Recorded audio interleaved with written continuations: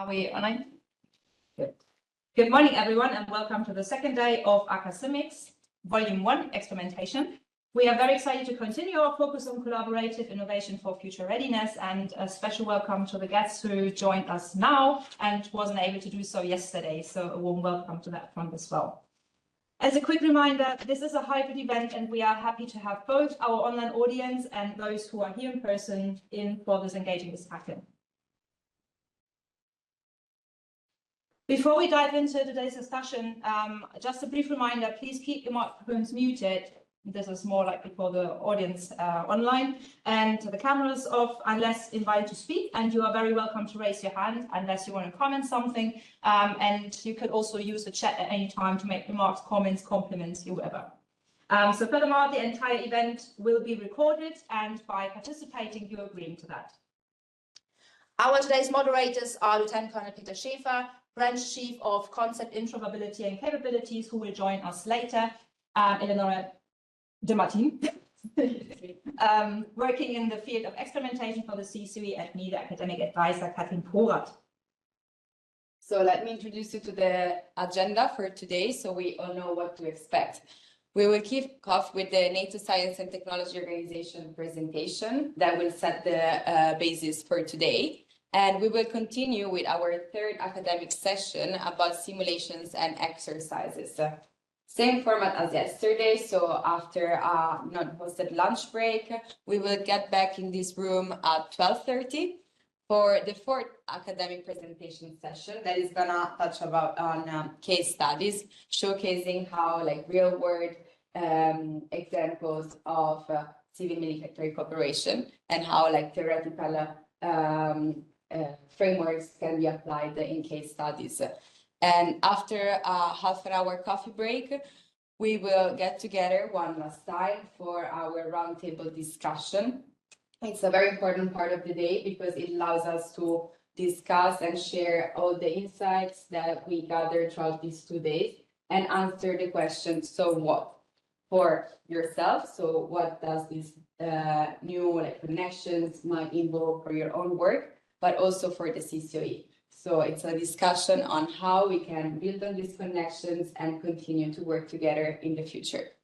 And after the roundtable, we will just do a short wrap-up and some closing remarks, and we can call it a day. Yes. So continuing in the program, we just jump right into our first pillar. Our first speaker of today already brings a wealth of expertise at the intersection of technology, research, and operational analysis. Lieutenant Colonel Matthew Mogensen currently serves as the Panel Executive Officer for the System Analysis and Studies Panel at NATO's Science and Technology Organization, managing over 50 active research projects across the alliance. With a PhD from Stanford University in Management Science and Engineering and academic experience at MIT and West Point, he has made significant contributions in decision analysis, operations, research, and applied mathematics. For those who were not with us yesterday, he also attended on our panel and gave us his valuable insights during the panel discussion to the topic Bridging Military and Academia. Today, Matthew will take us further with an introduction to NATO Science and Technology Organization, offering a deeper look into how collaborative research drives innovation and operational effectiveness across NATO. Please join me in welcoming him. Matthew, the stage is yours. Thank you.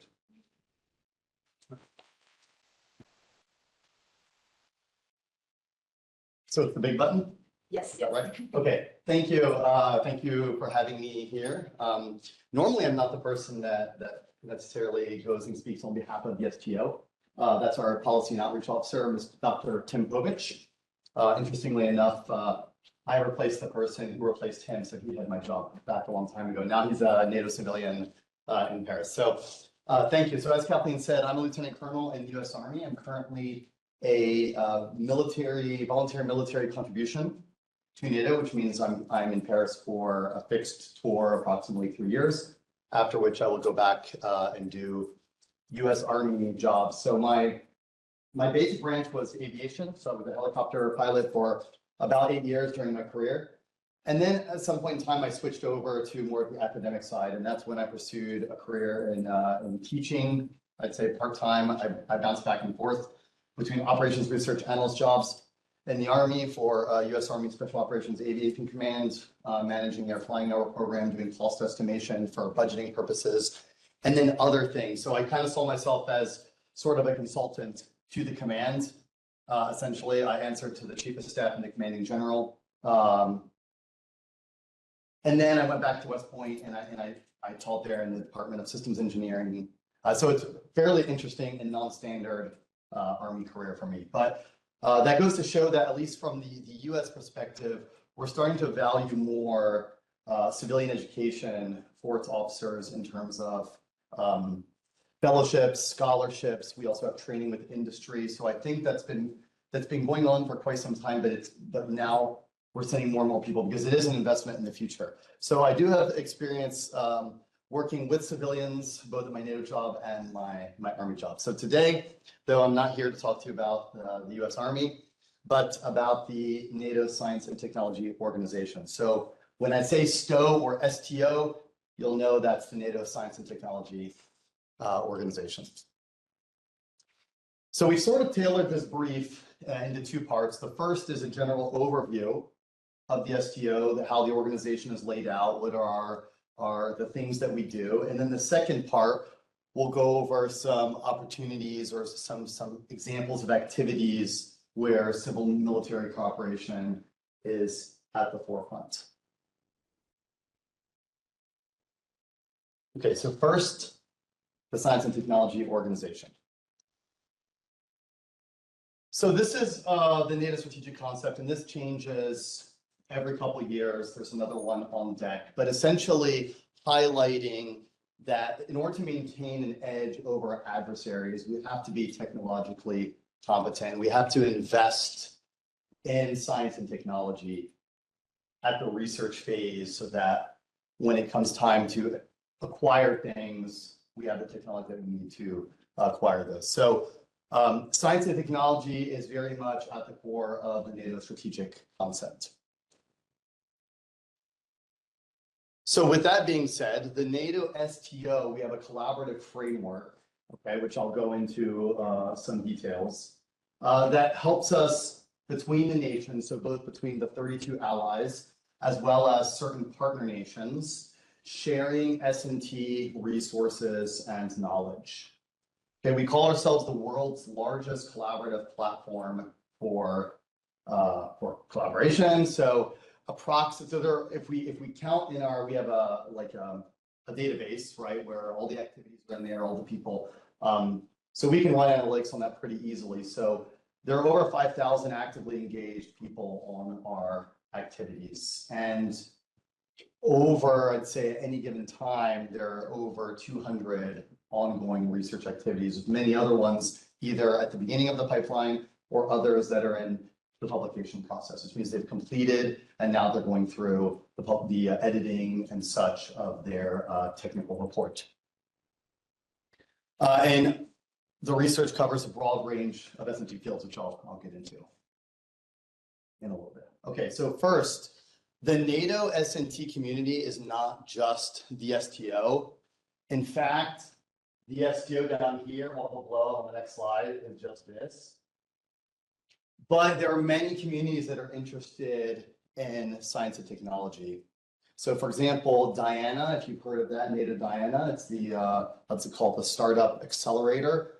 We're not exactly sure, and maybe they're not even exactly sure how that's going to work in practice, but the idea is to provide seed money for startups so that they can get to a solution that's needed to fill a gap or something. And so we're actively looking at ways to collaborate with them or to have our network collaborate with them.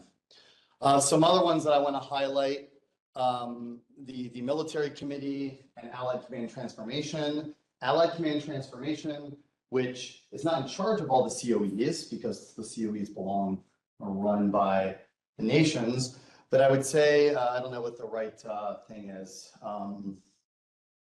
collaborates closely with all of the COEs. We do a lot of work with them because they have all the capability development, the gap analysis, and they have some of the experts in those fields specifically related to military needs that we look for. And then On the right, you have the Conference of National Armament Directors, which is a military committee, and under that, you have all the different armaments groups. So that gives you, and of course at the top, you have the North Atlantic Council. So that gives you a snapshot of the NATO S&T community. And big button.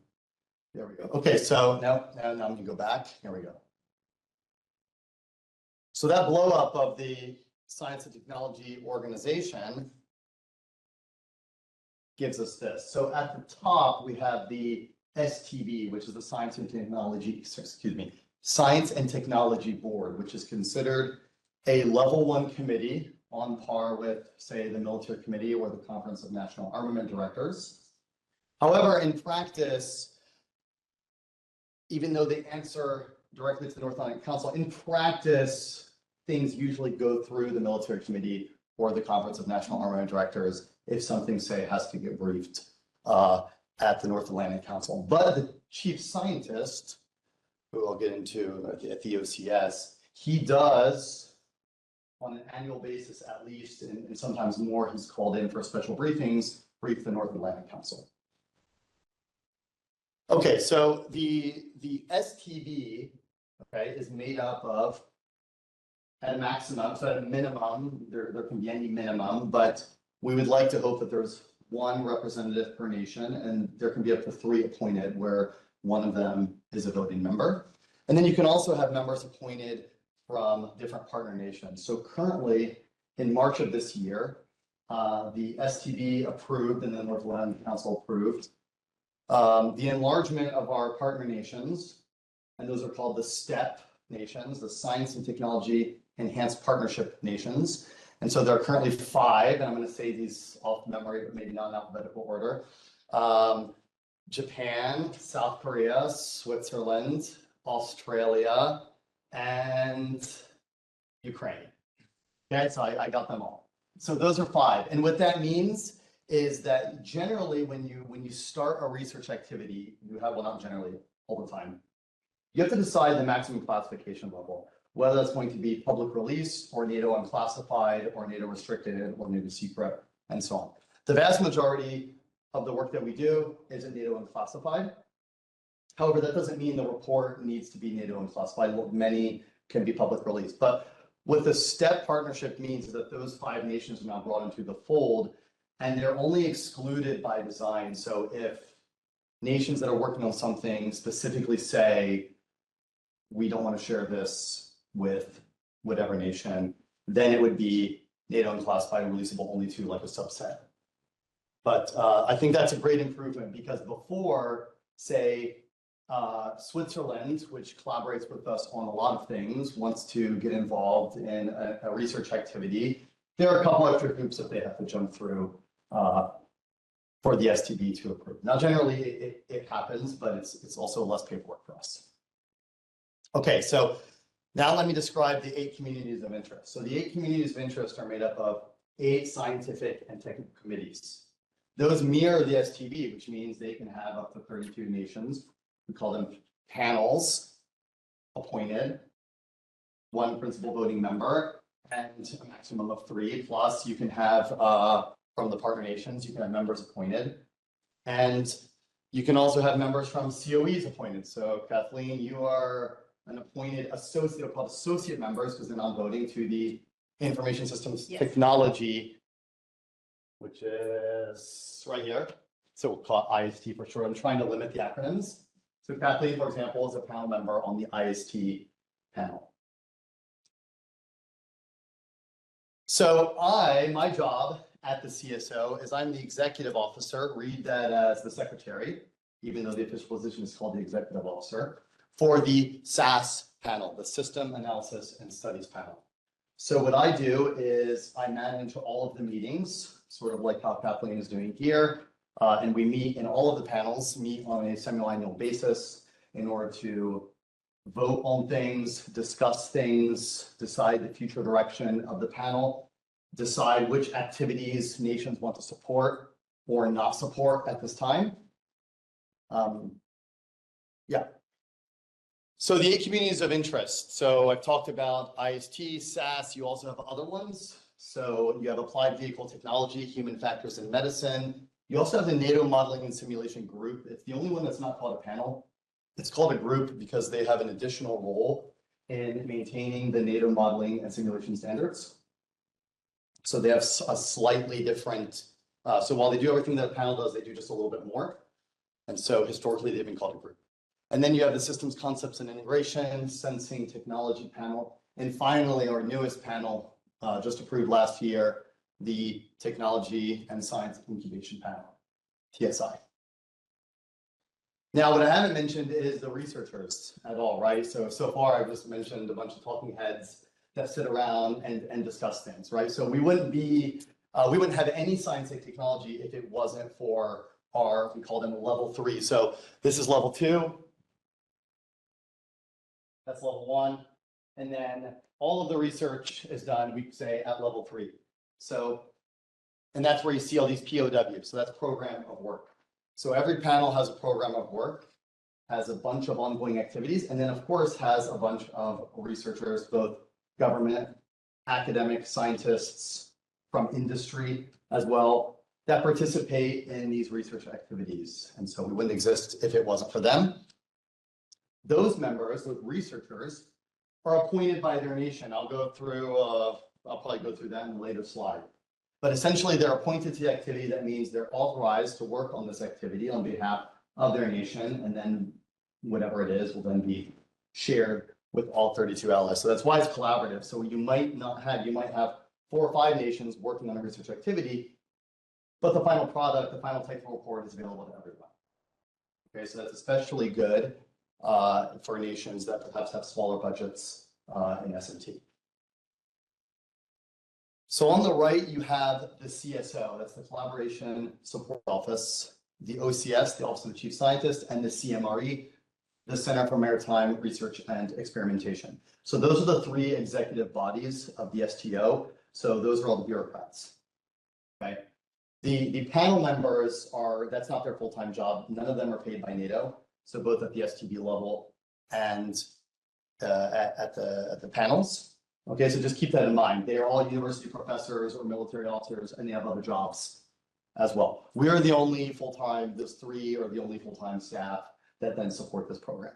So first of all, the CSO, the Collaboration Support Office in Paris, we're about, I would say, 60 people made up of both military contributions, some civilian voluntary contributions, but predominantly NATO civilians. So all of the executive officers, well, I'd say most now, because believe it or not, some nations don't fill their contribution that they said many years ago that they were going to fill, and then it remains unfilled. So what we have to do is then hire someone on a temporary basis, which then gets perpetually extended. But all of the executive officers are supposed to be military like me. All of the executive assistants are NATO civilians. And then then we have different branches, of course. So, like any organization, we have an HR, we have a finance, and those are NATO civilians. And then our director, Jean-Michel Strodel, he's appointed by the STB for a certain term. And his term, he just got another term. So I think he'll be on ground for a couple more years now.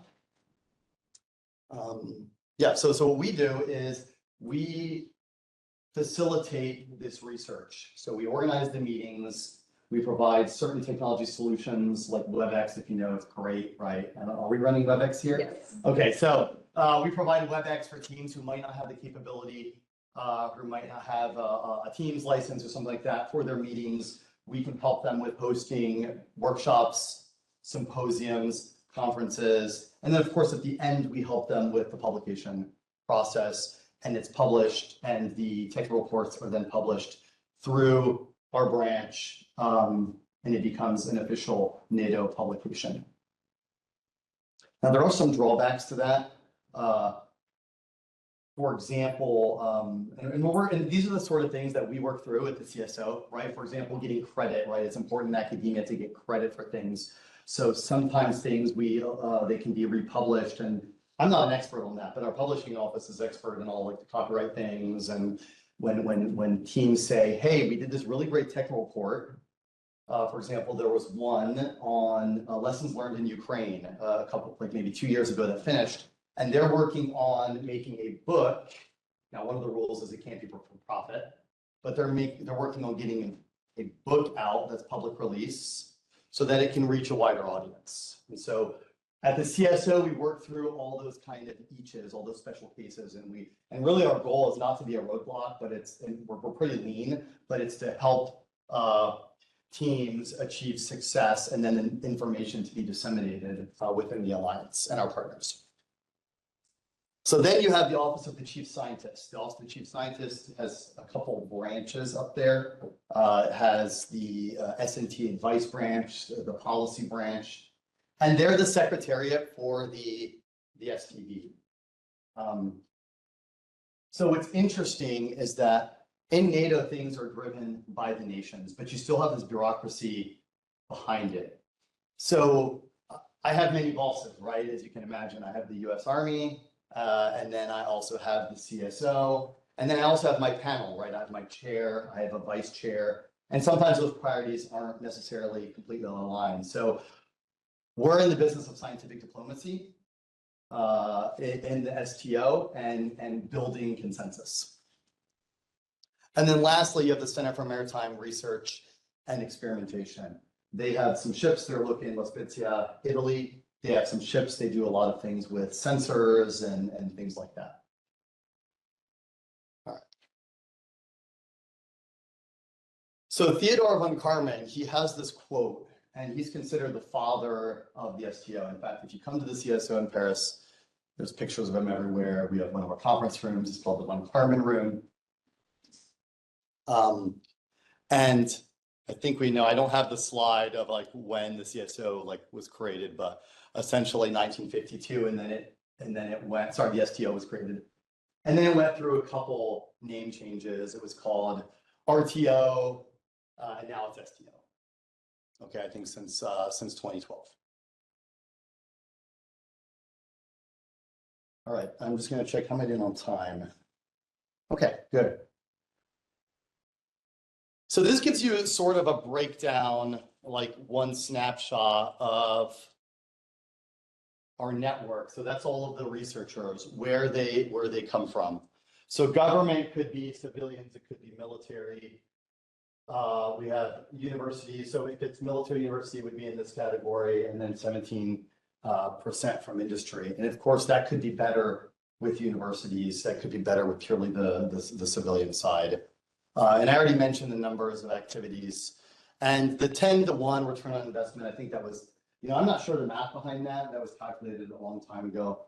But that's essentially saying for a nation, if they were to put in one of 32 nations puts in $1 into supporting science, technology, and research, they're going to get $10 back in sort of ROI and return on investment.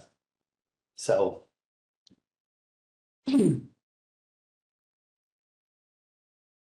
All right, now I'll get into some example activities, and I've got some more later that I've curated specifically related to civil military cooperation. So for example, you had this activity on the detection of landmines and improvised explosive devices. And the requirement, so the team looked at, well, how can we increase force protection of NATO soldiers? And so it was broken down on the team. You had 39 scientists and soldiers. You had 10 NATO nations that participated in this study, including one partner nation and one center of excellence. And what they did, now there's a link to this YouTube. It's about a 5-minute video we won't go through in this presentation, but it's hyperlinked if anyone wants to go back and look. What they did is they mounted these sensors on drones and conducted some tests to show a capability that could be used for force protection. And there are countless examples like this where a need, a need is expressed, and there's a research team that's specifically created to look at that.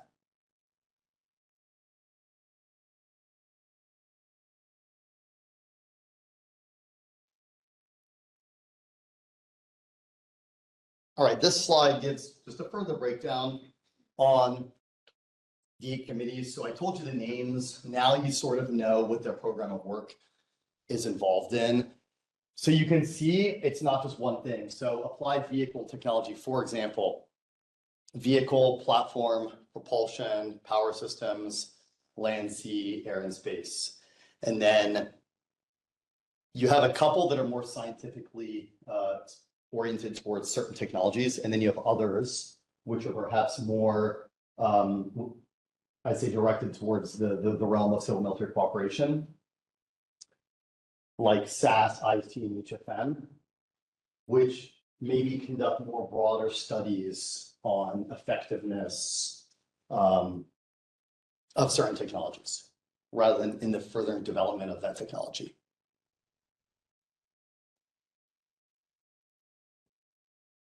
Okay, so I should be careful here. And so these CPAL items of interest to CIMIC COE. So not just to the COE, but perhaps anyone who's interested in civil military cooperations and the problems that we want to address.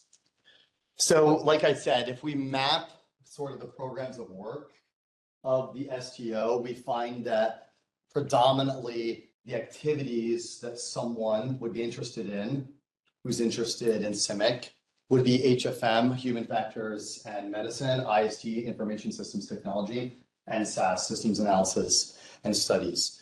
And the broad topics sort of gathered there are MDO, multi-domain operations, CIMIC, security, recruitment, retention. You've got some studies looking at the whole of society approach to warfare. And then others that look at interoperability and then command and control. So I've taken a small subset of these, and I think there are 7. One of these we've got to talk on. So this, and forgive me, but they all get sort of this nomenclature, right? So that we can tell them apart because there are so many.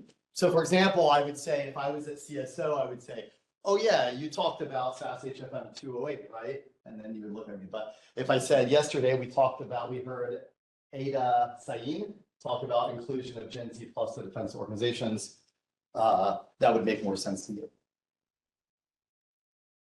So I have a breakdown of all of these. And when I was thinking about this after I'd made the slides, again, interest of CIMIC COE. CIMIC COE is only a certain amount of people, and we love to have them collaborate. They might not have the time necessarily to participate in all of the activities for them because they're sort of like us, right? They have a broader network. And so really it's for any researchers that are part of the 32 nations or partner nations that are interested from whatever institution they come from in collaborating on this type of research. And so I have 3 slides with 2 on them. And I'll just give a high level description and you can read the content for yourself, or you can ask questions after. So the first one is interoperability for cooperating unmanned ground vehicles. And it's important to note like when these activities end. So for example, these activities, most generally, they're considered, and I'm not going to go into all these details, but a research task group, which means it generally operates for 3 years. And at the end of the 3 years, they complete their work and they turn in their technical report. So if you can see it ends in 6 November, then you probably know, okay, it's already halfway done. So maybe you don't join this activity, but maybe you reach out to the chair and see what else he has planned. Because you're really interested in this topic, or perhaps maybe you do want to join because you have something that you can contribute. So the objectives of the first one are proposing a reference architecture and doing field demonstrations, analyzing how unmanned ground vehicles can team with manned units and support civil military cooperation. And then the second one, exploring Internet of Things and other non-traditional information sources for command and control and decision-making. The objectives are the development of scenarios for experimentation that could be used to evaluate novel concepts and capabilities, including MDO scenarios, that's multi-domain operations, with civilian data and other data exploitation scenarios. So you could think of maybe we get cell phone pings, cell phone tower pings, other things that might not be traditionally accessible without civilian participation.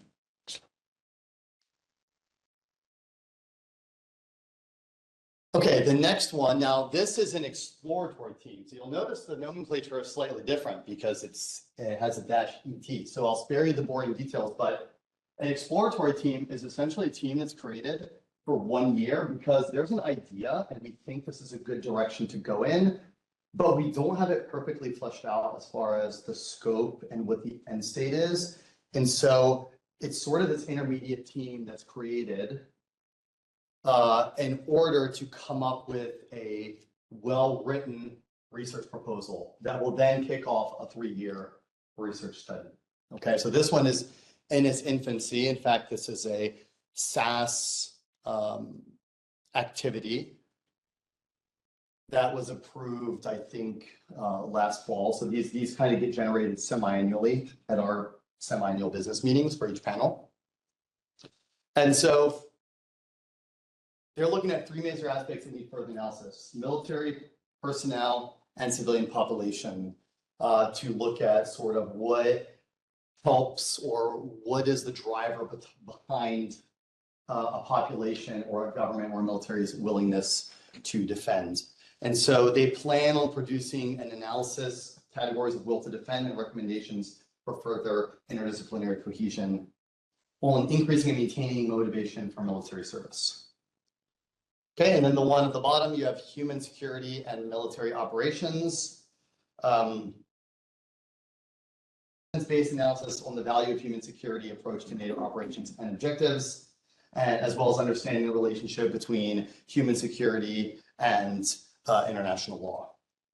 So you can see these span a wide variety of things. And while I may be more well-versed in, say, linear,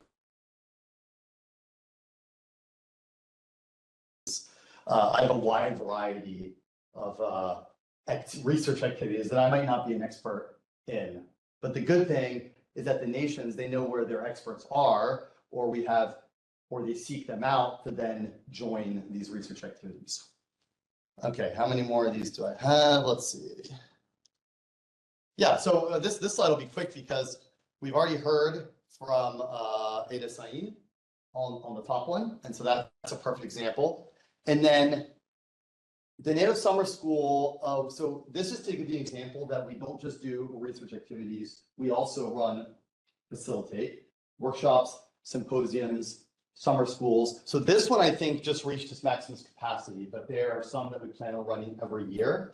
And so what we do is we're trying to target young scientists, academics, military, and get them exposed to NATO STO, so that then back into their organizations and they have an appreciation for the alliance and for what goes on as far as research. And then perhaps later on, then they decide to join, or they join and work for their own defense organizations, or they work in academia or in industry, but they have an appreciation for NATO and what we do. So generally these workshops, we bring in a bunch of lecturers, and then we have breakout sessions. And this will be the second one that we run. The last one was in Munich. It was very successful. Okay, so that ends with a snapshot, and I'm almost done with the presentation. So I've just got a few statistics. So if you want to know the maybe this is more for you. So again, this is the COE involvement, which means it's a COE that are involved. It's not researchers that you reached out to that not include them. Okay. These are all the different, and I spared you the boring details again. I talked about a research task group, and we don't have exploratory teams on here. But you can see that being very bureaucratic, we kind of break down activities into buckets. And again, if something that someone wants to do doesn't fit in the bucket, that's what the CSO is there for. The NATO school summer school doesn't fit within a bucket, but we are doing it anyways because we think it's a really good idea. So we do remain flexible.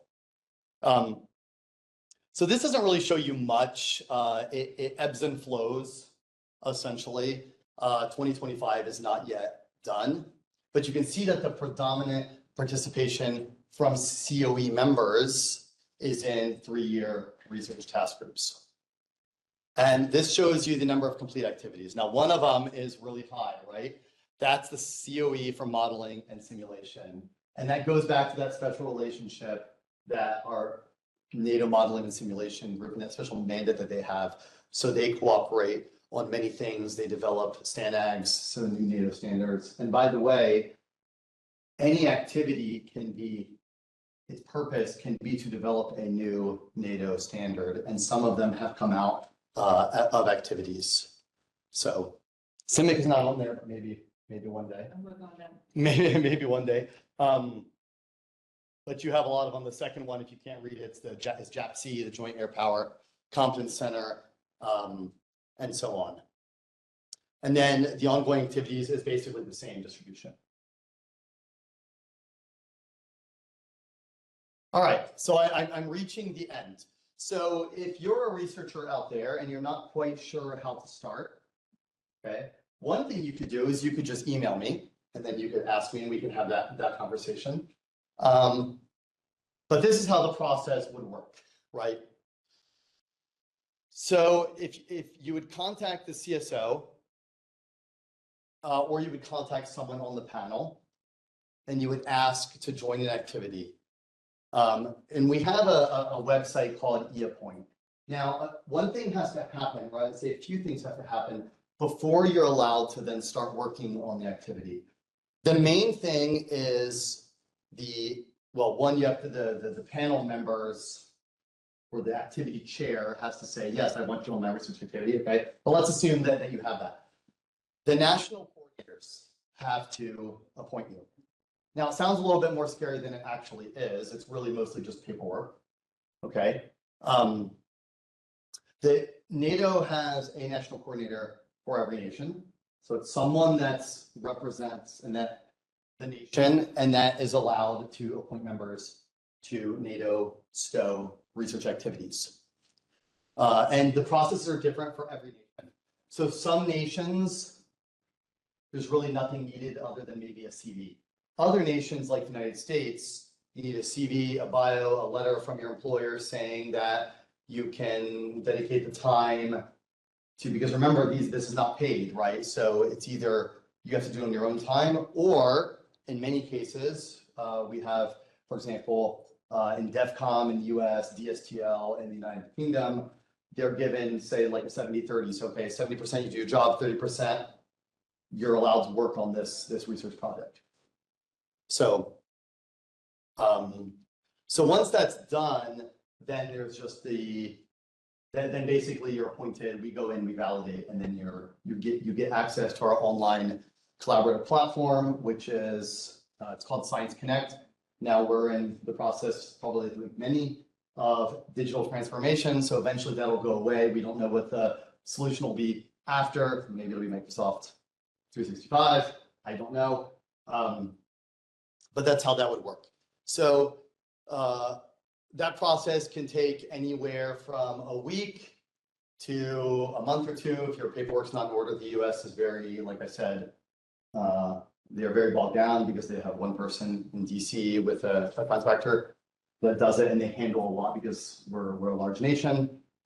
Some are very efficient. I would say Canada is like very efficient in appointing members, but bottom line is you don't need to know that because that's what the Collaboration Support Office is there for, right? That's our job, sort of, to help guide you and the panel members through that process. And then lastly, if you want to attend an STO event, so a lot of times they're advertised. So that's another great way to get in and network with people. So a lot of times they're advertised on LinkedIn. But there's a URL right here, which I think you can't find if you just search Cvent, that will then list all of our activities. And Cvent is now our event management platform, okay? That will list all our activities and who they're open to, all right? Okay, I was just checking, I have one more slide. Okay, so some products you might be interested in. There's a hyperlink here. You can look at all the current activities. All right, so I think that thing's maybe 30 pages long. It shows each panel. There's an intro by our director, goes over an overview of the STO. It's a very good thing if you want to look in your specific, and then you can search it as well, right? Because it's digital, if you want to look at what we do. Publications, if they're NATO accessed on our STO website, if they're NATO unclassified, then you need to have permissions, and then you can just reach out to me depending on what you're looking for, and I can provide that for you. And that's hyperlinked as well. Okay. So I'm going to do a time check, right? So we have time for questions. So I hope you appreciated the brief. Thank you. Thank you. Are there any questions from our audience? Yes. Please. Thank you. Good overview. Only the hyperlink intrigues me, but we'll see. I see your organization is quite bureaucratic. It's an administration, in fact, and therefore I miss some creativity within your own organization. All the projects looks like well-defined existing topics, and what I miss is the role of NATO CSO in the detection of new vulnerabilities and dual use aspects of new developments in industry and in society. Because you have to detect this, so you need a department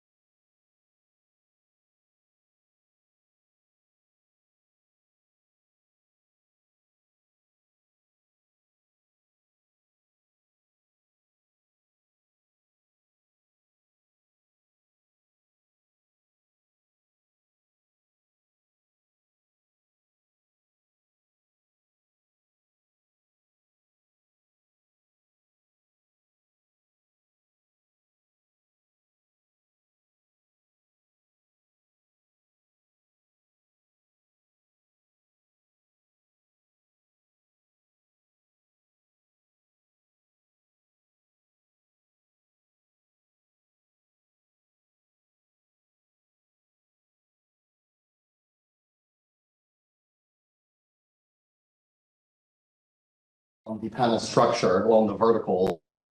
To do is hire more people, but essentially have air, ground, maritime, multi-domain operations, and then modeling simulation would then become a capability group as well.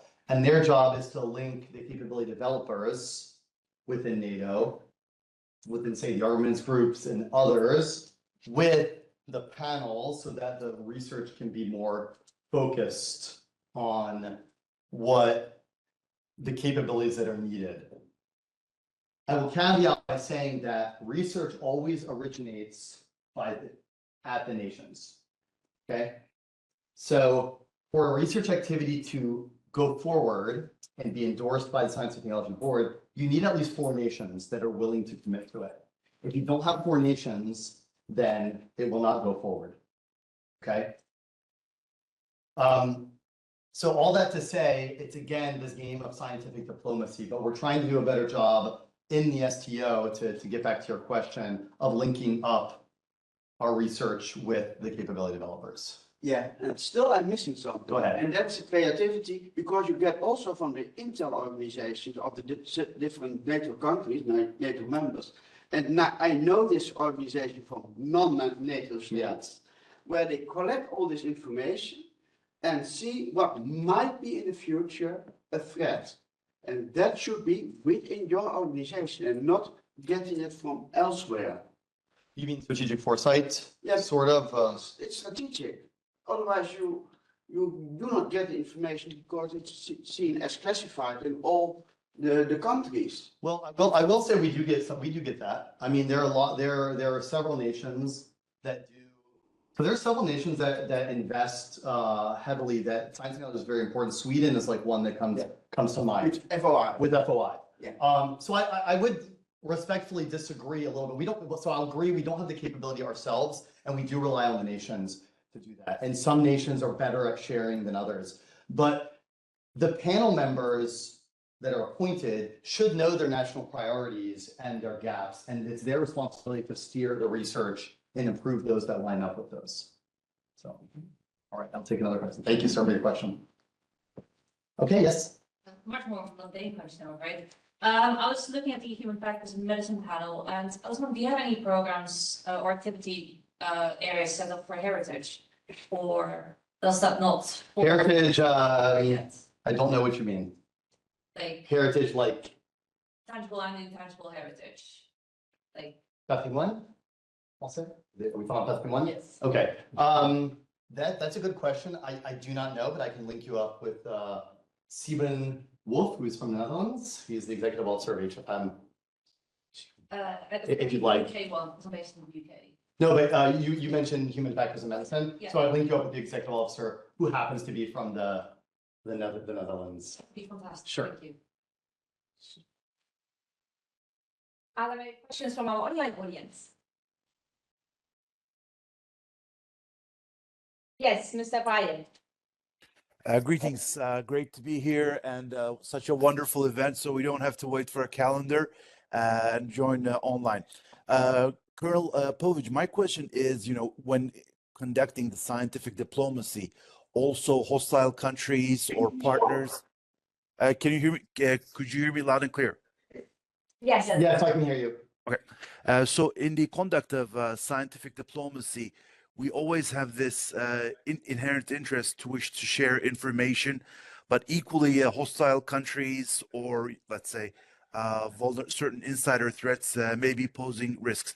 So in the future, since we're almost in a quasi higher state of conflict, what are the ways in which U.S. is setting the gold standard when it comes to industrial security, insider threats, and just in general awareness? So how can we improve the awareness of scientists and the broader community that is contributing to the science? Thank you. Let me try that's a tough one. Thank you for your question. First of all, so are you asking how, let me try to rephrase,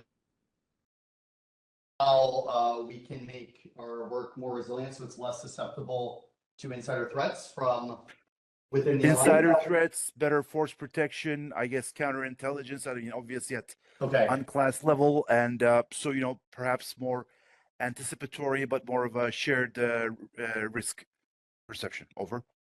Okay, I'll do my best. I don't think I have the answer to the direct answer to your question. But as far as security of our research activities, so at the CSO, we do have a cell that's completely responsible for computer security. So our website and our database, it is actively monitored against threats. But then at the CSO, we can't control, for example, what someone from a nation that say has access to something on Science Connect at the NATO unclassified level. At the classified level, it's much more secure because you need to go to a special facility, have special credentials to even access the system. But at the unclassified level, we don't control what someone does, say from a nation, once they've downloaded that activity. So we do rely on everyone's, I guess everyone being a force protection specialist. But that is something that we're aware of as far as protecting the physical systems, if that makes sense. I'm not sure I answered your question, but that was my best shot.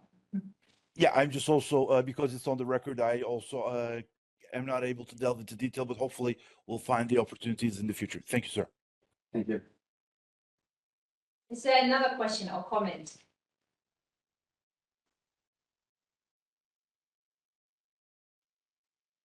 If not, well, thank you, Matthew, Thank you. once again.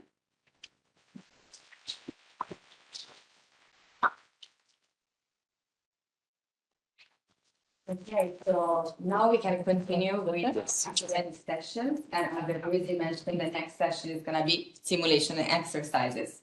So as we learned already yesterday, simulations and exercises are critical tools, not only to test plans and procedures, but also for enhancing decision-making and building interoperability for preparing for the unexpected. This session brings together a mix of academic and professional perspectives, showcasing how innovative simulation techniques and exercise design can strengthen both civil and military efforts. So I invite you all to stay engaged, keep asking questions, and let Kathleen introduce our next speakers. Yes, well, it is a very great pleasure to introduce Professor Lisa Mohl, Professor of Geomorphology and Heritage and Conflict at the School of Architecture and Environment at the University of the West of England in Bristol. Lisa is internationally recognized for her work at the intersection of environmental science and cultural property protection in conflict zones. She brings in, oh, I forgot the picture, sorry. She brings in unique perspectives to our discussion today, drawing from her expertise in digital engineering and immersive simulation. With over 2 decades of experience in architecture and computer-aided design management, Justin Robbins has contributed to major design projects across sectors, including defense, healthcare, and higher education. Now he supports students and researchers in using cutting-edge tools like building information modeling, GIS, and immersive technologies to enhance design, communication, and innovation. Accompanied by Mr. Justin Robbins online, Lisa will now introduce us to innovative applications of immersive technology, specifically the use of the university's state-of-the-art eGlow cave to train personnel in assessing and protecting cultural heritage at risk during the conflict. Please welcoming me in to Lisa. Thank you very much. So a little bit different. I'm just flying the flag for heritage protection here as quite an important part of management of society and rebuilding society during that conflict. We've tried to develop new and innovative methods at UE because obviously it's very difficult for a university employee to go into an active conflict zone. I once asked HR if I could go and was told, no, not now, not today, not ever, don't even think about it. So let's come up with something else. And that is our lovely cave, as it's called. Now, to populate that cave, we need really, really good data. And that is something that we've managed to develop increasingly with our partners in conflict zones. And that is because there is quite a lot of conversation about heritage, especially amongst Blue Shield as well, which I'm very actively involved in. And what we're trying to do is address that sort of social pain, that hurting that comes with people seeing their heritage destroyed. Now, this has become very actively in the media, especially since, for example, the Boras of Banyan were blown up. That was one of the first big sort of almost media spectacles that was built around it. Then we had Palmyra, global outrage. And since then, it has actually become quite a big part of conversation. So, for example, in the recent conflicts between Israel and Lebanon, we saw that some archaeological sites were damaged by airstrikes that were basically falling far too close to these sites. So we're trying to really help heritage protection as part of humanitarian effort to say, look, this is important to society, and we have to make sure that we document, that we protect where we can, we stabilize in the post-conflict period, and we then think about sustainable conservation to make sure that this is all safeguarded for future generations. So within the military and CPP, as I say, it is becoming more and more of a talking point. I'm actively involved in CPP unit training. I help them understand exactly what this damage does, how to identify it, also how to differentiate between what was already crumbling, because we are still talking about heritage, and what was actually caused during conflict, to also try and sort of contribute to building that documentation as part of the evidence base of what exactly has happened during conflict. Hopefully, at some point in the future, we can talk about allocation of responsibility. So, as I say, the ballistic impacts that we've been studying. They leave scars. We're not talking really about structural damage here, but it is very vivid memories of conflict, and it doesn't really help with trying to heal post-conflict. The problem is that there's very rapid deterioration associated with heritage decay as well. So when something has been shot or it has been bombed, it will actually decay much faster than a heritage site would normally. And these are all parts that we're sort of inserting in that CPBU training. Now, the military is, according to military law, to the best of my knowledge, and I'm saying this as a geomorphologist, I'm trained as a physical geographer, I'm not part of military, but to the best of my knowledge, military is primary party responsible for protection of cultural property during conflict. And this is why we really need to make sure that it is very well integrated into training. So that's what we've been doing. We've been doing quite a lot of on-site training. We're doing some wargaming as part of sort of tabletop sessions. We do sort of scientific information, just making sure that people who are being trained by us, they understand what we're all about. We're not just talking about like, oh my God, look at the state of this statue. What we're saying is actually, this is what it was hit by, this is from the angle, this from the distance, and this is the fraction network and deterioration that we associate with it. So that is something that, I say, we do very much in close collaboration with Blue Shield UK and Blue Shield International. Now, the problem is that, yes, the UK has some wonderful sites to work at, and I can talk for the next 5 hours if you want about the work that we've been doing at sites around the UK.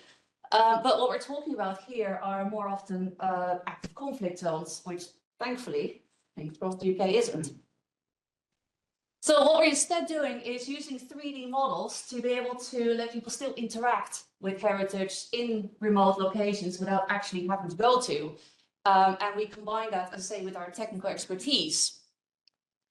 So what we do is we do experiments, and I'll talk about those in a little bit more detail. This is an AK-47 shot round hitting a piece of sandstone at quite close proximity, but you can see the amount of damage that does. Then what we're doing is taking photogrammetry models from around the world, and I'll show a few examples. And that allows us to create digital condition surveys. So we can actually remotely do these assessments, and we can teach people how to do these assessments, whether in the field or remotely. And that's really what makes these simulations very, very effective. So this actually opens up new possibilities for using virtual reality, as we have in our cave, as part of training. Now, one of the caveats is that this immersive technology that we use is very much set at UI. It is a room, probably half the size of this room. It's set up with multiple projectors and things. It is not portable, but it is open to everyone. So if anyone wants to come and use it, just drop me an email. I'll be like, great, let's put a date in the diary. So it is based at our School of Engineering, and the immersive training, we can basically look at any site anywhere around the world as long as we have some data on it. So if we have a photogrammetry data, we can run it. This with the caveat that we means Justin, who's online, who is very much the technical brain behind all this. So any technical questions I'll have to direct towards him because I'm representing both of us today. But that does mean that we can work around the issues of restriction, also known as my HR department. We don't have to think about, oh, how we're going to get there. We can think, right, how do we get the data here? And that is a far easier question to answer than, right, how do I get to, say, Kabul now that we're looking at this minaret that is under threat?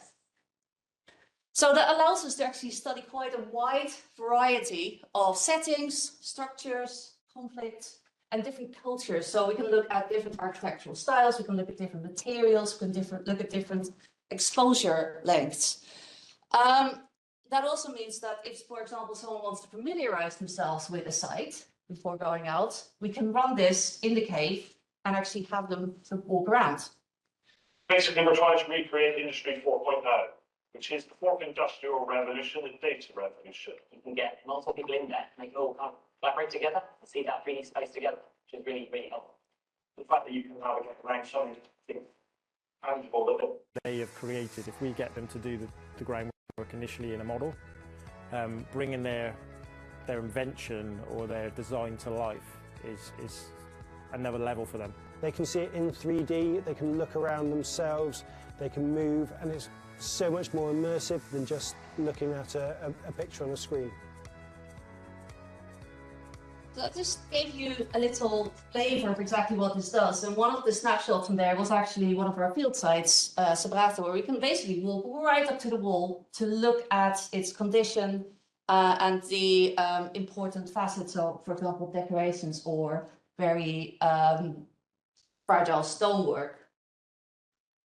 So what we've done, we've been looking at quite a number of different sites that we've been working at. So one of the sites that we've looked at is the Royal Garrison Church in the UK. And that's been really quite handy because that means we can go out, get field data, do the ground truthing, and then come back and see how well this actually works. So that is our playground, because a day out in Portsmouth is always lovely. We've also been doing a lot of work in Tunisia, in southern Tunisia. This is the site of Garmassa, looking at acaCIMIC heritage, which has been very neglected. Looking across the whole Jebel Nafousa, because in the Jebel Nafousa also goes into southern Libya, where obviously Gaddafi, under Gaddafi's regime, a lot of the acaCIMIC culture was quite neglected. This is the Sabrata, so this is a site in Libya that was used as a fortification, also a base of human smuggling, and was quite badly damaged as a result. We've been supporting partners in Kiev in preventative documentation of their movable collections, actually, but also immovable heritage. And we've got a big project running in Yemen, in Taish, looking at acaCIMIC Castle, doing multiple phases of restoration work there, and working very closely with local community to build up a good rapport, but also trying to restore a particular part of heritage that is incredibly important to the local society. And that's been neglected since 2015, when it was very badly damaged during airstrikes. So just to lift 3 of those out, because these are the 3 that we've worked hardest on in the cave, and that look best on the screen. So let's say we got Cairo Castle, acaCIMIC Castle in Yemen. We've been working on Sabrata in Libya, and then there's Sifet as well in Libya, which is a Roman mausoleum. So how does this work? And to say, any more questions about this than what I'm telling you now, Justin, you're on. But what we can do is actually take quite a large range of different digital inputs. So it could be photos, could be laser scans, could be 3D scans, or say drones, really useful. And this is where, as far as I'm concerned, the black box magic happens. So all of that goes into a whole variety of programs, depending on what is most appropriate for the format of the imagery.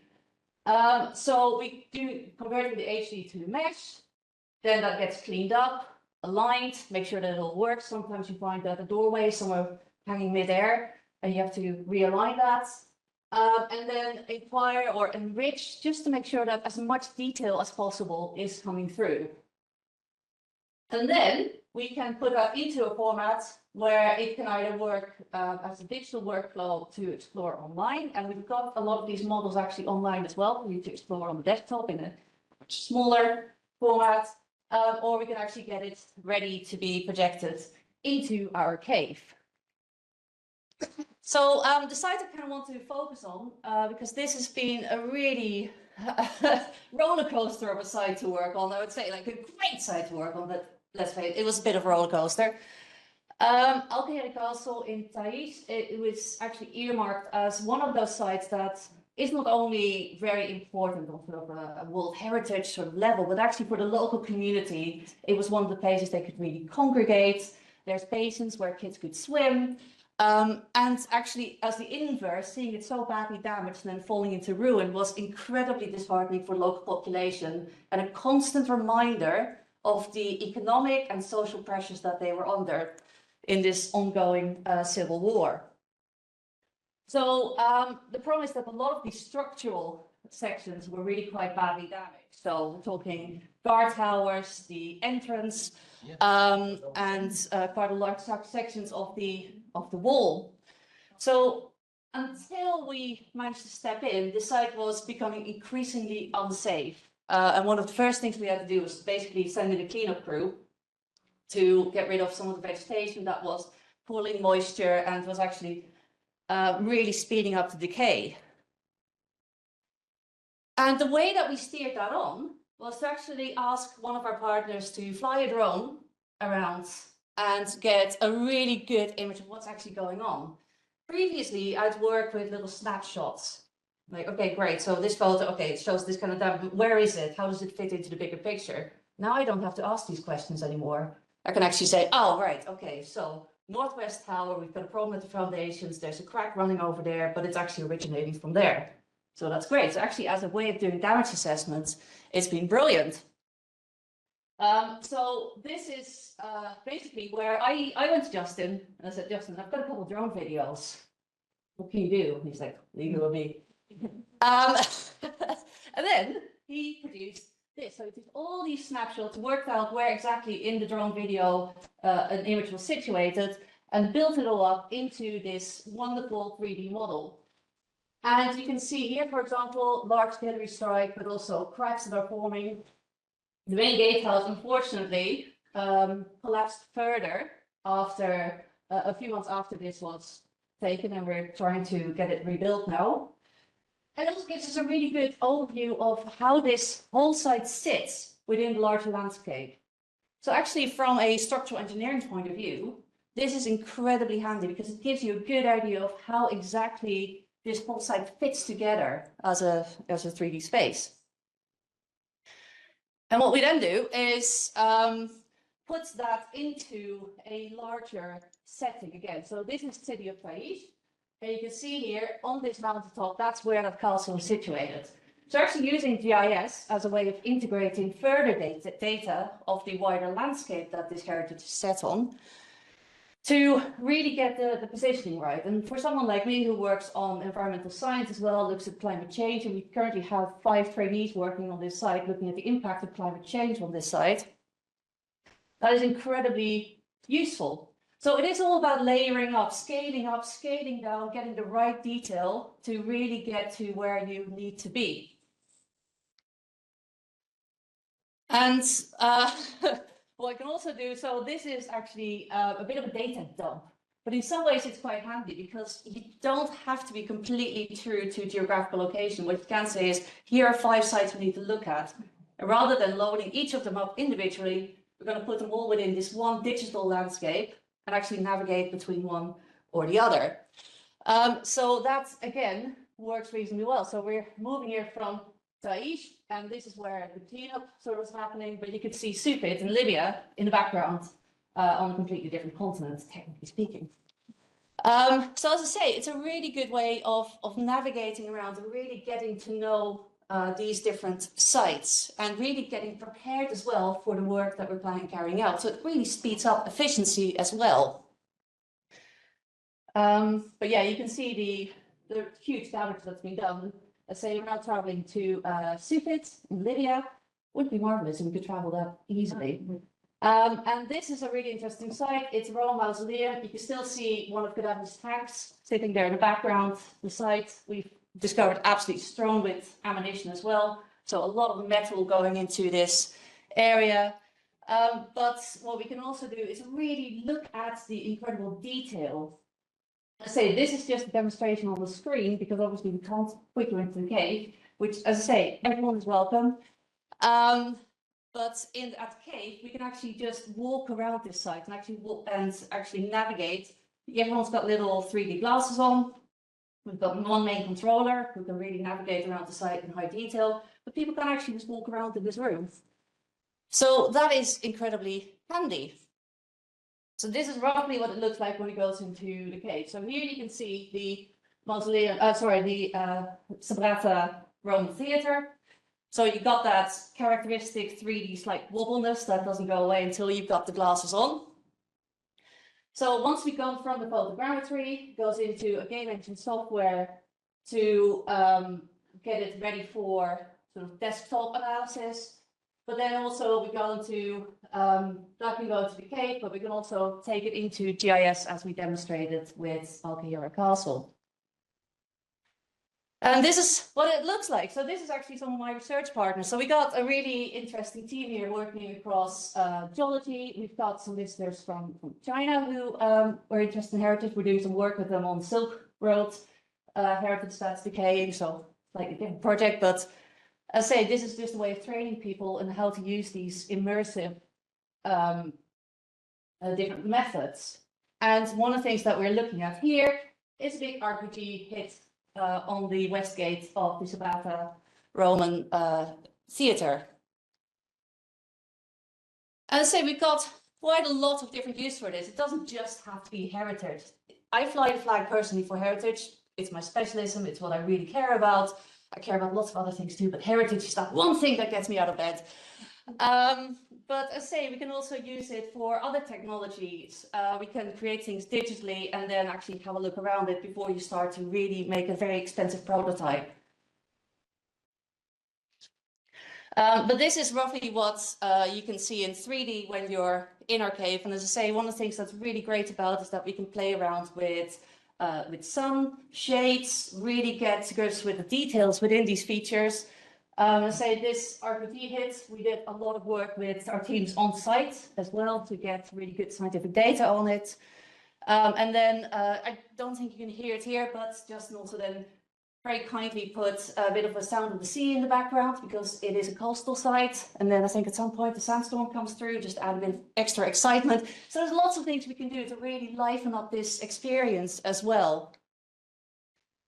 As I say, what I then do with it is I layer the scientific data on top of that to then create digital damage assessments. We're still working on this, and this is actually one of the ways that I also wanted to flag up. There are spaces here for other technologies to come in because right now what we do is we go through these models and click on each little bullet impact, and it takes days, absolutely days.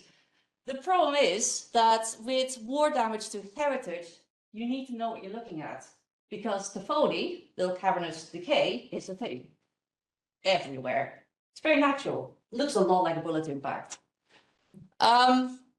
So we'd really need to kind of beef up, for example, AI to be able to automatically do assessments on these types of structures because, as I say, distinguishing between natural decay and conflict damage can be quite tricky, especially when you get to the smaller levels of decay. But I say we do it because it is really, really great data that we're getting out of it. And that was all collected by the people on site. So I say this is still very much a collaborative effort where we can, or if we cannot have people on site, then we just try and get as much photogrammetry data as we can. But in this case, we managed to train some employees of the Department of Antiquity in using some of the wider set of equipment that we use. I say I'm not going to go into full detail with that because that's a whole separate presentation.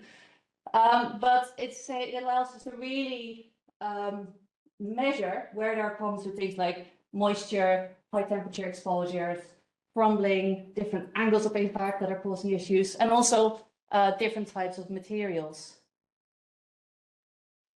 And it also allowed us to sort of do that first few steps towards reconstructing the event.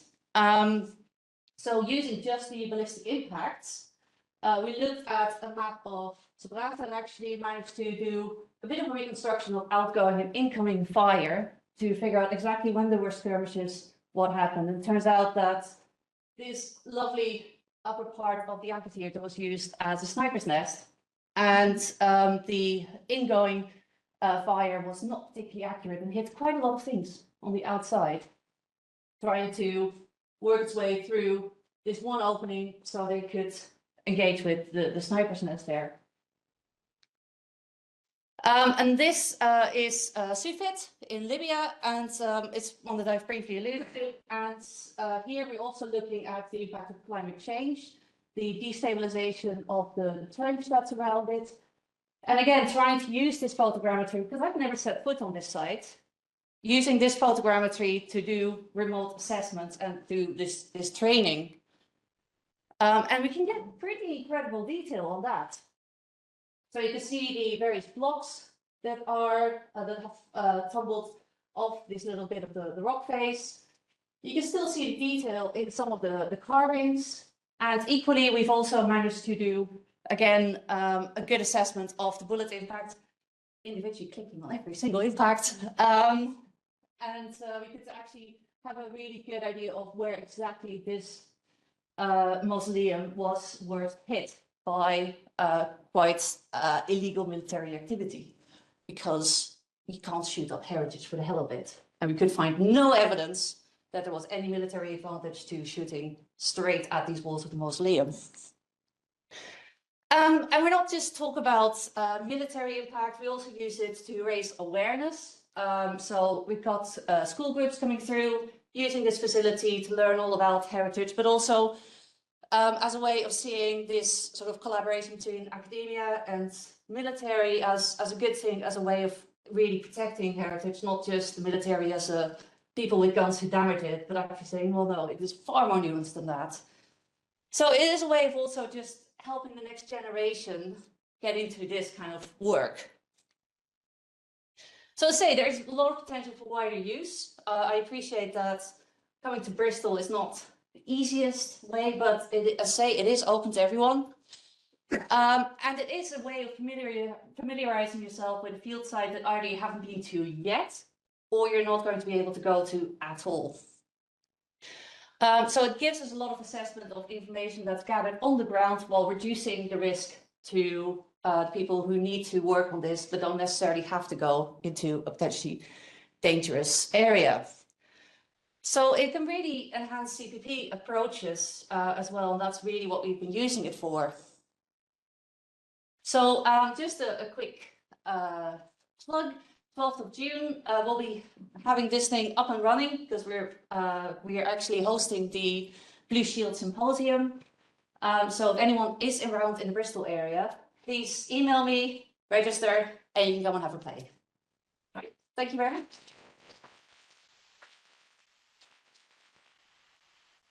Thank you very much, Teresa. Yeah, you take the question, please. One and a two. So you mentioned their capabilities and heritage. Do they ever do indigenous sensitive sites? For instance, like the acaCIMICs in the Congo, the Congolese rainforest. Mm-hmm. Do they ever? Okay. Yeah, so basically wherever we can get data from, we can work on. So we've got some work now starting potentially in Sudan, and we've got some collaboration running with Ethiopia as well. And as soon as we get the photogrammetry data, we can really clean it up, we can enhance it, we can do that remote work, we can send back our recommendations for protection, but equally it's a way of also documenting what state something was in at a specific date. And then we can say, well, actually, if you go back a year later, 2 years later, we can say, well, these are the differences. And one of the things we're now looking at is trying to create different digital overlays to get those variations caused by decay over time. Programs you use, is it mainly remote sensing or is it? Justin. Hello, can you hear me? Yes. Good morning. I didn't quite pick, the microphone didn't quite pick up the question there. Can you repeat that? Which software mediums do you use or processes? Do you mainly use remote sensing or is it something else? Which software? Sorry, can you repeat? It's not picking up that person. They're too far away from the microphone, I think. Okay, so which software do you use? Just remote sensing or other software as well? We use multiple pieces of software depending on what we're trying to achieve. So GIS software, different photogrammetry software, we're experimenting with there's many different ones out there. Some behave and perform better than others. Some are easier to use. And then there's different game engines as well that we're using. But yeah, it's not just one. We're trying to find the best balance, and it depends on the output you're trying to achieve. Also, Lisa, you mentioned come to UE. We are experimenting. I haven't shown you this yet, but with connecting a VR headset to the same model in the cave, like a multiplayer event. So in theory, someone with a VR headset could plug in from anywhere in the world and join in the meeting or the conversation in real time. But that's not fully working yet. We're experimenting. That's part of the research. So watch this space announcement. Yeah. Thanks, Justin. Yes. Thanks, Lisa. You started off by mentioning and speaking about airstrikes. I'm just curious if any of the science you're developing could be factored into planning of airstrikes. Maybe it's already is. I'm curious about that. Yeah, great question. So one of the bits of research that we've been running in the background is actually looking at the impact of, in this case, mortar strikes onto heritage as invisible damage. Because we're very much working on developing the science on invisible damage. We've actually found on our calculations that where the conventional sort of 1.0 airstrike or no strike range for heritage sites, because they're already fragile, needs to be up to 1.7. This is very much sort of still on our desk at UWE, but it is quite a significant finding actually that we can't treat heritage as a normal building. Actually, now we're starting to put numbers on that, saying, well, actually up the distance by 1.7, and you're actually much more safe territory. Yeah. Okay. Any other questions? Yes, Patrick, please speak up. Let's see here. Yeah, thank you so much for the presentation. I'm so happy to have someone else that's interested in heritage. As a literature major, I do appreciate it. But sort of my question relates back to the training session, because if an allied operation building on airstrikes then actually destroys or severely cripples a heritage site, like how do we deal with the fallout? Because destroying a heritage site is like removing a part of national, cultural, or ethnic identity. So that can sort of cause outrage and degrade the relationship with the host nation, or turn civilian support completely against operations. Is that something that is addressed? Yeah, we don't technically address it because where I stop is this is the damage that we can measure with a good sort of scientific background. What people do with that documentation is up to them. When it comes to heritage ownership and the anger that comes with heritage destruction, yes, we can supply the digital assessments, but we're not going to say at this point, and it's your fault and you need to go and fix that, because that is not our place. And I think it's really quite important to understand where your authority ends. And in this case, my authority ends where the guardianship of the site begins. I advise the people who are the owners of the site, whether because of a social setting or because it falls under World Heritage Site Convention or UNESCO. But it does need to be documented properly before people get very, very angry about it, because we need to know exactly what happened and what the damage is before we can say, and this is how bad it is. Thank you so much. Yeah, it does. No, I'm just thinking because since terrorist groups actively target them, what if sort of a force between countries do it? So I was just curious. And thank you for working in Taiwan as well. We do appreciate it. Well, thank you, Lisa. I might have one last question out of interest, because you mentioned that we can, or you can use that cave for different purposes. Yeah. I'm thinking about the CIMIC and different settings. How long, generally speaking, does it take to give you data and you set it up so someone else can use it, maybe for other reasons? It depends on how much time Justin has available. So I'm the one who tends to come in with a hard drive full of data, and then he sends me an email saying it's ready now. So it depends entirely on what our capacity is at UWE, how urgent it is, and as I say, because we need the technical brains to do this work, if they are available, because we do have pretty hefty teaching loads as well. Absolutely. But give us a bit of a heads up and we'll make sure that space is created. I will. Thank you, Lisa. Well, thank you in general. Also, thank you to Justin online. Thank you, everyone. Yeah. Okay. Thanks, Justin. Yeah. Thank you very much.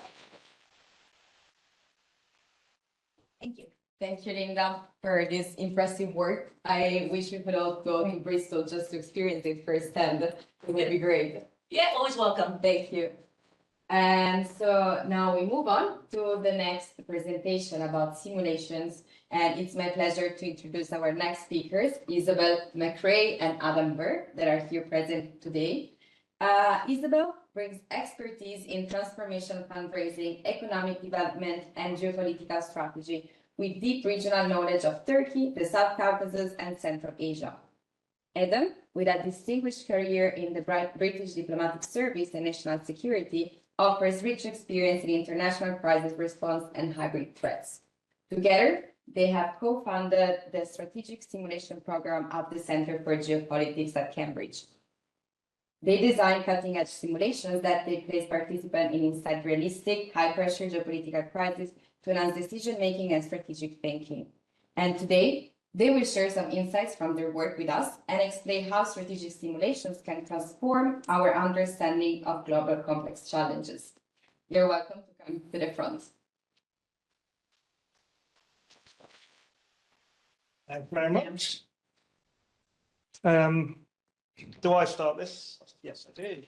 Hello, it's great to be here presenting our work, and it's a fascinating community of interest. So thank you for setting up this event. We've already benefited a lot from it.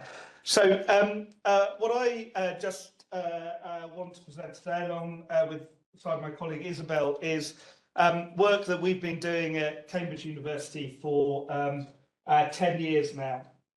And a project which has developed quite organically. I'll explain a bit about the background of it, but essentially has tried to bridge a gap in the UK between not just defence and academia, but really between the whole mechanisms of crisis response in the UK and the academic sector. So effectively, what we are trying to do with our strategic simulation series is recreate safe spaces where we test and try in a hyper-real way to create a sense of real challenge to the government mechanisms, and we assemble for each of our simulation exercises effectively a cast of characters, role players you might call them,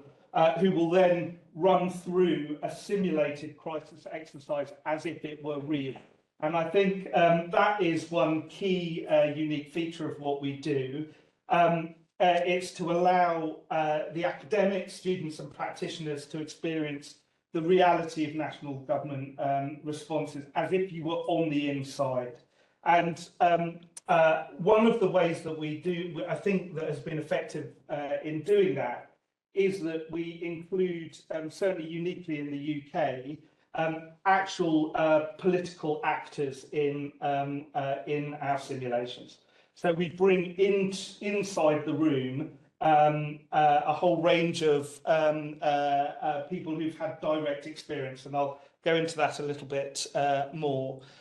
The series itself originated 10 years ago on the back of Russia's invasion of Crimea.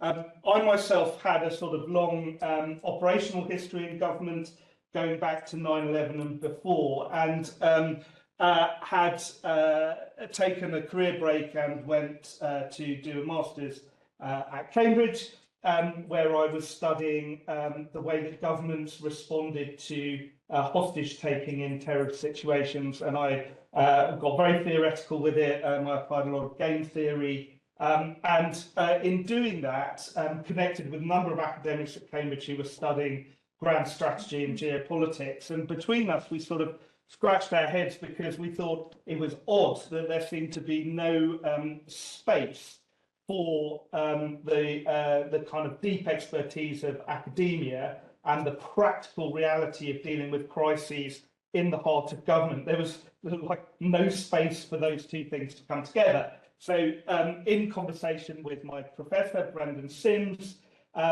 we sort of asked what we could do about that, and we therefore I drew on some of my experience of exercising within government and said, well, we could set a sort of exercise up in Cambridge. We can invite people along. I could design a scenario, and we can see what happens. And that's how it started. So, in fact, our very first simulation in 2015 was an Article 5 challenge. And we wanted to test, even at that early stage, a sense that Article 5 might not be the fail-safe mechanism that many people at that time believed. And I think that turned out to be quite prescient. Some of our other highlights, you'll see our friend, the Vice President of the United States, standing in Greenland. We modelled the geopolitics of Greenland in 2020. We're quite proud of that one because the question there was, what happens if climate change reduces the ice coverage in the high north? What does that do in terms of inviting big power competition? And to see that now play out is, I think, a vindication of the kind of predictive nature of our model. You've got below the VP, you've got the Nord Stream pipeline in December 21, so just 3 months before Russia's invasion of Ukraine. We simulated a Russian incursion. It wasn't actually against Ukraine, it was against Estonia. But importantly, what we predicted was that there would be massive disruption in European energy supplies, a global inflation shock, and so it turned out to be. So we obviously don't know at the time because it's got a new near future predicted element, how much of it will come true and how much of it won't. But what we can say retrospectively is there have been some things that we have predicted which have then come to pass. We've run through the whole 10-year series some themes, some key themes. On the right-hand side, you see a presentation of the enduring migrant crisis. We also reflect how the politics of migration is feeding into the rise of populism across the Western world. That plays back through social media and how we bring that to bear on the decision-making process. And we also, I think for those on the kind of civilian military side, and this is, I think, a much neglected issue in the modern West, is a constant theme is infrastructure vulnerability. So in 2019, for instance, we did a whole simulation on the vulnerability of undersea infrastructure, interconnectivity around the internet and satellite links, and so on in particular.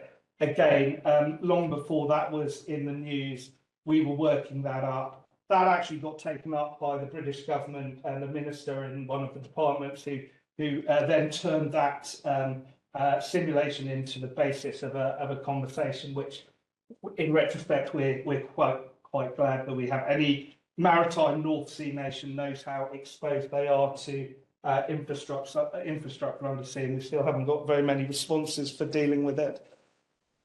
So how do we make it really real? Well, we're really fortunate because for every single one of our simulations, we've had a top-level British politician come and play the role of Prime Minister.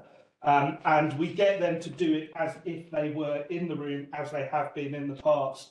So I've got a bit of a tip for anybody starting a new project. If you manage to land a Nobel Peace Prize winner as your first participant, that does set you up for a certain amount of subsequent success. So we're very lucky to have David Trimble up at the top left there. He was the first minister of Northern Ireland, but most famously, he got the Nobel Peace Prize for his part in negotiating the Good Friday Agreement, which brought hostilities in Northern Ireland to the end. So he played our Prime Minister for the first time. Going round, Charles Clarke was our Home Secretary, our Minister of Interior. He was Home Secretary the 7/7 attacks when we lost 52 British citizens on the transport network in London. Tony Blair was actually out of town at the time because we had a G7 summit, so effectively Charles was leading the UK government response. Douglas Alexander is actually now back in government, but he was both Minister of Transport when we had the transatlantic bomb plane plot that grounded a whole load of flights. Amber Rudd standing to the left of Theresa May. We haven't had Theresa May. We had Amber Rudd, who again was Home Secretary, but she was Home Secretary for the Novichok poisoning in Salisbury. So she led the UK government response for that. Malcolm Rifkind was both Foreign Secretary and Defence Secretary in the 90s across the wars in the Balkans. And latterly, just this week on Monday, we just ran one of our simulations, which had a very strong economic theme. We were testing the tensions between China and the US and how that would play out in Europe. We had Kwasi Kwarteng. Any Brits in the room will recognise him for not a brilliant record of success in marshalling the British economy in recent years. But he was our finance minister, our Chancellor of the Exchequer, and importantly, he was that in our last big economic crisis. So having him in the room and putting those lessons back into what we do was really critical. And there have been others as well. So we have had over the 10 years, and we do it from all parties. So we've had a wide range of very senior politicians. So what does it look and feel like? Well, this is it. This is an actual still from one of our recent events. I think this was probably last year, maybe last summer. Right here, you've got the Prime Minister. That's David Lidington. He was Theresa May's deputy, so he was the UK's deputy Prime Minister. We assemble round the table role players. Now, some of them are also high-ranking officials with experience. So we have got, playing our Chief of Defence Staff, for instance, a general who was the Deputy Chief of Defence Staff for the UK over a number of recent crises. We have playing the Attorney General or the Chief Law Officer. We have a high-ranking international lawyer who always comes in for that. I play the Cabinet Secretary, Chef de Cabinet, largely because that's how I control the exercise from the inside. So I do, those who are sort of gaming and exercise geeks, I do kind of live ex-con from within the exercise. And we also have serving officials from all ranks, so from the very junior, because in any crisis, often it is the junior analyst who knows most when the crisis starts. So we have junior government officials come up, and we also include our students at Cambridge, because it has its roots in a learning and development exercise, and we want people to take that experience. We want to encourage the brightest and best to go into government, and we want to give them a sense of both the excitement and the frustration of making decisions when you have only partial knowledge to go on, and when the pressure of the clock is ticking behind you and the Prime Minister is dealing with, as they do, media pressure and popularity issues, often before the things that the officials think are most important. So we try to create that dynamic, and I think we are quite unique in doing that in this way, certainly in the UK, because it takes account of political reality, because we have real politicians in the room. And I'm just not aware in our sphere of anybody else who's doing that. Hopefully this will now work, but we had a lot of AI talk yesterday. We've been playing around with this. So when we set the simulations up and with the start brief and so on, traditionally that's been quite paper-based, but we've started producing AI-generated media to support that. So I hope, oh yeah, here we go.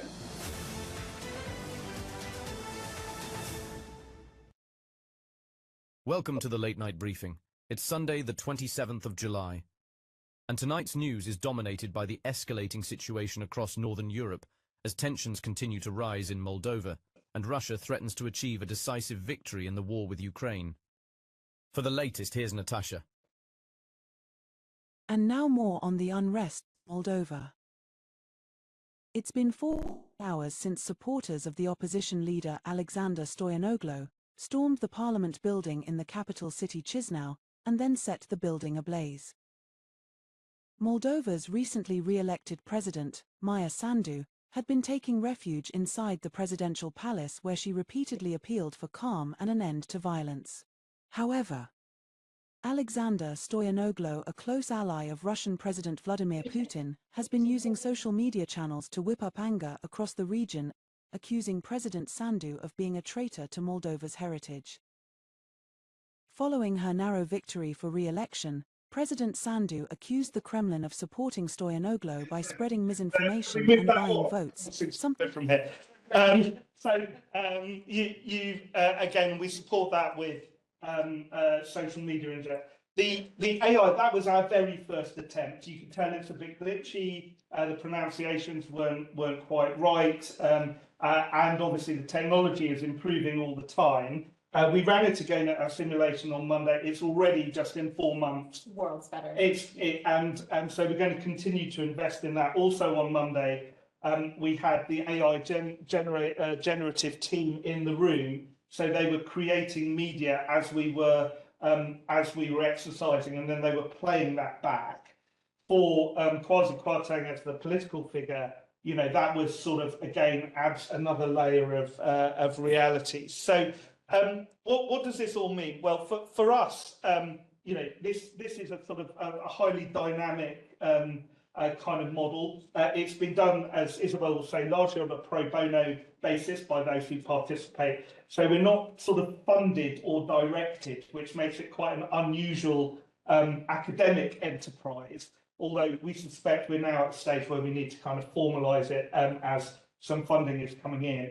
But what we want to do really is we want to offer it back out to partners. Certainly it's going to remain predominantly a not-for-profit enterprise, but as a methodology and as a vehicle for decision-making, the decision-makers at the top of organisations, particularly across institutional boundaries, to exercise against what is not just multi-domain operations, but is kind of whole-of-society crises. And we're excited about the opportunities for that, because it feels like it's an appropriate vehicle for moving the conversation forward about national resilience, about bringing up the next generation of policymakers and exposing them to the realities in a very non-theoretical way of what it is like to deal with the difficult things that are happening in the world. And you know, welcome for all ideas and comments, but bringing, for instance, AI into the room as it's such a big topic of conversation then changes the simulation in itself in the same way that AI is changing the conversation in the outside world. So we like to feel that we've come up with something which is highly responsive because it's non-funded and non-theoretical to what's actually going on around us, and our challenge is going to be how we preserve that element of it. But I will hand over to Isabel to talk about the broader context. Yes. Okay. So one of the core features of our simulations is that we bring together a whole quite diverse network of institutional participants from across UK government, armed forces, Royal Navy. We've also had participation from the Joint Expeditionary Force of NATO, as well as numerous subject matter and domain experts who join us at the table. And for our role players as professionals, they're both sharing their expertise in their domain in this real-to-life scenario, but also learning from the expertise of their colleagues around them, some of whom they may never really have a chance to interact with. And so to give you some examples of that, we do some breakout type of sessions where we step out of the simulation during the day, and we'll have expert briefings with some of the subject matter experts at the table. And so, for example, last year we had a simulation that looked at a potential nuclear reactor meltdown in Belarus, and we had representatives from the Office of Nuclear Regulation who were there and could actually give us their opinions around what would happen in a potential nuclear crisis in the UK, how we would actually respond, what tasks, what activities would actually need to be undertaken. And just on Monday, we also had a similar one looking at satellite security. And so we had an expert on space warfare who gave us a briefing around his understanding of what's going on in the cutting edge technology and vulnerabilities in space. So this is really quite a fabulous learning experience for everyone involved. And it goes forward in this mission that we have of strengthening the UK's crisis resilience. And so especially when we're bringing in these different partners and experts and also academic experts to give them a chance to make their expertise relevant to a wider audience. It's really a way to get people out of their silos and interacting with each other and understanding how decisions are actually being made in a realistic way in UK government. So for example, we work with the British Red Cross, a humanitarian organization which works around the world. And for them, it's been really valuable to certainly present their humanitarian expert, but to understand how the geopolitical crises and complex crises are unfolding and what their role would be realistically in that context. And Adam's already touched on this, but a huge feature of the work we do, of course, is this wider engagement with a new generation of decision makers. And that's through bringing students to have a seat at the table, to engage in the role play, to have the Prime Minister call on them and ask them for their opinion and what should be done, which the first time I did it, I was like, oh my God, this is serious. And now that it's been a decade of this initiative, we have former students who are now in UK government, who are now in the military, who can look back and have told us that this experience influenced them and influenced in how they understand decision-making happening in the real world, not just in their textbooks, not just in the analysis they're coming up with. And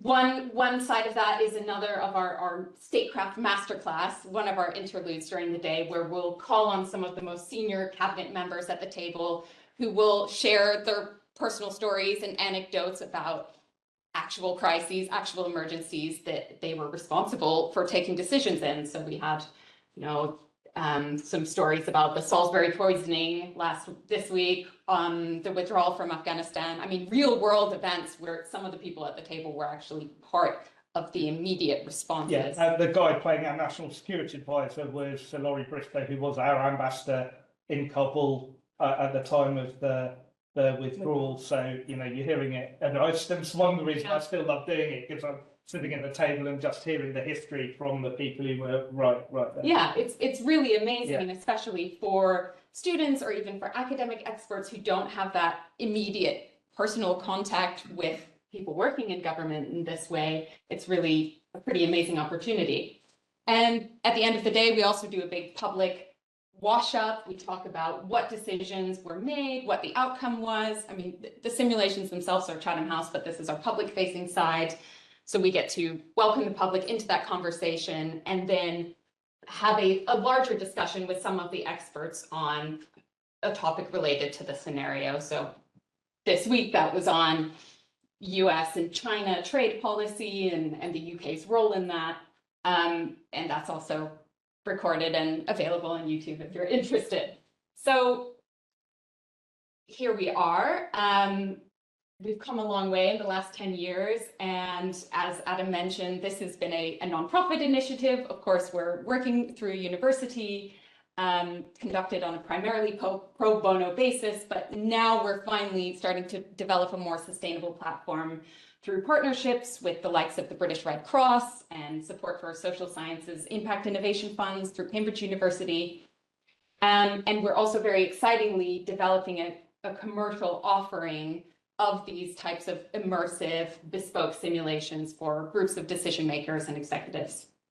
So that's where we're at, and we welcome your questions.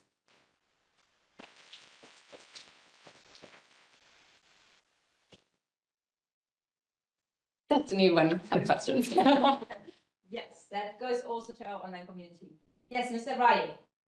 Greetings. Wonderful. I am also a student of simulation exercises, and it just offers such a broader understanding and accelerated learning. Now, what may appear as a terrorist attack is most of the times hybrid attack, in the sense that I lived through 9/11 and also 7/7. So on 9/11, a terrorist attack, yes, but also something to topple down the US dollar Bretton Woods system and raise the gold standard. And 7/7, I cannot imagine the executive protection alert it must have triggered, I mean, both the local population and the broader countries at the same time. So in this regards, I am I truly celebrate strategic simulations and hyperreal exercises.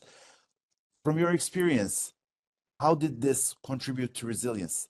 Has resilience emerged as a result of your exercises? Any breakthroughs that you would swear by? Thank you.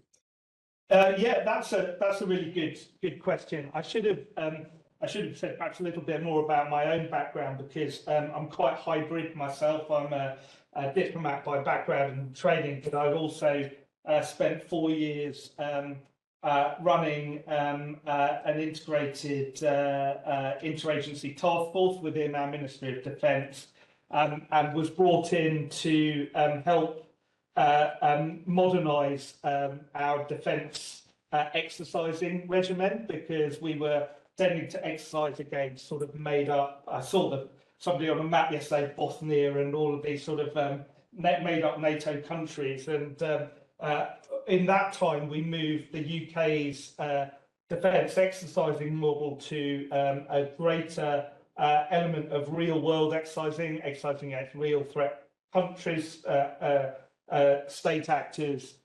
We also started introducing elements of hybridity into the exercise scenarios, so testing commanders by throwing hybrid and unexpected challenges at them. But we keep the dialogue going, because by always having serving officials come and take their place at the table and the simulations, we are creating the dialogue and sending it back down to London, and people are integrating their experience and they're learning. The undersea infrastructure one was a really good point. It got taken up by a minister. He ran an event in the House of Parliament, and that then became part of the national dialogue because there was press there and all the rest of it. And just on Monday, we actually had the team from our Cabinet Office who hold the National Resilience Brief and run our Real Crisis Situation Centre in Whitehall. They were actually in attendance on Monday observing. So they're keen, I think, to explore how they can use us as a unclassified experimental space to test some of their concepts. Rather gratifyingly, they told us that we were further ahead with the AI media than they are inside government, so they're interested in working with us on that. I'm interested in that because I feel that whenever I am wearing my official hat, I need the crisis response mechanisms to be faster and to be more responsive, and I need the political and ministerial part of it to be better connected with what's going on. So it's a very organic thing, but because when people ask me this, I like to say that this is a small hybrid response to a big hybrid problem. So we're recognising what's going on in the outside world, which is boundaries are collapsing inwards, and we're trying to respond to that with this very experimental, very dynamic model in Cambridge, which is very supportive and where we get a lot of resources and access. Hopefully, I haven't framed it in CIMIC terms before, but I mean it's like CIMIC on a national level, basically, and it seems to be welcome in our own system, which is obviously gratifying. So it is adaptable. Totally adaptable. So I mean, I myself have. I've got a smaller version which I run for undergraduate classes.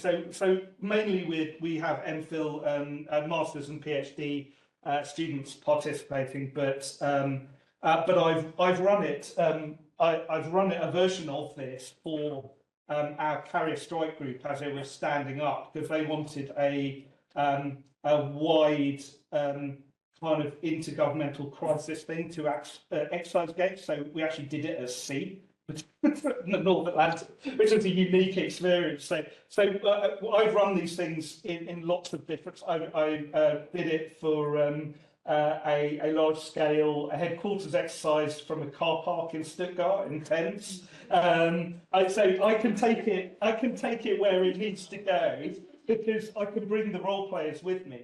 Because you only need a few role players in the room to make the meeting feel hyper real, and then everybody else is drawn in and has to answer the question from the Prime Minister, because the Prime Minister asks you a question, you can't say I don't know, right? So it has there's a very strange effect that happens in the simulated elements, but as long as you've got the scenario and a few people to create that, then it can go anywhere. Two questions, if that's okay. Sure. One is what you're saying about undergrads kind of piqued my interest, because I teach problems of security, and they love that. Yeah, do you run any training courses so we could simulate, or do you travel?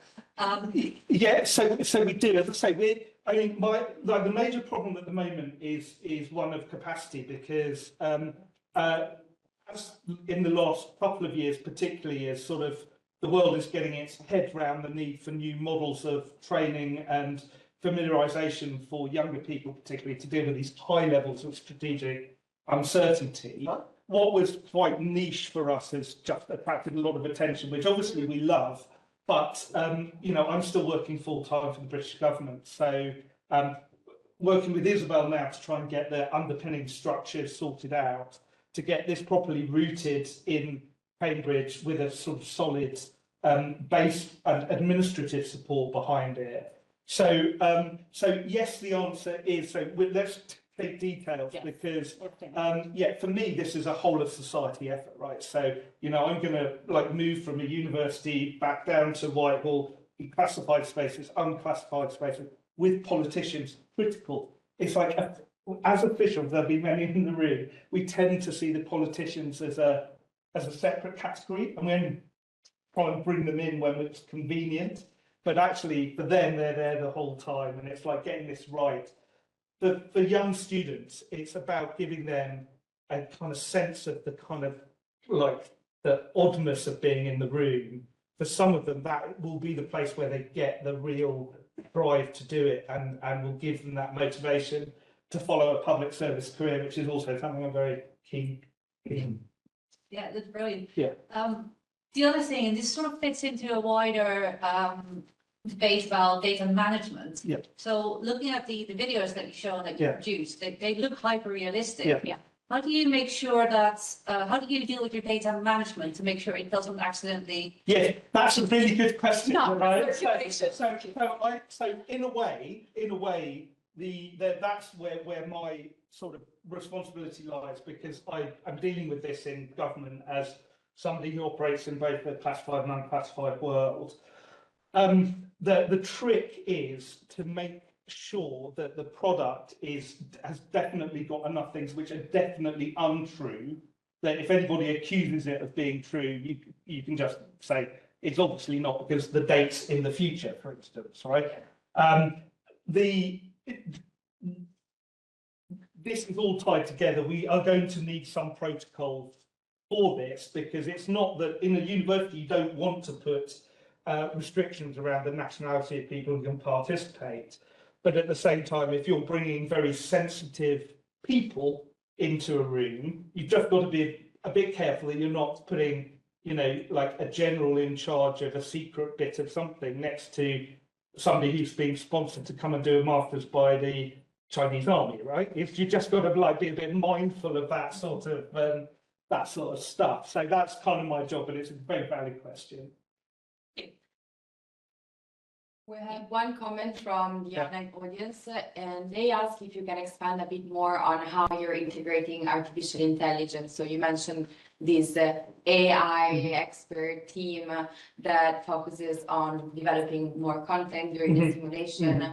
And if you can elaborate a bit on like how that works, what are the software that you're using and these kind of things. Sure. So, so I'm not the expert, so we have the AI guy, and he's not here at the moment. But I can tell you about the principle, it's a little bit about the technical stuff. So the way that we work it is I will script a complex start brief. So that takes everybody up to the moment that the meeting starts, but there's no scripting that goes beyond that. So everybody's in the same position as they would be in real life. That's one of the reasons why it's hyper real as well, is you go into the meeting room and you don't know what's going to happen next. And the Prime Minister has to then work all of that out.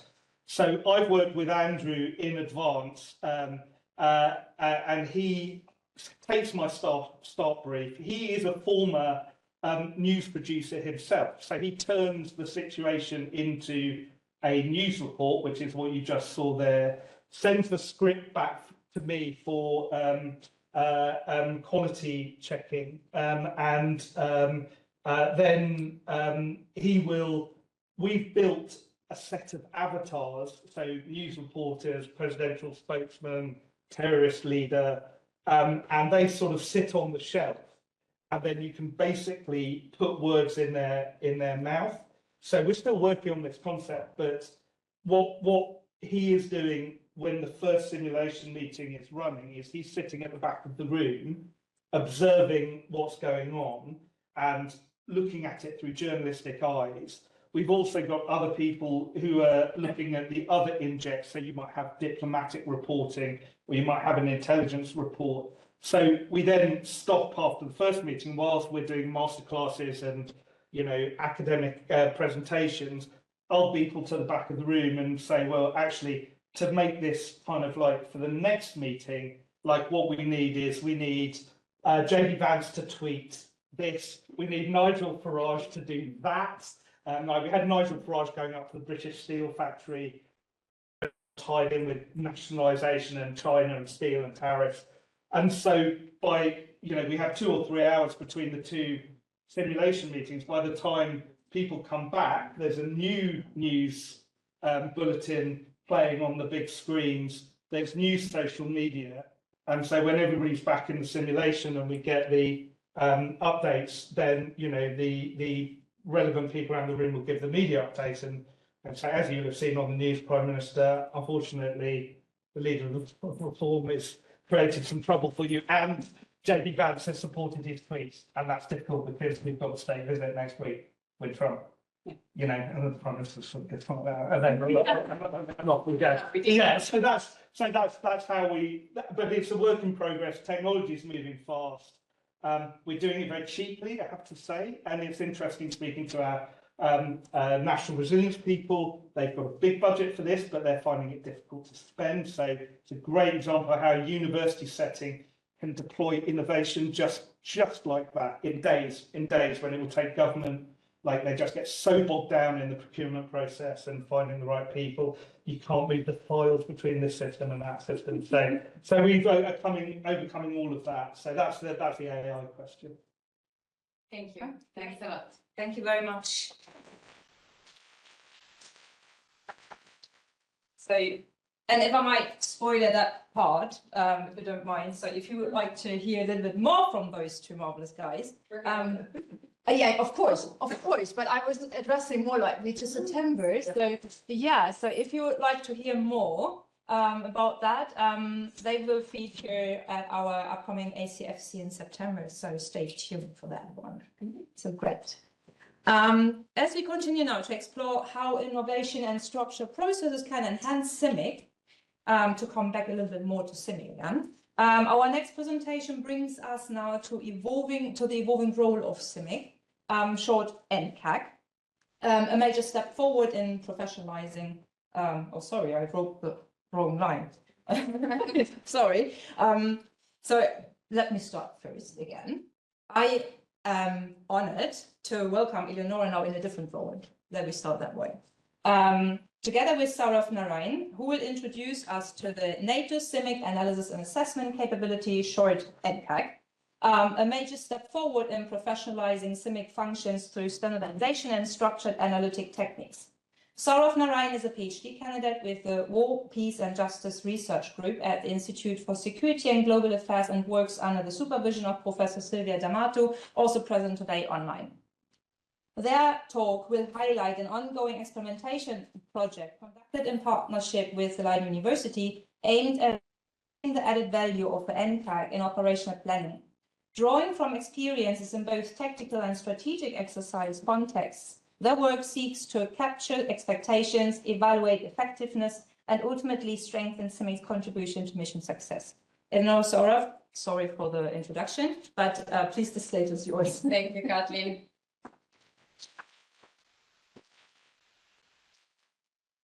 So it is an honor to present, especially after such a well-established project and impressive work that you have been doing, as well as Professor Lisa Mon. We're here also today, me in the now version as a presenter, to introduce you to a new project that we're doing at the CCUE together with Leiden University. As Kathleen mentioned, we are currently conducting a experimentation research activity on the NATO CIMIC analysis and assessment capability, which I will elaborate further later on. In these next 20 minutes, we would like to go through the reason why we started this project, the motivation behind it, and the background story of this cooperation between the CCUE and Leiden University. We also want to touch upon the relevance of why it is important to experiment, not only for the CCUE, but for the broader community of interest.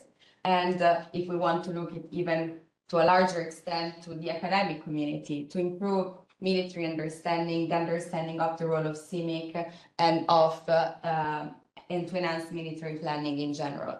And Saurav then we will demonstrate our research plan as the academic expert here, and how we want to investigate the NATO CIMIC analysis and assessment concept.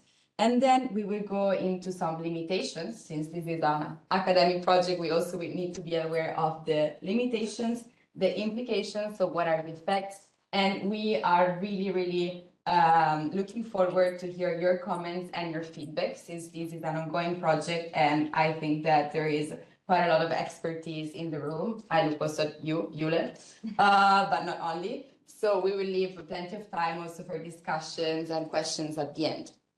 So let me start with the introduction. So I think that this project really epitomizes the value that the CCUE puts in academic partnership, because as we mentioned yesterday multiple times, academic partnership enable us to look forward, to innovate for the future, and to do it with strong methodological rigor in a way that we can really consolidate the findings and influence the development of concepts.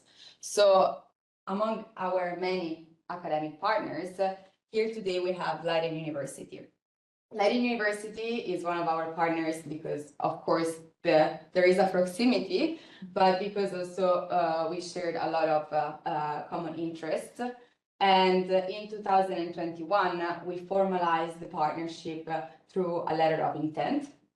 And since then, we started conducting different projects involving students and giving them the opportunity to explore the work of the CCUE. I think that the value of academic partnership can be very much represented in the pillar of concept development and experimentation.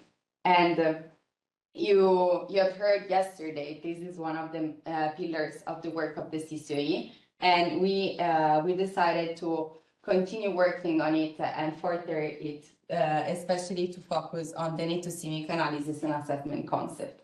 This concept was developed a few years ago, and there are already existing courses, in-houses, to teach not only the military personnel, but also to the civilian how to implement the concept, how to work for it.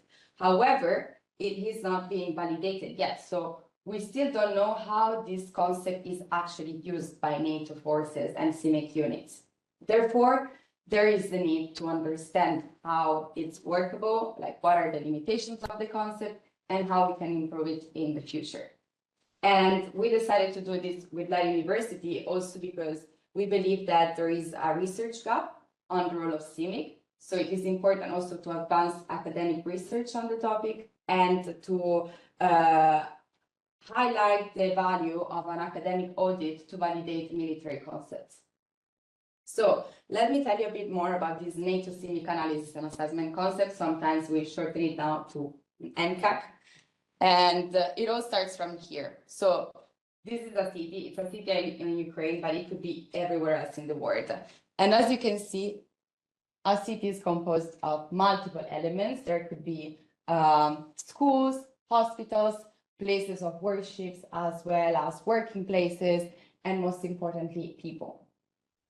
And I mentioned this is a city in Ukraine, where conflict happens. And we all know conflict is becoming more and more urbanized, happening in very densely populated areas. We have seen it also in Gaza, for instance. So here it comes CIMIC and the essential role that CIMIC plays to minimize the risk and make the operations possible. But how to do that? So, of course, to understand such a complex environment, it is necessary to conduct analysis and assessment to properly integrate the civil factor. But traditionally, this analysis has always been done based on individual experience, not adopting some standards approaches and procedures that makes the analysis more effective. So the CCE, realizing this gap, ideated a new concept. As I mentioned already, I will keep mentioning multiple times the NATO CIMIC analysis and assessment to provide the CIMIC units with frameworks to use, with structured analytical techniques and a structured workflow that they can follow to make the analysis effective. So what we want to do with this research is to validate this concept because we think it has a very added value when it comes to increase situational awareness. Therefore, if a CIMIC unit is able to produce a high-quality analytical product, it will be more likely that the civil factor will be integrated in the planning process. At the same time, we want to improve knowledge production, foster research when it comes to CIMIC, and do it at the academic level. So making sure that the knowledge produced is based on strong theoretical frameworks, but not only, it also has to be applicable to the military realm. So it has to be effective for the military as well as for increasing academic knowledge. And now I let Sarah introduce you to all the academic related research plan. Thank you very much, Eleonora, and good morning, everyone. So as you can see on your screen, our project is governed by the following research question. What is the added value of NATO and CAC capability into the decision-making process during a NATO military operation? As an exploratory study, we have chosen a very broad area of intervention so that we can identify the characteristics of NCAC on a more wider level and create a space for future research on to validate the concept even more and identify the gaps and the benefits of it. Also, we would like to iterate over here that a military capability involves a lot of things like infrastructure, information, people, and so on, but we will just confine our analysis to CIMIC personnel. This is doing so, keeping CIMIC personnel at the center. We will also use direct observation and participant observation to make inferences that can contribute to the other parts of the NCAC capability. Go to the next slide. So we've chosen two case studies to where Eleonora will go and collect data. And both these case studies have very different characteristics, which also form this level of comparison, one of our levels of comparisons. The first one is the steadfast deterrence directed by SHAPE, which starts next week. And SHAPE being the strategic headquarters, it needs to prepare, plan, conduct, and execute NATO military operations. So being a strategic exercise, it gives us a first level of comparison. On the other hand, JOCO, organized by the multinational CIMIC Command in Nuremberg, central hub offering diverse training and exercise opportunities to enhance CIMIC understanding, analytical and tactical procedure allows us, the JOCO exercise allows us to have tactical exercise as a level of comparison as well. This year, JOCO features an AcaCIMIC scenario on NATO's eastern border, and therefore collecting data from personnel based on more field-related positions allows us to complement the data we will find from the steadfast deterrence we also try to look at the operational level, because in steadfast deterrence, the secondary audience will be the joint force commands, and so we will try to integrate also their way of doing analysis and to get observations also from them. So we know it's quite ambitious, but we will try to collect as much data as possible from these exercises, because at the end of the day, exercises resemble the real world as much as possible, but providing a controlled environment in which you're able to do this kind of experimentation. Okay, our second level of comparison, we have divided our sample population into two different parts again. One would be CIMIC analysts, the other one would be the decision makers. CIMIC analysts are personnel who gather and collect information in an operational environment and are expected to transform the information into analysis and assessment products, whereas the decision maker would be the personnel who receive the information and take decisions and actionable decisions on that. As we confine ourselves to CIMIC, it is important to also note that the decision maker would encompass a whole lot of factors beyond the traditional military hierarchy. We would have local stakeholders, civil society representatives, municipal governments, media, and so on and so on. So we would include them in our sample size as well, which would further allow us to, have even broader broader inferences. Yeah. Can we go to the next one? Yeah, just to this, we will conduct surveys and semi-structured interviews, as well as direct observation to make sure to take into account all the different variables that could influence the analytical processes. We have 3 levels of comparison. We've spoken about 2 already, the levels of command, the strategic and operational, and on the other hand, the tactical one. The first one, the second one would be decision makers and analysts. And a third one, the pre and post exercise survey is something innovative that we are trying. We would collect surveys both before and after both of the exercise. This is, we are doing this to add this additional level of comparison so that we can see the change in perceived effectiveness as well. We interview before and we see what the questions in the pre-survey are directed towards what the personnel expects out of the NCAT and what they expect, how they expect to use it during the exercise, and the post to compare, like to ask them, did you use it as expected, or what were the challenges that you found, and so on and so on. And then we move on to our data analysis. We've been designing this research since the end of last year, and since we now have our surveys ready, we will be going for data collection from next week onwards. And over this time, we have had multiple iterations of the survey circulated here at CCOE, and we've received a lot of feedback so that we can implement it. And we have implemented it, and it has given us a lot of direction so as to what kind of tests we can select in the future, what the kind of questions we need to be aware of when we are asking the terminologies and so on and so on. So thank you very much for that. That has been very helpful.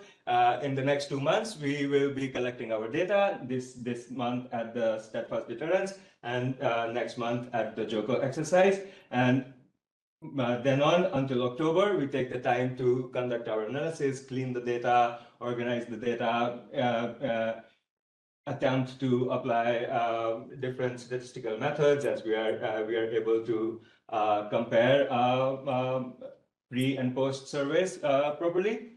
And by December, we hope to publish a report for the CCOE and an academic article as well. Yeah, this is our ambitious plan, but of course, like as for every academic research, we have to be aware of some limitations. So first of all, our research highly depends on participant engagement.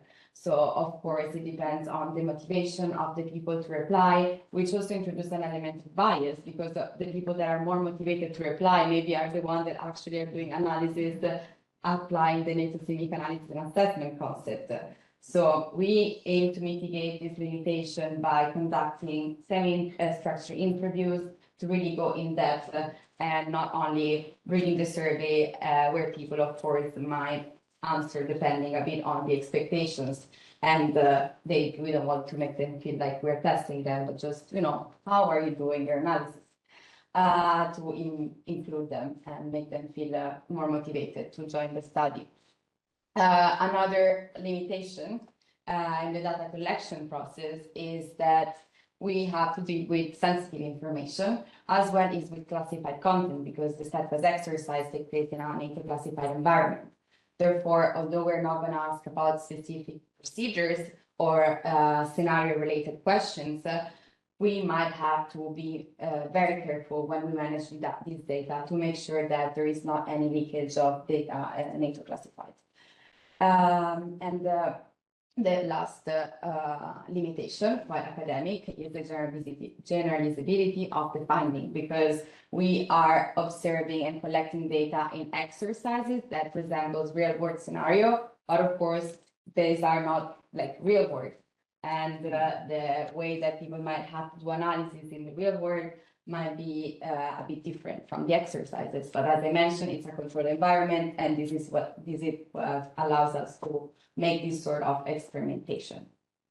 And we have some hidden agendas, of course, with this project at the CCOE. We want to highlight the importance of CIMIC. So really make not only CIMIC units, but also other units aware of the importance of including analytical products produced by CIMIC, and these analytical products have to be up to a certain standard. And of course, the NATO CIMIC analysis and assessment concept is a work in progress, right, Ralph? Like you're always innovating it and making sure that it responds to the action necessities of the people of the field. So this experimentation activity wants to identify not only the best practices, but also the limitations.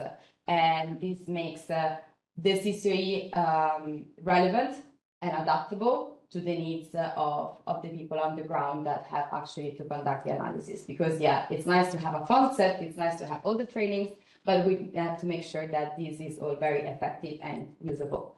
And of course, another implication would be to increase the overall awareness that this concept exists, and it can be a very added value when it comes to analysis and assessment as well as military planning. And to conclude, I give back the word to you. So enhancing credibility is fundamental to our mission. Integrating scientific rigor into CCOE experimentation activities not only strengthens the validity and impact of our work at Leiden University and also at CCOE, but also expands research possibilities through access and creating primary data sets for researchers beyond our organizations as well. By bridging this gap between theory and practice, we ensure that our efforts remain relevant and scientifically robust. This unique partnership between CCOE and Leiden University epitomizes how to leverage the strengths of academia and military communities. We would like to express our gratitude to a few people. Sincere appreciation to Professor Silvia D'Amato for her invaluable guidance, to Captain Porat, to Lieutenant Colonel Bauer for their support and insights throughout this process and hopefully beyond as well. And lastly, Sonia for her continued support as well. Thank you very much. Please. Now we would like to open the floor to questions, comments, everything you might have in your mind, because as we mentioned at the beginning, this is an ongoing project. So we are just now getting ready for starting the data collection next week. And yeah, we hope to provide you with the results by the end of the year. And we want these results to be as good as possible. So all your input is very much appreciated. Thank you.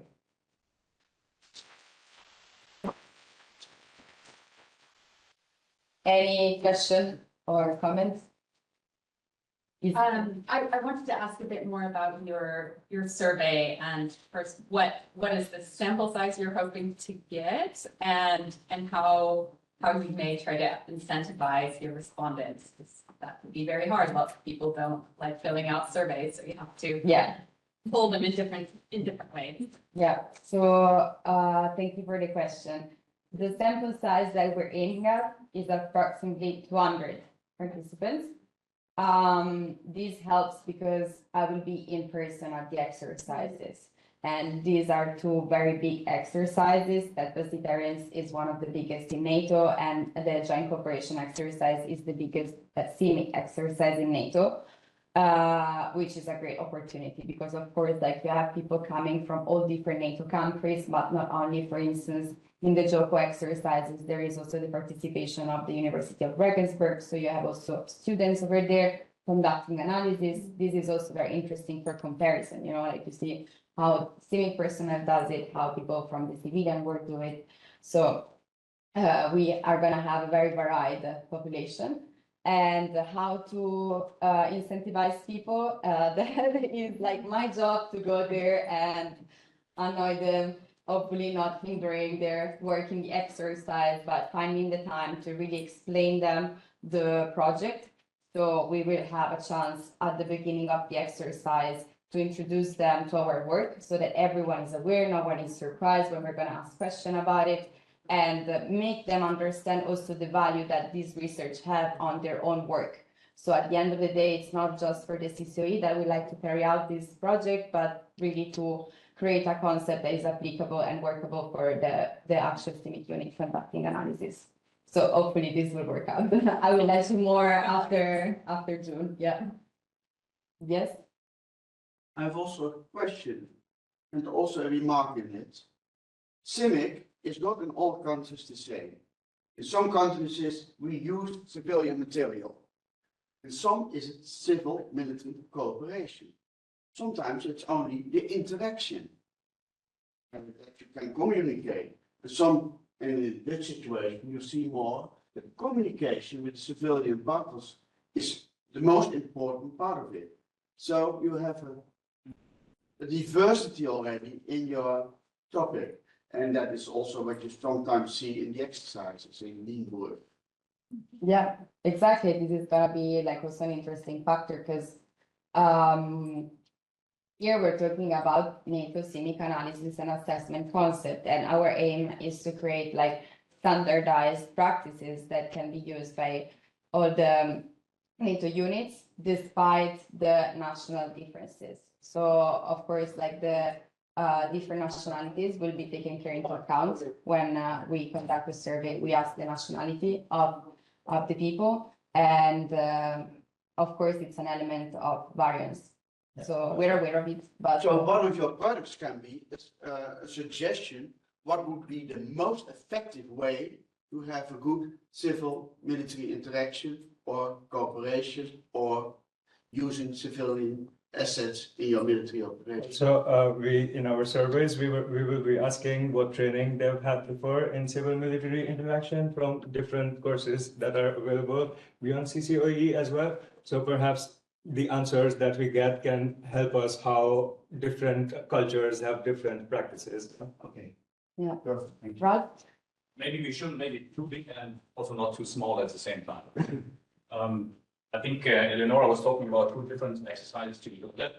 That has a reason. The whole idea of putting up the analysis and assessment concept is that there was a gap identified on the portfolio of capabilities residing under the roof of civil-military cooperation. The strategic initiative in place is supposed to deliver, first instance-wise, by beginning of 2026, and is supposed to be ready to serve fully fledged by 2028. So what we also need to take into account, we are in our baby shoes as far as the introduction of that specific capability is concerned. Here we are going to experiment the concept. We're going to look at, is the concept known by the audience? We're going to figure out up to what extent is the content of the concept known and applied. So we will probably see some answers to our questions which do not satisfy us. However, we need to acknowledge the status of affairs at this particular moment. That's one. The capability development, and that's basically not part of the experimentation, goes beyond the concept because it involves doctrine. It involves the organizations, it involves the training facilities, and facilities to serve the capability as such, but it goes also into the sphere of looking at what kind of hardware and software is being used in what kind of environments, and then we are back to classification. So take that into account to just oversee the complexity of the project. Thanks for taking it. Thank you, Ralph, for the input. Yuna? Building on what Ralph just said, I was wondering when you're like approaching participants and stuff, are you gonna select them based on whether they've heard of the concept or not? Or are you gonna be like aiming for a certain number of people who know that that exists or had training on it?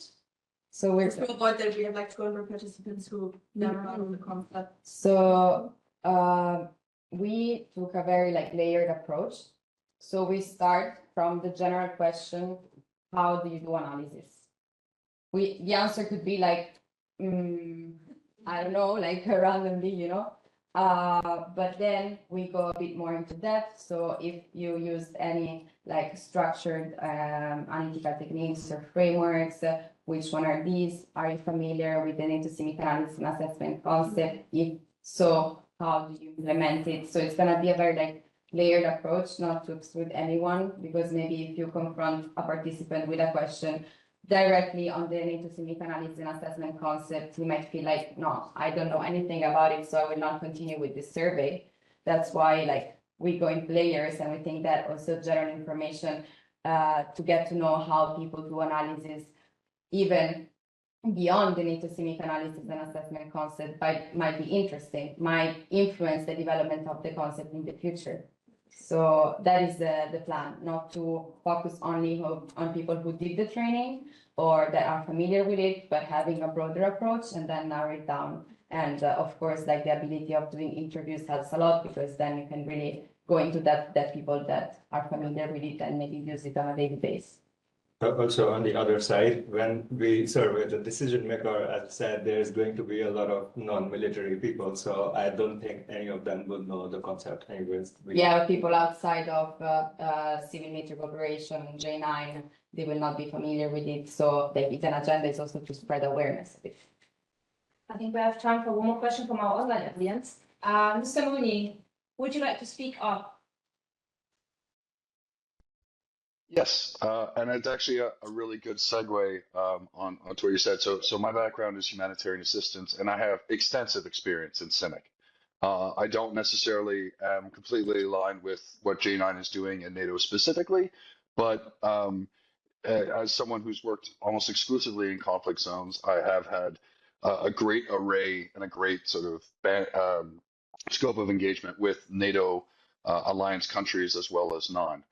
So I would, and that actually sort of introduces to what I wanted to say, is I would challenge the fact that non-J9 people are familiar with, or are not familiar rather, with the CIMIC concept. And one of the areas of concerns that I wanted to raise in your research is that you were looking and evaluating only CIMIC's ability to have a CIMIC assessment and not comparing and contrasting against what other civilian organizations might bring to your situation analysis work. The second component, and for me, I guess one of the questions is, why are you choosing to evaluate a simulation? NATO alliance countries have deployed and have conducted operations where CIMIC is a very large component. So why is there not a review of the lessons learned and the after action reports from those scenarios? So it's not just we've run a tabletop and these seem to be the issues, rather how have they engaged on the ground? And I think that that would give you insights into the challenges of interacting between the established CIMIC structures within military units, as well as the humanitarian community writ large. And that would be definitely a source of information that I would want to use if developing doctrine. And I hope that that somehow can be integrated if you reach out to either the humanitarian community through OCHA or through ICVA or the Red Cross. They would certainly have an ability to share what they do in terms of CIMIC sit-down, because civilian military also requires an engagement from civilian partners and what their experience is in this exercise. And the third is there going to be a component of compare and contrast with existing frameworks and practices that are in place? My sense is, and it could be wrong, that the survey is going to be a qualitative feedback. These are our experiences within the simulation, and this is what we'd move forward, as opposed to a hard analysis of these were the steps that were taken, compared and contrast against the existing doctrine. So thanks a lot for all the input, very much appreciated. To start with the first question about comparing, if I got it correctly, comparing the way CIMIC conducts analysis and the rest. So for instance, what I have in mind could be, I don't know, the humanitarian advisor in SHAPE, which also conducts analysis on civil factor. I'm assuming I will be in SHAPE next week for the first time, so I would for sure know more afterwards.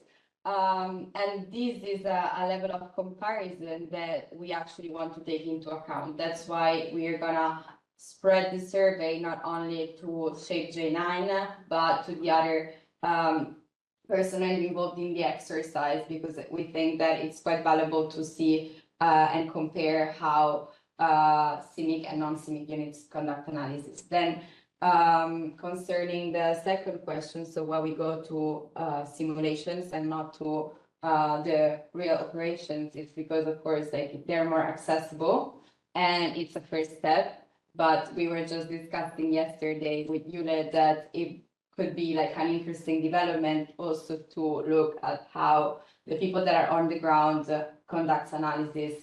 So let's see, maybe we can integrate it already in this part of the research, or it's something that we could aim for the future. And the last question. The last question was about the. Can you repeat the last question? Sorry, I had to write it down. Sure. It was sort of quantitative rather than qualitative. Hard contrasting the existing CIMIC practices against actions on the ground, and that was if you had access to real world scenarios, rather than surveys and interviews of practice or actions taken in the simulation, but not evaluated against the current frameworks and the current SOPs. Yeah. For now, we don't have access to the material from the people on the ground, but I think it's a very good insight, and we will try to maybe contact the organization that you mentioned to include also that. And when it comes to quantitative or qualitative data, of course, like we're taking a deductive approach, so we will start by collecting the data, and based on what we receive, we can decide how, like, which kind of information we will get from that and how to analyze the information. So the quantitative element will be from the survey, for instance, comparing the participant that took the course or that didn't, while the qualitative element allows us to go more into depth, especially with the interviews and the comments that the people will be able to enter in the survey to really get their experiences, but not only related to the scenarios of the simulations, but more reflecting on how they conduct analysis. So what are the procedures in place, and what are also the requirements they have to conduct analysis, because maybe they don't have the right assets to conduct an effective analysis. So we will consider both quantitative and qualitative data. And the whole survey is also designed in a manner that the answers can easily be converted into dummy variables. So we can have more quantitative elements into that. Yeah, but we need to still see what kind of data we receive. Yeah. I hope this answers your question, but I'm really happy to continue this conversation. So I will share my contact details in the chat so that we can keep this forward. Yes, Sarah. Just to add one point on the second question we got from the chat. The luxury we got is that the concept, as it stands at this particular moment, was not developed in splendid isolation. So the viewpoint of our partners, talking about military actors, talking about civilian actors, talking about humanitarian actors, development actors, we're taking into account already. We even go that far that there is a chapter introduced where the different workflows and processes of the different actors to appear on the field of analysis are being compared and are being looked at, like where do we see overlaps, where do we see differences, which makes us to understand the different processes to exist, but also to understand how to plug into the different processes of our partners. So that is probably the kick-off of having that potential at hand, which the question was drawing about, like saying, okay, where do we see common ground? Where do we see differences? Can we join actually when it comes to collaborative or even shared analysis? And how do I know what my partners keep doing? And how do I understand to make best use of the one produces in favor of not duplicating effort? However, again, we're not there yet. Yeah. So thank you all for listening, and sorry for taking more time than expected because now there is lunch break. Yes. If possible, just a quick intervention, just less than a minute.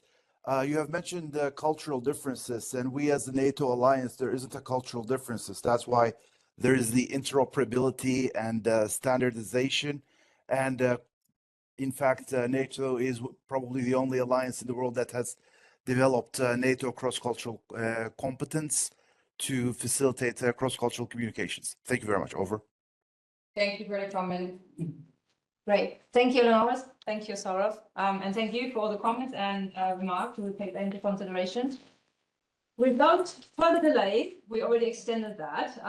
We have a break now, so please be back at 12:30. I know it's kind of in a rush now, but please be back for our next session after the lunch. Thank you. So we're almost complete. I think we should. We can start. Yeah. So welcome back, everyone. I hope you enjoyed this morning session with the presentation from STO and the session about simulations and exercises. Now we will go to our last academic session that is gonna be about case studies. So this session will give us the chance to delve deeper into real case examples, exploring how theory turns into practice and how lessons learned from the field can shape us to can help us shaping the CIMIC doctrines in the future. So let's get started and hear from our next presenter, who will start presenting their very invaluable experiences. Yes. In that sense, I'm very pleased to welcome Jennifer Dixon. Jennifer is a retired US Army Special Operations Sergeant with extensive experience in strategic planning and international relations, having served in multiple roles within the US Department of Defense.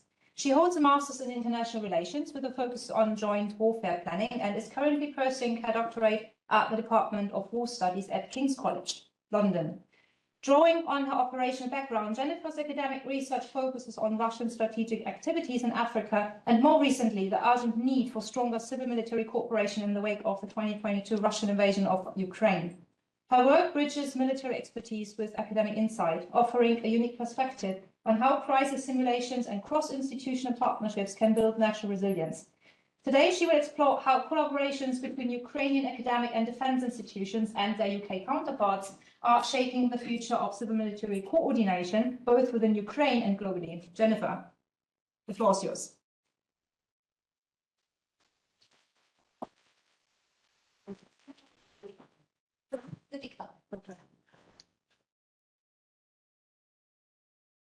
So just kind of as an icebreaker, I have a lot of, when I was in the Army, I was a civil affairs specialist, and so I was able to coordinate with civil and military agencies on a regular basis.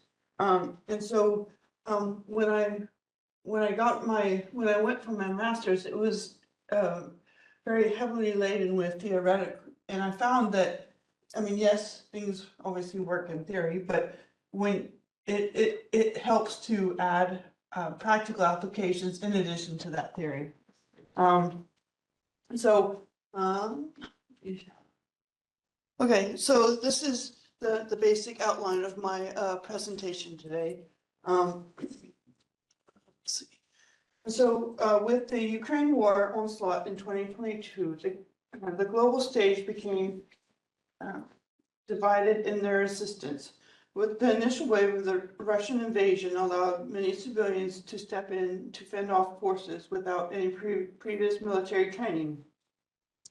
The civilian forces held off this invasion, thus allowing them to break the Russian military stride. Paradoxically, however, the civil military level of cooperation that exists now is not as ready to help. There's a distinct, there's a disconnect between civil organizations and the military agencies. This is noted in the strategic development, especially regarding the Ukrainian grand strategy. Furthermore, academic and defense collaborations need to be more unified. Collaboration between civil and military agencies have the potential to aid in preparatory factors such as war games, strategic development, and crisis response for humanitarian and national emergency. This project examines the elements of coalition warfare, the comparative between alliance and coalitions, as well as the types of warfare that contained within them. The project will further categorize them according to modern and historical periods, as well as regional ones. And this has the potential to affect not only a country in crises like Ukraine, but the civil and military defense capabilities on the global stage. So this just indicates some level of comparative regarding Russian capabilities, as well as obviously Ukrainian. So the Russian capabilities are inherently on the left, and then obviously you have the Ukrainian capabilities on the right. So even more expanding upon this statistical data, from 2022 to 2025, there have been approximately 13,000 civilian deaths and almost 31,000 injured in the war alone. And so these data points primarily present the problem of Ukrainian forces obviously inherently facing overwhelming odds with Russia. So my presentation today is actually a lot more qualitative than what I'm used to. But there's some benefit to this in it provides more of a comprehensive analysis as opposed to just being obviously wholly data driven. So in terms of the coalition warfare, you have there's a lot of misconception in the differences between coalition and alliance warfare.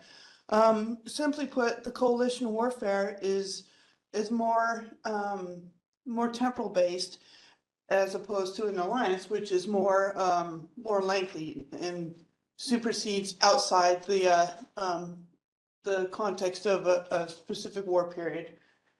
And also, for instance, the theory of coalition warfare is expanded upon this categorical slide. Generally falls again within the category of international relations, and that's obviously international relations is all encompassing. And in terms of historical case studies, so you have the coalition itself can be divided into basically two two periods. You have the pre-Westphalian era, and then you have the post-Westphalian era. In terms of the pre-Westphalian era, many of the coalitions provided examples of Greek city-states, and then you have the Roman Empire as well. Even in Sun Tzu's era, he followed the use of coalition warfare. In terms of the post-Westphalian era, then you have Louis XIV, the Dukes of Marlborough and Wellington, who fought battles against coalitions themselves. So again, this provides kind of like a comparative for alliances and coalitions. So there are differences between coalitions and alliances that are often mistaken, as I mentioned before. For alliances have more of an enduring element to them that lie outside a specific war or battle. The structure is very similar to a coalition, but the context of the alliance is different from a coalition, and then it ranges beyond a specific objective of a given strategy in war times. For instance, you have the Dutch War and then World Wars I and II, which obviously were alliances. So in terms of the coalition, the purpose of the coalition is again, it's only temporal, but then they often are short-lived with the purpose of attending to the needs and objectives for a given war or battle within a common enemy. Coalition warfare can be dictated in a country's national military and security strategies. The structure of a coalition is like that of an alliance, like I mentioned earlier, in that they consist of two or more countries. They can also be more focused on concentrating on a specific military or civilian countries of a coalition. For instance, some cases include Britain's Glorious Revolution and Operations Desert Storm and Desert Shield. Okay, so this is kind of the meat and potatoes, for lack of a better term, of this project or presentation. So as I mentioned before, this is really kind of heavily reliant on the different types of warfare in terms of civil military cooperation. So essentially, I'm going to go down, provide specific examples for every type of war in terms of the context itself.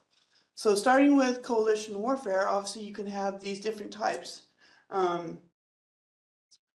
So regarding maneuver warfare, the specific tactics as a whole include, or attributes I should say, lightning speed tactics, initiative drives, and the element of surprise.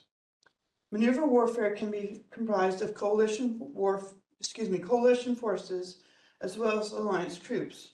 The two examples of successful and unsuccessful operations are the Battle of Cannae with Hannibal against the Roman Republic, and then Operation Market Garden. For attrition warfare, it has the purpose of wearing down an enemy's resources.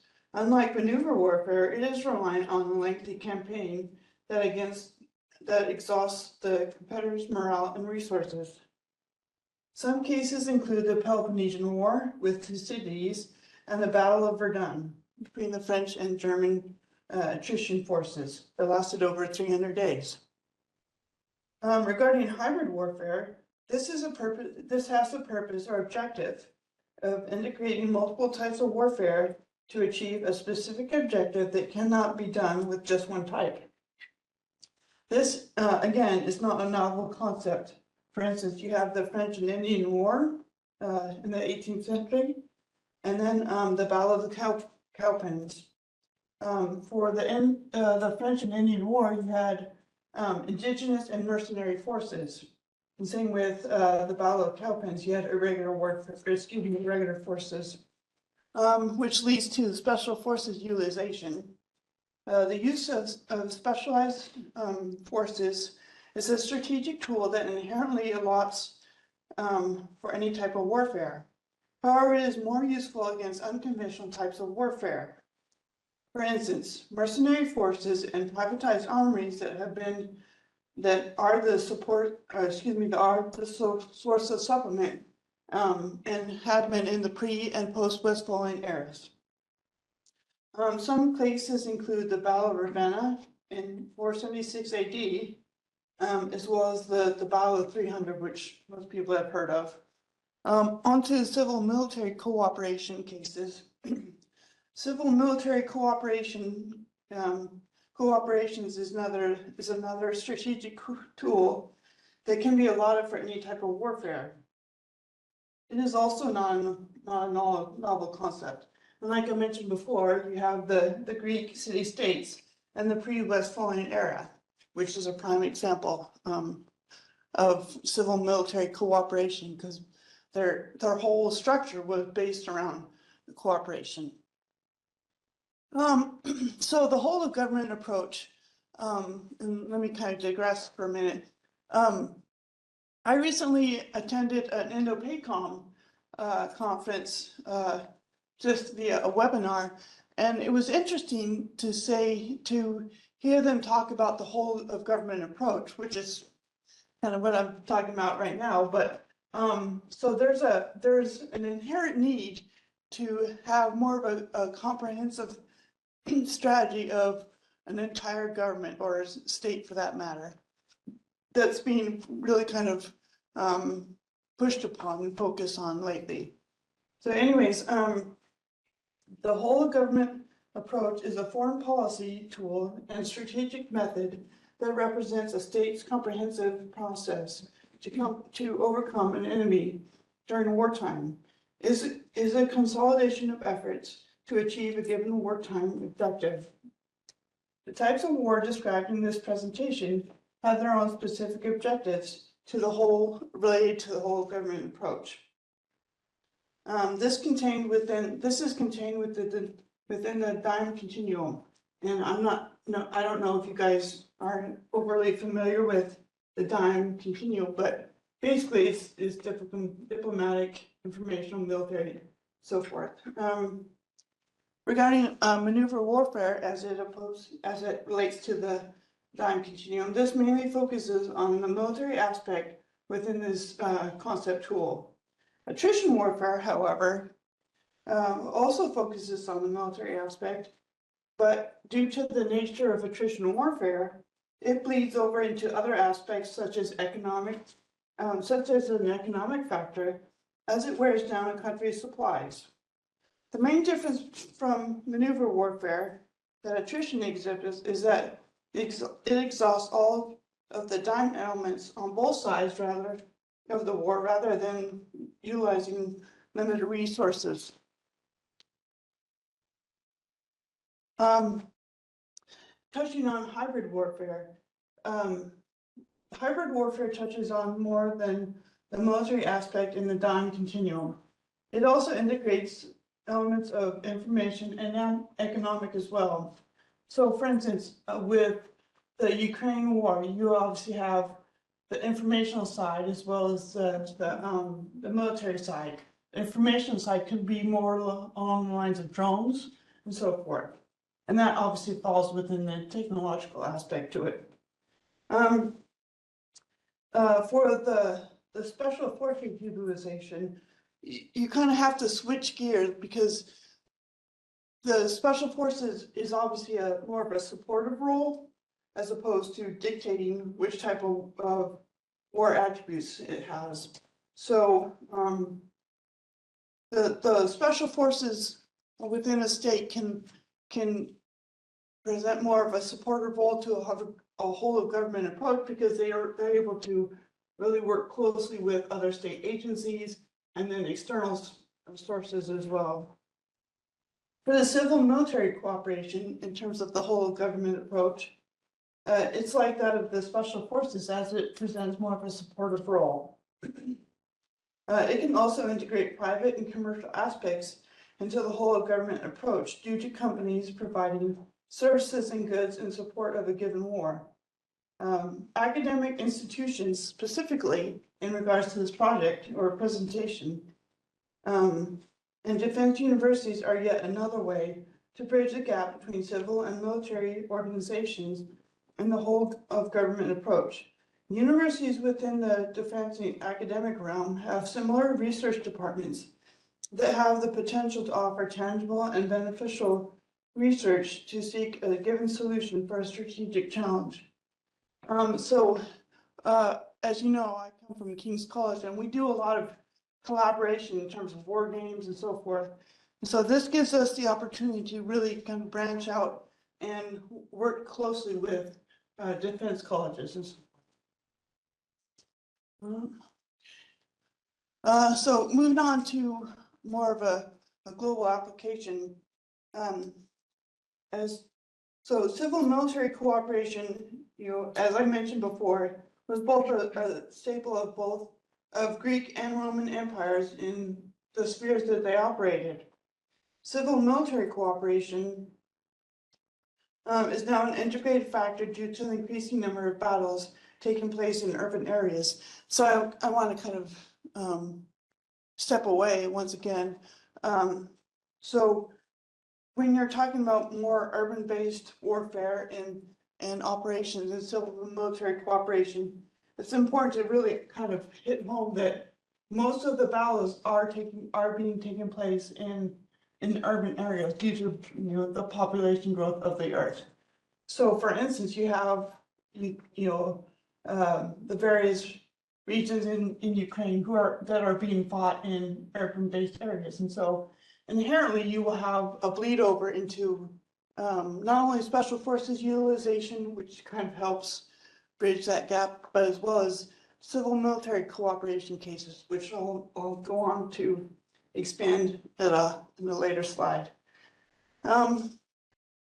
For maneuver warfare, as I mentioned, in urban areas is more suited to tactics in densely populated areas.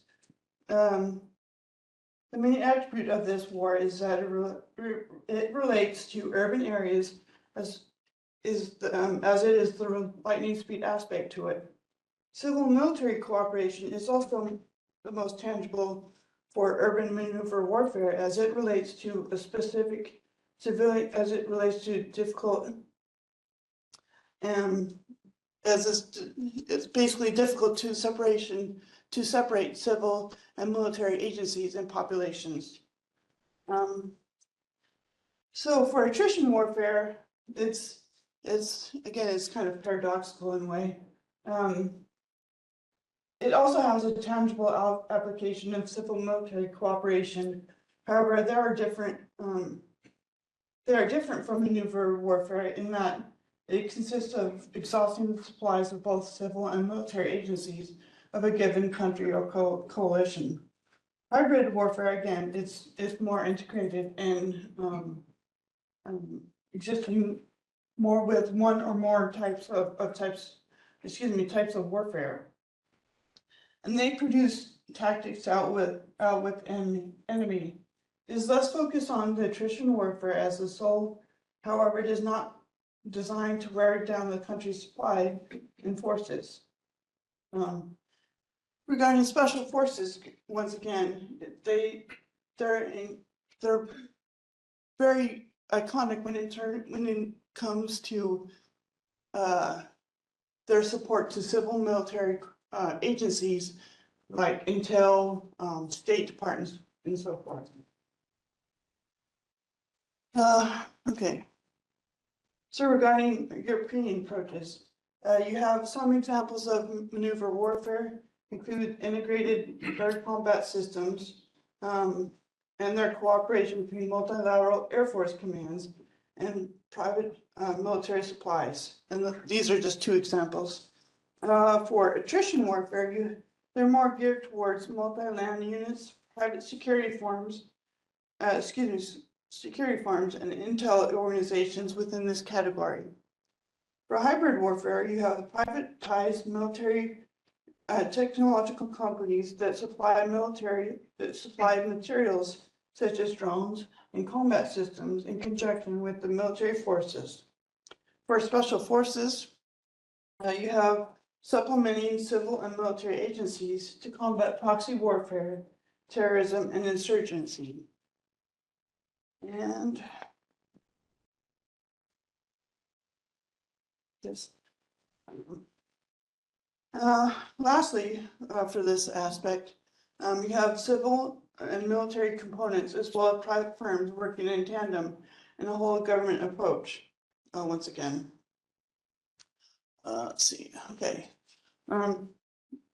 for Ukrainian approaches, I prior to this, or when I started gathering all the information for this, I reached out to some of my Ukrainian colleagues that I work with in separate projects, but I sent them a number of interview questions, and they were able to give me a fair amount of insight in terms of the level of civil military cooperation that that currently exists.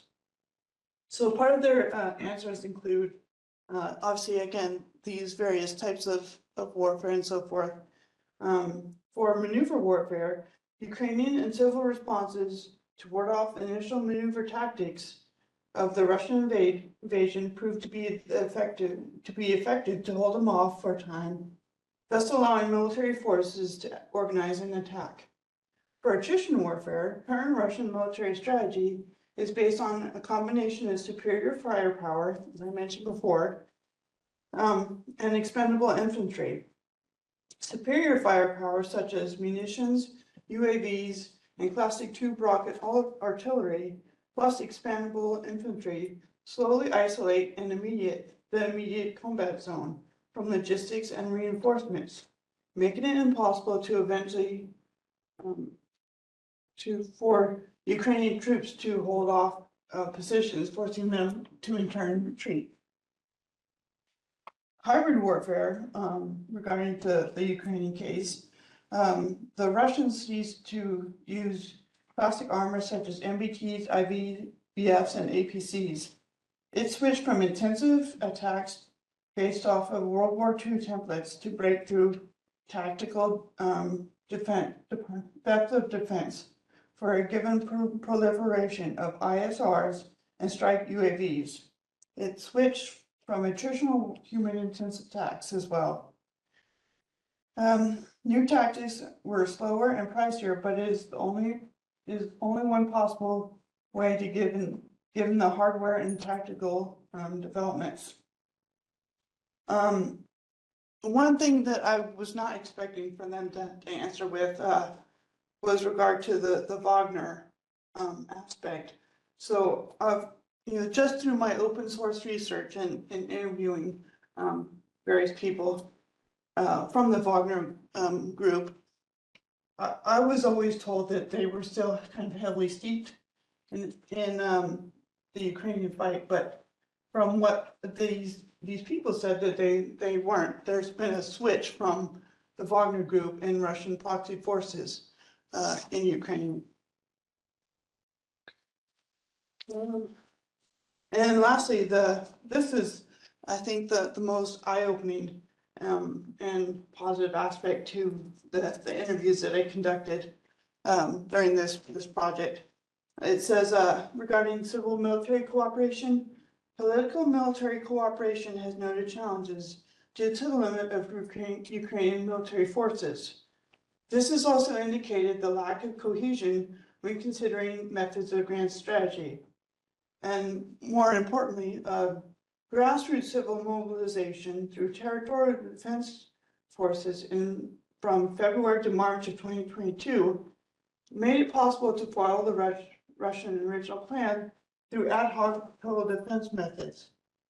The number of non-governmental charities through their work raised additional resources along with the state budget to provide non-lethal and lethal support for defense forces. Civil equipment and support were used in non-combat functions like logistics and engineering near the front lines. And that kind of sums up basically the whole premise behind, I guess, this presentation, and how important it is for special forces and civil military specifically to bridge that gap, to kind of provide support to these three types of warfare. So the United Kingdom, and this is, I'm just gonna briefly go over this based on time and so forth. But the United Kingdom, as we know, is smaller than some of the more Western states, specifically the US. So inherently, they have smaller forces and so forth. In terms of like a historical aspect to their types of warfare and their case studies, it can again be divided into a pre-Westphalian as well as post-Westphalian. For the pre-Westphalian, they fall within before the 30 Years' War. And then just providing one specific example for a post-Westphalian, you can think of the Falklands. In terms of maneuver warfare, since they are a smaller country with less capability in comparison to, let's say, the US, then they're more geared towards maneuver warfare. Attrition warfare can be used, but it would have to be in a whole of government approach. So they would have to be more comprehensive to survive attrition warfare. Hybrid warfare, similar to maneuver warfare, can be done as they would kind of integrate more than one capability and more than one type of warfare. Regarding the special forces utilization, SAS operations have a wealth of experience within the UK, and so they're able to provide a fair degree of support to the country itself. And lastly, the civil-military cooperation between firms. I found that this was really kind of beneficial because there are a lot of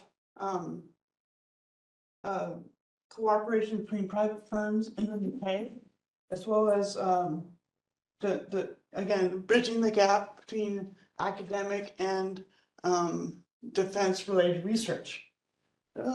Okay, so lastly, as I mentioned before, part of the interviews conducted also included, or part of this project also included interviews. And so given this, there were three main assessments that stem from these interviews. One, Russia is waging a hybrid warfare method. Yeah, Russia is waging a hybrid warfare method by using tactics of attrition and maneuver-based operations. It is also utilizing its own version of coalition forces in the process. Ukraine Defense Forces utilized diverse aid provided by Western partners like weaponry and munitions, basic combat training, and specialized training for specific weapon systems, diverse intelligence, and data sharing. Expertise in basic maintenance of equipment to conduct strategic level actions. Without Western diverse aid, Ukraine would have to cease the fight in the army versus army combat along the continuous front line during the summer of 22, which was the example that was given. But the scale, tempo, and substance of Western aid is at best enough for divine Russian victory through strategic active defense, but it is not enough to defeat Russia militarily on the battlefield. And so with that last assessment, it's important to realize that how important cases like Ukraine are for cooperation, not just within within their boundaries in terms of civil, military, and special forces, but beyond their borders as well. And so, in conclusion, the historical applications of the coalition warfare that have effects on the various types of wars is tangible. The range from historical to modern warfare has produced a cyclical type of situation where old methods are revitalized. This is noted in the transition from maneuver to attrition to hybrid warfare utilization. Civil military cooperation is an important part of defense measures for coalition and alliance warfare. The tangible benefits of it cannot be overstated. Given the complexity of the current and varied warfare tactics being used, coalition and civil military cooperation in an integrated and whole government fashion is imperative. That's it.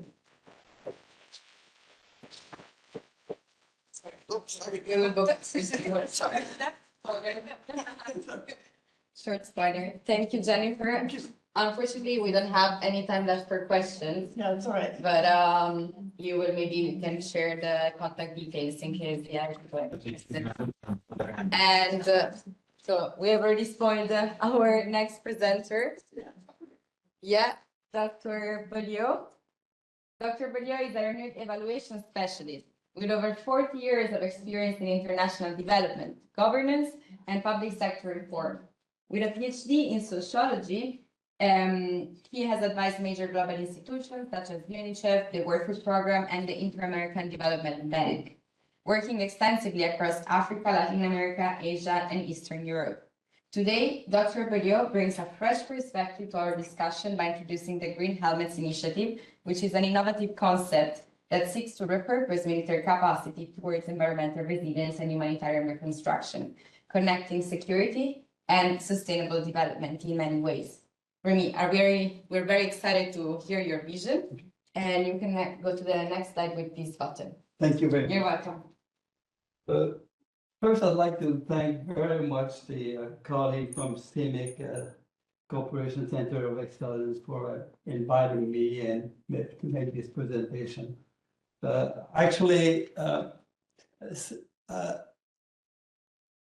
I'd like to, and second, I'd like to apologize for having a pretty wordy presentation. I will go through pretty quickly to let you make some comment at the end of the presentation. So first, I'd like to highlight the emergence of the Green Helmet Initiative. The second, I'll increase natural disaster in the world, in Canada and the world, which actually justify the proposal that I will make. Then the Canadian traditional response, and at national and international level. Then what the NATO has been doing in that area, and I'll look then present a few organizational and administrative issue of the Green Helmet Initiative, and then we'll look at the context and next step. Actually, the Green Helmet is not my concept, is not my creation. It was used at the United Nations Security Council in 2011 to widen the role of the blue helmets. Probably everybody know in the room what the blue helmets are to peacekeeping intervention. However, Russia and China opposed, so that was the end of the use of the concept then. African Union also used it for intervention in Somalia at the beginning of the century, and it lasted up till now, recently, but it was to distinguish them from the blue helmets, but they were doing a peacekeeping operation.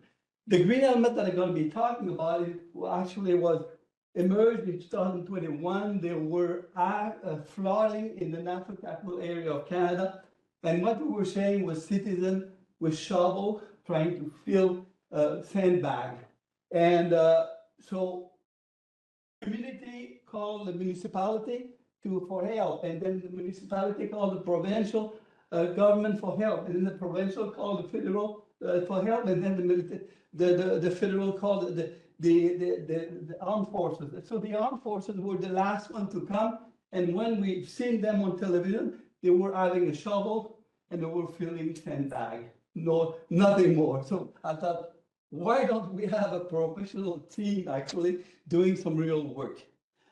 And so what is the initiative? The initiative is that eventually armed forces of the world would add to their role of security of citizens and assets in the border of the country in the case of armed conflict, to include the issue of responding to natural disaster. So many armed forces in the world are actually doing that on an ad hoc basis. But to my knowledge, I don't know if I'm Miss, I'm wrong, but you could tell me if some armed force in the world have actually integrated the issue of responding to natural disaster in their official mandate. So the initiative has two components. One at the international level to actually coordinate the work of the green element, and other at national level, because would all start with the idea of the armed forces in Canada and other countries actually facing the natural disaster that are most frequent in their own country. Like in Canada, it's flooding, wildfires, and so we don't have earthquake or tsunami, and hopefully we don't not losing, not people actually dying, but it costs a lot, and it costs more and more as the time goes on. So what I'm suggesting is a cooperation among quite a number of stakeholders. So here is a long list of potential stakeholders who would have to work in the Green Helmet Initiative, like a structure at the international level, including multilateral organizations, authorities in assisting an assisted country, because the armed forces would go from one country to another to help and to collaborate, research institution at the international level and local, military forces for sure, civil resources, because in many countries, it's still civil resources that are responsible for responding to natural disaster. Justice and security institutions, as we'll see, sometimes litigation comes up when disaster happens, especially in cross-border situations, and civil society organizations, local community, including religious groups, who in certain countries play a very important role, and certainly we should take in consideration the gender differentiated situation. So climate change happened to change everything. You know, in the past we were trying, community were trying to cope by themselves with the natural disaster, but now the quantity, scope, and unpredictability of natural disaster is being multiplied by 5 and 10 in certain regions of the world. So up till now, countries have invested a lot in preparedness, but the issue that it's unpredictable. Florida in the United States, for example, invested billions, trillions in preparedness. The last hurricane hit South Carolina and North Carolina. So actually, not only should there be investment in the preparedness, but there should be investment in learning on the response we are providing. So we need a new bold approach. Here is a graphic showing that how much the natural disaster impact has multiplied in Canada in terms of cost. Another graphic showing it for the world, and you know, if we look at the 1960s to today situation, and the number and impact of natural disaster articles multiple by 5 and 10 times. So the consequences are tremendous, according to Oxfam, and according to many reports that I've been reading since I initiated the initiative. Most actors are saying that time has changed. We cannot cope anymore with the resources that we were investing in the past. We need the military to come in. So I make a call today, maybe I'm going to be heard, I hope, hopefully, so that there would be more collaboration and civil society and other organizations, academic, in the context of natural disaster. We've heard about many simulation system and a war game, but now maybe we need war game in a situation for natural disaster. So that could be another field of application because, you know, avalanche is not like a tornado or earthquake is not like a tsunami. So we have to learn how to respond to each and every natural disaster that happens. So Canada, unfortunately, very badly equipped, as I said, the responsibility to respond is spread among municipality, provincial, federal, and the army sometimes comes in or not, it depends on the volunteer of the authorities. The resources allocated here, there are quite many numbers, but what I want to stress that the resources allocated are minimal compared to the scope of the impact of natural disaster in Canada. Canada has an experience in the past. We had a disaster assistance response team. There was an evaluation in 2013 saying they were doing an excellent job. Now, DART in the last 5 years have not been involved in assisting in natural disaster around the world. So, is there resources available? According to NATO, Canada should invest 2% of its GDP. It invests only 1.37% of GDP. So if Canada was responding to the new NATO target, it should invest $15 billion more in terms of defense. Canadians are really reluctant. If you tell them, you know, we're gonna buy new F-35 to replace the F-37 plane that we have not been used and are not usable anymore. But if you tell them, we're gonna invest in defense to help you cope with natural disaster and help the world cope with, then I think Canadians would very much support that. In international assistance, for example, where Canada has been investing $15 billion, it should invest 30. So there's a potential to respect the OECD target of 0.7. So there's a potential investment of $15 billion there. The role of military in natural disaster, as I said, many do it on an ad hoc basis. But when I look in literature, I could go back to the 60s, 70s, and 90s to justify the value added that military could bring to natural disaster. So the good news is that the NATO definition of expenditure in defense include natural disaster. If expenditure for operation, mission, engagement, and other activities are appropriated under the defense budget, they are included in the NATO definition.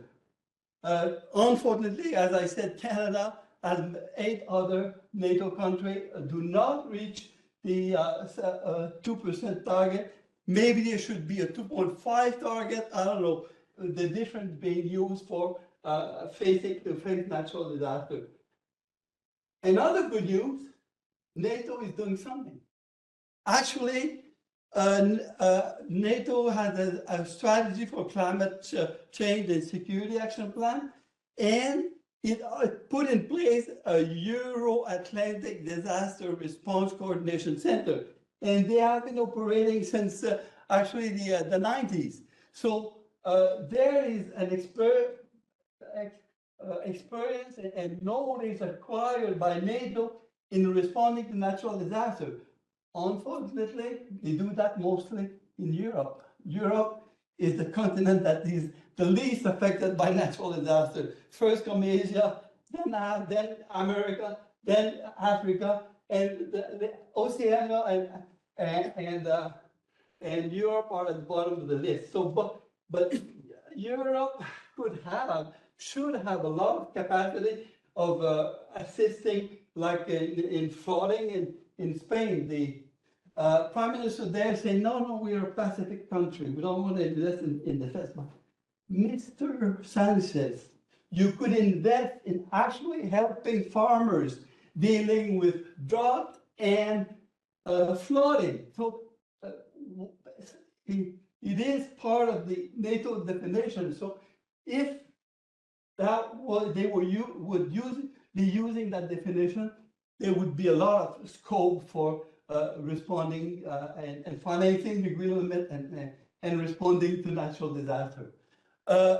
A few organizational administrative issues. First, there would be need for an international institutional setting. The Blue Helmet already had it somewhere, a coordination body in the UN. There should be, in my view, one for the Green Helmet.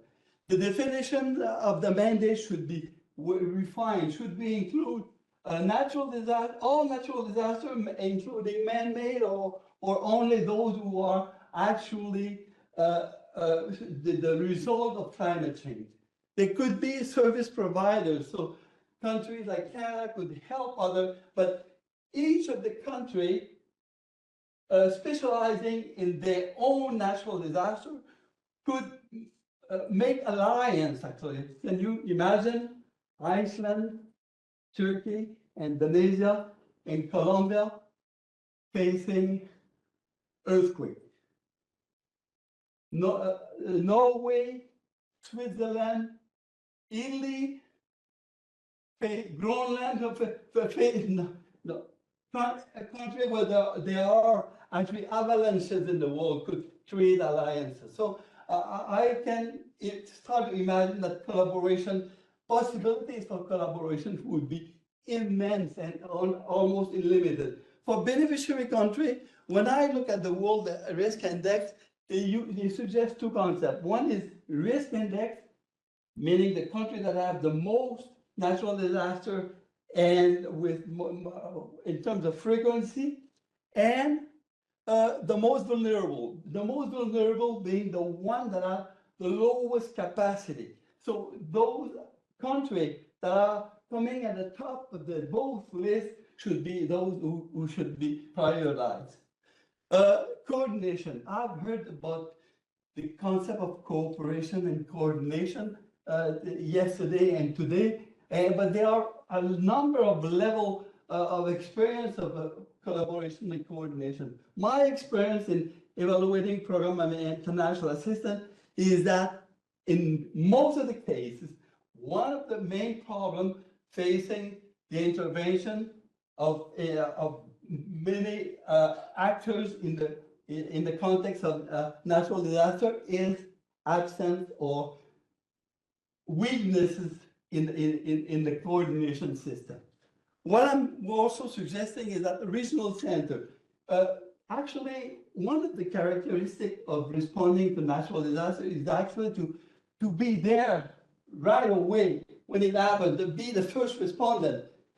Hundreds, thousands of lives and an important asset can be lost if you're not the first, or if you're the last one to come. So the idea would be that the regional center could be put together, let's say in the Caribbean for tornadoes, in Southeast Asia or in Middle East for earthquake, and Southeast Asia for tsunami, monsoon, etc., etc.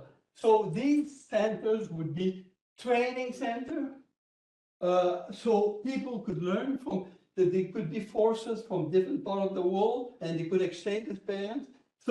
And these centers would be equipped with the information and communication technology, the top notch, because the unpredictability is one of the main issues.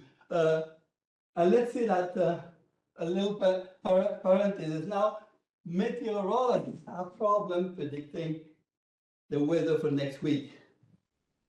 What about the next tornado? About, they are sometimes on television, they say, using the US model of prediction, would be the course. If you're using the European model, this would be the course. But, we need a lot more information and research in terms of preventing natural disaster. May I, a little parenthesis on the issue of litigation and mediation. While preparing or making research about this proposal, I met Honorable Judge Louise Otis, who's actually head of many mediation tribunal at the OECD and even at NATO. So she convinced me that eventually such green element forces would need to have a mitigation team to actually face problem of litigation that may happen in the context of a natural disaster. So I would like to take this opportunity to thank her for the support that she has provided me, and now that she's been quite involved in the task force actually of this initiative, and she's helping me with proposing a number of contacts that we could make for this initiative. What is the context appropriate for such a proposal? Unfortunately, there are good and bad news. One of the good news and bad is that natural disasters are increasing number and in fact increasing tremendously. So there has to be something to be done. NATO has acquired an experience, and that should be shared with the rest of the world. We have a new leader in Canada. He was head of the central bank in Canada and UK, and he was assisting the United Nations to bring the finance sector into the climate change agreement at the international level. So maybe he could lead this initiative. In Europe, recent discussions have taken place in strengthening the defense, and this could be also a positive.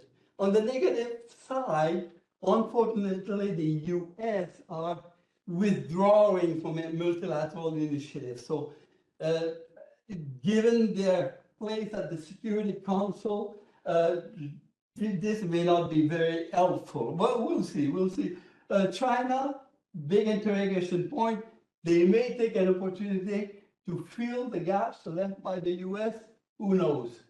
So next step, I think the initiative for the time being is all by myself and Judge Wizardis, and we're trying to promote it around Canada and the world. So there is this need for an institutional setting. Should the Civic Center be that place? I don't know. There's no commitment up till now. Maybe after my presentation, they will say present. So the IUCM that I've mentioned, the International Unit for Climate Mediation, could be undertaken together with the Green Helmet Initiative or separately, depending on the circumstances. I'm trying to set a Green Helmet Initiative task force. In that task force, we need people specialized in humanitarian assistance, climate change, many fields of activity. I'm not an expert in all these fields myself, although I've accumulated 30 years of work in international development, but this is very specific. And I'd like anyone who would be interested in collaborating and providing complementary information, you could contact me. You have my email address there. And let's say that for the following step, contrary to the use, I may not be ready to answer questions because this is all in the making. But I would very much appreciate comments about how this proposal could be improved, how it could be put in place, what are the actors who would be most appropriate? If all those who are developing war gaming and simulation were actually considering putting in place natural disaster simulation, you know, I would say the door is wide open. So thank you very much for listening, and hopefully you'll be part. You'll say someday, "Oh, I met the guy, the green helmet guy, when I was in the NAG a couple of years ago." So you would say that. I hope this will become a more practical way of providing a platform for collaboration and an umbrella for the world and to protect the most vulnerable. Thank you very much.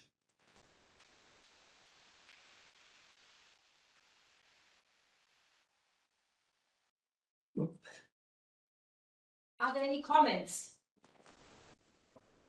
So in terrorism academia, counterterrorism academia, in the past 15 years, we've seen that this idea emerged, that most civil wars and intrastate conflicts that we've had, Mali, Syria, so on, have a big climate change element in them as well, mostly droughts. Like we spoke more about earthquakes and tsunamis, but mostly droughts. So what I want to know your opinion is, like, if we have green helmets, is it possible to deploy them alongside in armed conflicts as well? Or do you envision it as a separate thing altogether? Yeah, actually, I see it very much as a separate entity. Because the 2011 proposal was to transform the blue helmets into green helmets at some point in time, given the existence of natural disaster in zone of conflict. But actually, and it did not work then. It was opposed. So that's why I'm suggesting a whole new approach whereby green helmet would be a separate entity, because the issue at stake are so different. You know, we're talking of earthquake and tornadoes and you know, all sorts of natural disasters. So the blue helmet are not equipped for that. I remember looking at the INT blue helmet. There were, I think, 15, 30 countries providing one person. You know, no. In the case of the green helmet, you need a contingent, a division of people organized, able to work together, communicating together. Language would be a very key important element in the center, regional center, and learning, because when you act in the context of emergency, there's no fool around to look at your cell phone or how to translate what the person in front of you is saying. You know, you need to understand each other. So cultural understanding and languages would be very important. So that's why all of these elements militate in favor of a separate entity promoting and supporting the green helmets. I'm just wondering, or maybe playing the devil's advocate here.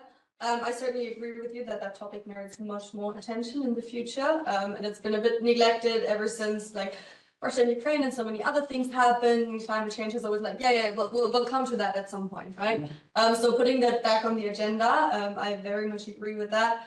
However, I'm wondering how much good would it do to create another entity to take care of an issue like that? Because I feel like, well, first of all, climate change, natural disasters, they transcend all kinds of issue areas. You basically need a sensitivity and capabilities for that within the military, amongst humanitarians, amongst businesses, and so on and so forth. Like it basically transcends all those traditional boundaries. So I wonder whether one single entity can cope with that. And the second is, isn't there already so many organizations out there who are doing that? Like I just thinking of the Germany example with the Johanniter and non-governmental organizations, but also national disaster relief organizations and so on. Like, isn't there maybe another way to channel those competencies just a little bit better and coordinate them rather than putting up yet another umbrella? Actually, I have a secret element in my project. It's not in my wallet. But like the colleague who made the presentation this morning, I don't have a list of ministers. In Canada, we have only one. We have one prime minister who was recently elected, who was head of the Bank of Canada and UK at some point, and who was, appointed by United Nations. And one other thing is that Canada is eager to get a seat at the Security Council. So what I'm trying to do is I'm trying to convince him to actually make the proposal. So even if US, Russia, and China oppose at Security Council, he would have I think, the backing of the world. And he would get a seat to Security Council, and then he could make the point in our view. And your question is important. Is there any possibility of going and doing something like that despite Russia, China, and US? Would be difficult. That's why I'm knocking at the door of NATO now, but at some point in time, maybe another institution, civil society or university could promote the idea. Can it be put in place without major support from international, I don't know. I don't know how we could proceed. If anyone has a secret asset in their pocket to actually promote the idea, this would be welcome. So I have the same concern as you do. And is it possible to have a new institution, a new platform for cooperation? Can it be done only on a voluntary basis? All those who are ready to collaborate, creating the alliance that I was mentioning, maybe it could be. This is not the initial concept. The initial concept is that we saw a platform at the international level with national entities collaborating, but maybe it could work without that one node, hub, that not one hub. Thank you, Remy, very much. I think we're running out of time, unfortunately, but it's nonetheless a very interesting and, however, also very urgent topic you address. I would suggest, as we have already a couple of comments and questions for you in our online chat, but due to time pressure, I'm sorry, we would like to collect that and send all those questions exactly to your address if you're not doing that already. So please apologize for not addressing your questions, but however, Remy, thank you very much. Right, so talking about time pressure, I would like to welcome our next speaker. It is a pleasure to introduce you to Riccardo Pastore, an Italian expert in intelligence analysis, OSINT and CIMIC, with a focus on cyber warfare and hybrid threats. As an independent researcher and a lieutenant in the Italian Red Cross Military Corps, Riccardo bridges academic insight with military experience, strengthening cybersecurity awareness across sectors. Today, he will share key lessons from major cyber incidents like WannaCry, SolarWinds, and Black Energy, and discuss how CIMIC actually can build greater resilience against evolving digital threats. So please join me in welcoming Riccardo Pastore for his presentation.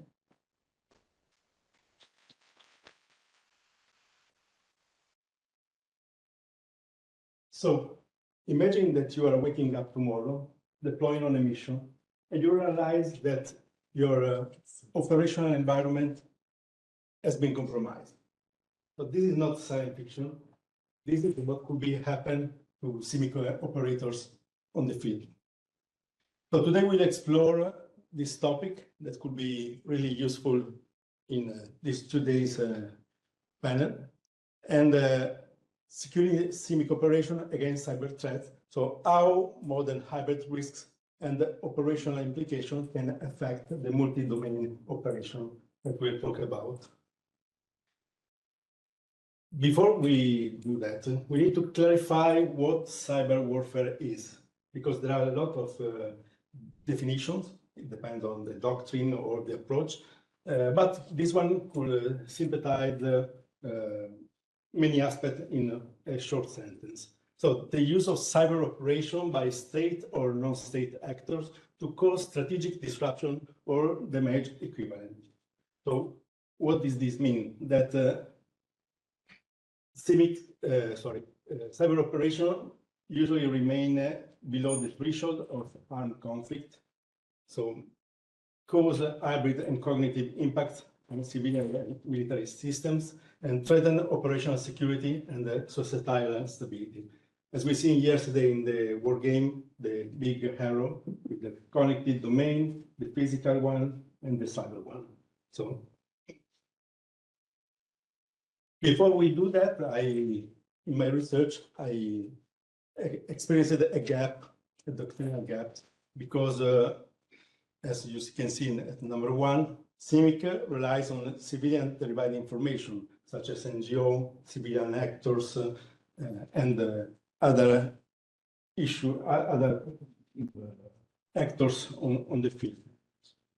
And about number 2, NATO doctrine clarify in a really specific way that CIMIC is not an intelligence collector channel, and what they do is on the ground, talking with people and institutions and so on.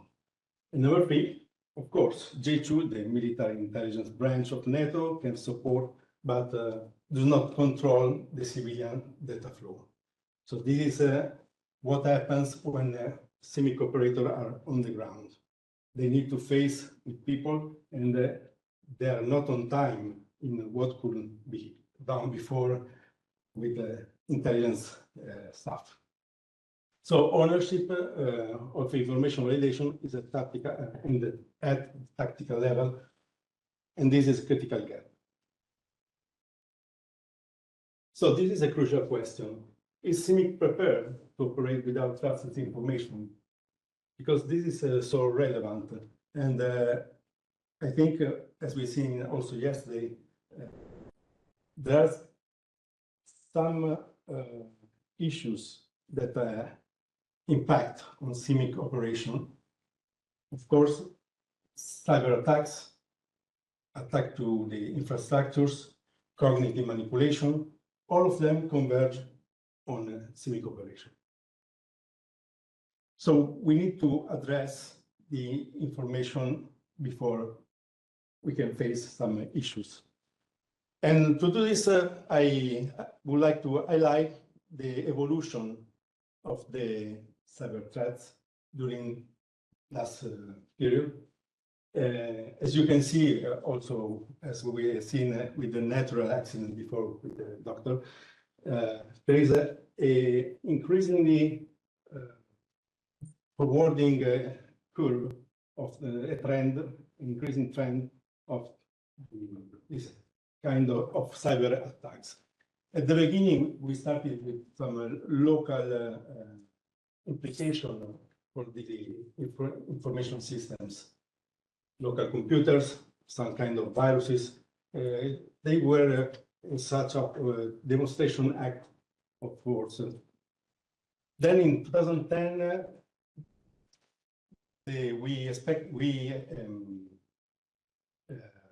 we managed the weaponization of cyber tools.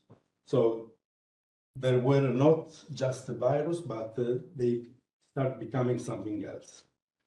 For example, maybe most of you heard about the Stuxnet virus in Iran. Then in 2015, we faced an operational disruption scale. So another level of attacks, another level of targets. For example, in the UK, with some hospitals were infected by this ransomware virus. And then what is important for CIMIC is the second impact effect, not the cyber effect, but what the civil actors can face with this kind of attacks. Then in 2018, we reached the strategic targeting and the cognitive manipulation. So another level, we are talking about the supply chain attacks and so on.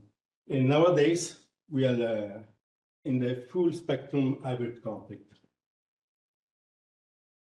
We can say about 2025 that there are three main vectors. So autonomous AI-powered malware and botnets, for example, real-time deepfake insertion during live presentation, attack to civil military digital infrastructure, as we've seen in the previous slide, telecommunication, energy grids, logistic networks, water supply, healthcare facilities, and then targeted disinformation against NGOs and civil protection actors, where the trust is a foundation. So the impact of cyber threat now converges to the entire civil military decision cycle. The decision cycle itself is now a target. And it creates a blended hybrid risks that saturate the information environment. Yesterday, we were talking at lunch with some guys about the manipulation of the information, the bubble. So modern CIMIC operation depends on a fragile digital infrastructure and unverifiable information flow. This is a crucial topic that we need to address, because without validation, coordination, and legitimacy will collapse. Another point that we already discussed yesterday, the 85% of cyber and space infrastructures are managed by civilians. So this means that when a CIMIC operator goes on the ground, they need to match with this kind of stuff, this kind of infrastructures.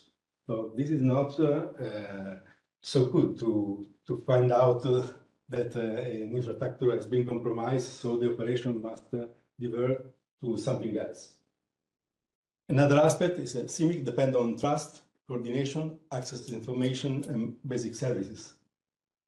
Also, these 4 points are really important. And then cyber attacks now directly affect civil military liaison effectiveness, continuity of humanitarian support, and the perception of legitimacy in the area of operation. So cyber and hybrid threats are already shaping this new battle space. Resilience depends on how fast we integrate awareness into action. Because I would like to stress the concept, this is where everything converges on CIMIC operators. So this is my research from 2023, published by the Italian Society of Intelligence in 2024, where I studied some cyber attacks, not only in terms of what happened in terms of information technology, but also the effect produced in other fields. So I apply some structured technique of analysis in order to understand the impacts in terms of social aspects, technological aspects, political aspects, and so on. So like a pestle analysis applied to these things. What is really interesting, but there are some points, some common points that will be shareable among this kind of attacks. And today we will explore only 3 of them. I think the most relevant for CIMIC operation that are black energy, WannaCry, and solar winds. So black energy is related to the what we call the operational technologies. So if you have at home your digital system that can light on the lab, in an industrial system, there is something similar. So you can attack an infrastructure by sending some malware or something else. And then this virus infect this particular kind of technical cards. It's called SCADA systems, or another name, but SCADA maybe is the most common. And then it propagated the effect on, in this case, it crippled the energy grid in Ukraine. So the impact was on civilians, not only on military issues, facilities, but most on civilians. And as soon as we talk about cyber warfare, we were not aware about the actors because they stay below the threshold. After years, with some kind of investigation, they reach the root cause of the nation that raised this kind of attack. So what are the implications for a CIMIC operation? Integrates cybersecurity awareness into humanitarian logistic coordination. Because cybersecurity is a fundamental part of the multi-domain environment, along as land, sea, air, space, cyber, and the human factor that is transversal. WannaCry in 2017 was a ransomware attack that spread all over the world by affecting some computers. And also here there were some system that has been compromised related to civilians, healthcare facilities, transportation, and so on. Why is it important for CIMIC? Develops contingency plan and the resilience strategies to ensure humanitarian continuity. Because if we are aware, if we can use also AI to predict, to forecast, to foresight a lot of different scenarios, we are able to predict and to manage contingency plan. And then solar winds in 2020, that was it could be considered also an espionage attack because it affected the supply chain of this provider in the US. But this provider in the US is the one that spread this updated software related to some kind of information technology protection, and then they get control of everything, the whole system. So it was invisible at the beginning. They maybe exfiltrate some data, but then it disrupted other stuff.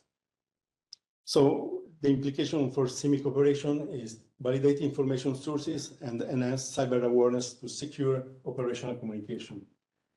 This means that we need to know the whole supply chain, all the actors. We have to map the actors alongside the supply chain in order to understand procedure, processes, and what could be the aspects of this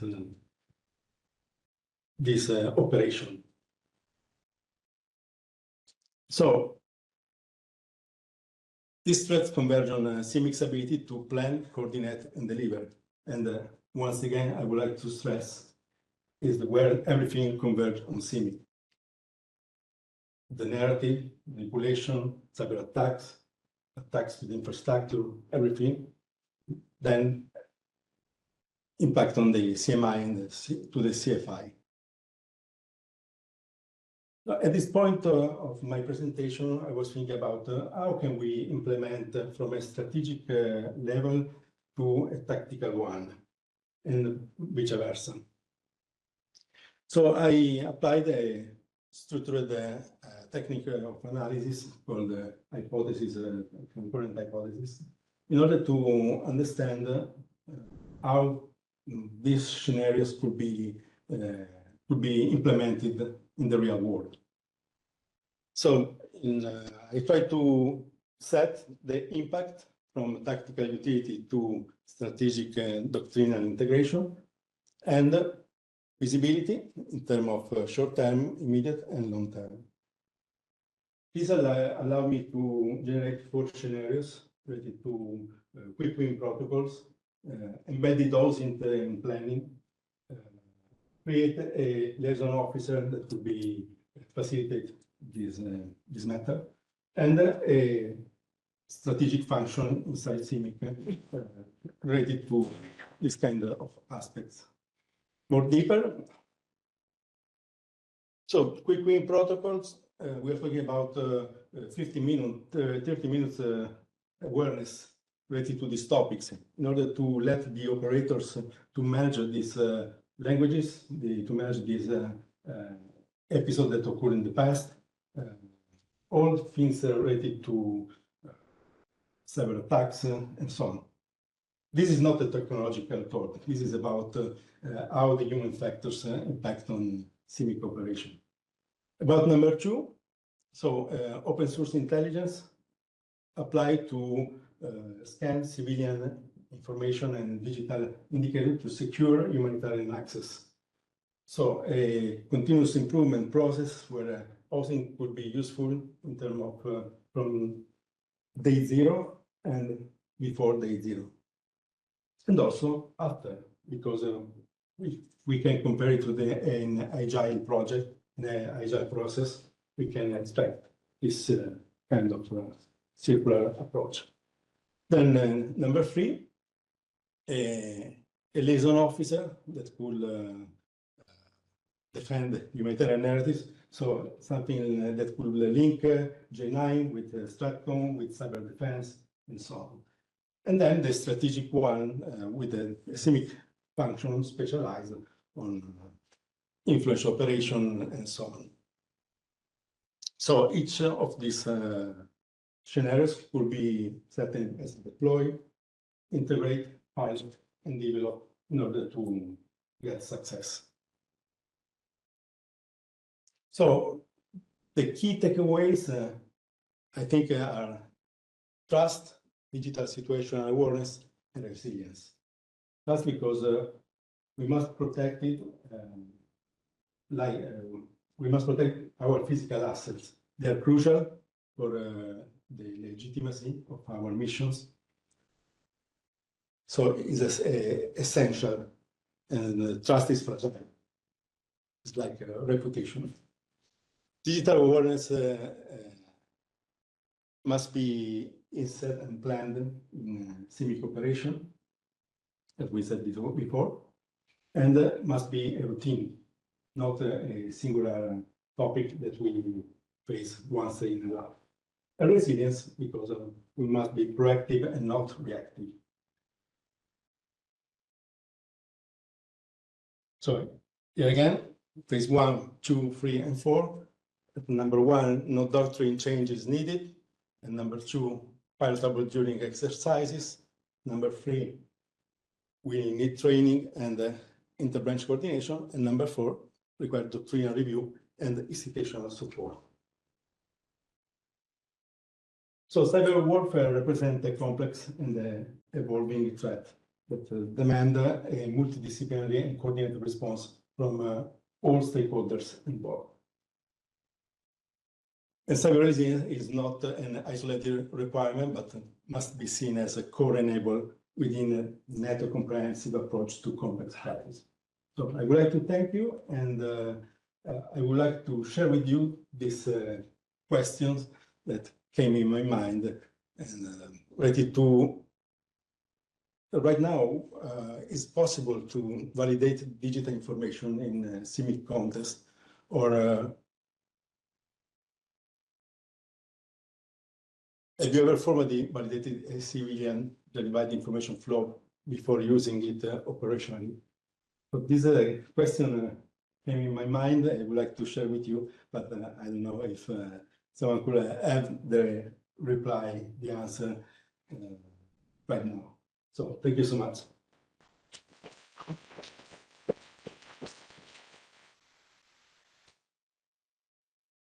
Thank you, Ricardo. Maybe there is a time for one question? Yes. Or a comment from the audience? I see some comments online, so feel free to speak up.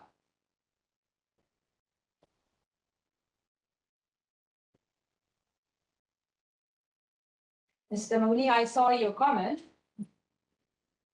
Yeah, I'm going to save my response karma to the closing comments. Okay. Then, if there But are if no one's going to jump in, then, and this is actually a really short one for me, which is rare. One of the issues that you brought up was information vetting. And for example, quality control of reports from civilian or non-military provenance. Could you speak a little bit about a little bit more about that? I've seen there is some guidance on, for example, OSINT quality assessments out there for military institutions, but I seem to have. There might be a scenario that you've investigated where a civilian source threat report was not integrated or acted on, and I'd like a little bit more information about that. I think that in a practical way, what we need to understand is the narrative that is going on among the civilians. So we need to verify. We have all the instruments right now to verify information, narrative on TikTok, on Twitter, X, or other social network. We also can talk with people in order to understand their real goals, what they want from us in terms of CIMIC operators. So this kind of things right now could be prevented and studied and understand before we move on that scenario in that mission.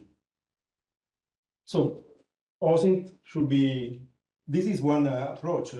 The four scenarios is just maybe the first one that came in my mind, but there could be also other kind of tools also that could be set up in order to face this kind of things. So OSINT is a technical approach, because with OSINT we can say that we are part of the intelligence cycle in terms of understanding that environment, that resources, and then everything ready to that mission. So this could be an approach. Thank you, Ricardo. So I hope this answered the question. And we should now go to our last speaker. So thanks a lot again. Thank you. So we're almost coming to an end, but we have one last but not least presentation. And I would like to introduce you to Ms. Yule Brichard. Let me find your bio. 1 second, I was not prepared. It's okay.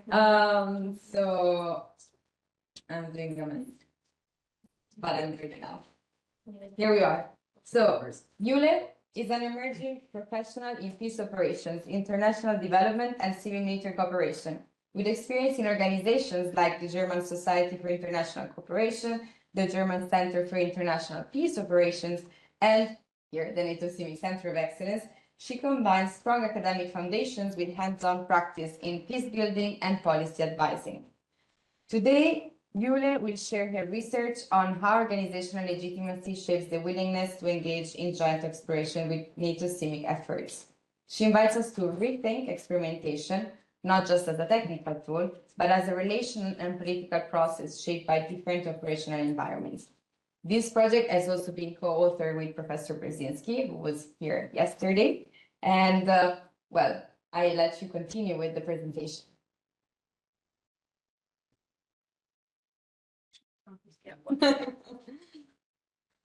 Oh, cool. So you've seen those faces already, and here we are again. Yeah, so it's the last presentation of the day before we move on to the roundtable. So I'll try to be very much to the point. Thank you for the CCOE for hosting us for this amazing event and for the presenters who have been presenting throughout the last 2 days. And it's been really inspiring. And I really enjoyed mostly the discussions on the site, actually, where so much innovation happened already. So my name is Ingrid Shah. I work as a researcher for the Technical University of Applied Sciences in Regensburg at the moment, where I focus mostly on crisis and conflict management, and more specifically on how to integrate those different instruments in the field together, basically. The paper I will be presenting today, as you've already mentioned, Eleonora, is co-authored by Markus Brzezinski, who joined the introducing panel discussion yesterday, but unfortunately could not make it today due to other obligations. So for the next half hour, you'll have to make do with just me. Our topic today is the politics of, the legitimacy politics of civil-military co-creation. What I mean by that, hopefully should be clear at the end of my presentation. Basically, we will talk about the signals that civil and military organizations send when they are working together, and how we assume this could make or break CIMIC experimentation, civil-military cooperation. So the agenda for the next couple of minutes will be that I will elaborate on the problem we've basically encountered in our research, the guiding question that has been then guiding our research. I'll introduce just enough theory, hopefully, to help explain that problem a little bit further, before we then come to some practical lessons and some practical case studies in which we explore this whole theoretical framework. Let's dive right in. Problem statement. So normally, concept development and experimentation, as it is presented in NATO doctrine, is more or less the gold standard for innovation and transformation. And Matthew, you've already shown like quite a few examples of all the great projects that come out of this. And basically how it works, well, we spot a technical gap. Ideally, we test some sort of prototype, right? We gather some data on it, we refine it, and then we decide, okay, we'll buy it or we'll bin it, more or less, in a simplified manner.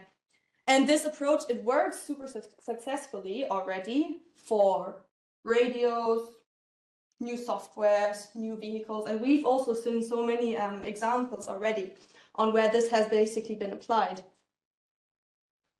Now, CIMIC is a little bit different from that. When we talk about civil-military co-creation, which is the term that we basically introduce in our research just because there is no definition yet for CIMIC experimentation. It seems like quite a broad term. So we try to focus on CIMIC co-creation, which means that basically organizations, they jointly transform and innovate together rather than in their own organizational silos. And in CIMIC co-creation, we're not testing just a gadget, usually, but we are more or less focusing on a relationship, right, between soldiers, between humanitarian agencies, between private contractors, local authorities, you name it. And so in this context, the moment basically you run a joint project, the moment you co-create, you kind of announce to any donor out there, any stakeholder out there, any media outlet, national governments, hey, these organizations, us, we stand together, like we can be associated with one another.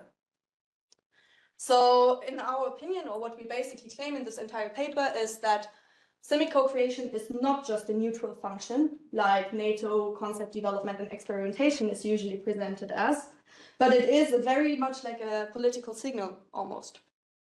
And the problem coming from that, and problem, don't take it as a negative thing, it's just something we used to say in academia when we discovered kind of a puzzle, or the big question basically, is that we think you cannot simply extend basically the lessons from normal NATO CD&E to CIMIC. Like we think that the transferability is limited, or at least needs a few factors to be taken into account, namely legitimacy considerations. And from that comes our research question, asking when and under what conditions is CIMIC co-creation feasible and desirable by the actors involved. Quite a small question to begin with. To basically tackle this, we did what researchers do a lot. We read a few papers and a few more papers from different disciplines, different sciences, and basically came across the theory of relational legitimation. For relational legitimation, I'll dive into that now, but basically 3 big building blocks matter. First, it's institutional complexity, which provides the backdrop against everything that's happening. And then we have legitimation as a practice, and I'm sorry, I will mention legitimation and legitimacy a few more times, and it's quite a different word to say, but yeah, anyways. And then the last building block of this whole theory is the contextual factors, or the context dependence, basically. And no worries, I will merge all of this into like a more simple picture, which we call the legitimacy scale, so you can actually follow what I'm trying to tell you throughout this presentation. So institutional complexity. Since World War II, we've seen quite an organizational turn in world politics. And in this landscape, usually, and most practitioners of you will know that, mandates overlap, both geographically, but also functionally, oftentimes. This is something that in academia we call a regime complex. It's basically like a networked, adaptive, fragmented complex of different institutions working, hopefully mostly together, but without a clearly established authority. In practice, or in policy, policymakers, they have tried to grasp this complexity by introducing so many policy concepts. Comprehensive approach, integrated approach, the humanitarian development peace nexus, you name it. And CIMIC also kind of lies in this very like organizational background, right? No matter what we call this, basically what matters is that every organization working in the crisis conflict management, they are embedded in a very complex net of cooperation and competition with other organizations. Now, against this background, organizations, they do want to stay relevant, right? And what does relevant mean? Well, they want to stay legitimate. They want to be perceived as the rightful one to act, because that's basically their currency. That's what gives them authority. That what gives them material resources. If they're not perceived as a legitimate organization, why would anyone waste their money basically on them? So preserving someone's legitimacy is quite an imperative in an complex institutional environment. How can legitimacy be acquired? Scholars, they name mostly 3 ideal type ways of doing so, by focusing on input, process, or output. And happy to dive more into that because I've just been finishing my thesis on this topic. But generally speaking, input, or let's give an example, the European Union. They might not be known as the fastest boots on the ground, as the fastest decision makers, which would relate more to output legitimacy, but they claim to be legitimate because they follow democratic processes, as long as it might take. So they are more focused on the throughput or input side of things. Apart from that, and that's quite new in organizational studies right now, is relational legitimation, because as already established, organizations, they do not only operate in their own silo, but they are embedded in this network with other organizations. So basically, relational legitimation says that organizations, they can also gain legitimacy by deciding whom they sit next to or whom they try to rather avoid or distance themselves from. And that brings us to the legitimacy scale that I tried to illustrate here. Don't mind my graphic design skills, please. So basically picture an old-fashioned scale, right? where we have on the left-hand side functional gains from associating with one another. What can that be? Well, shared resources, pooled expertise, mutual political cover.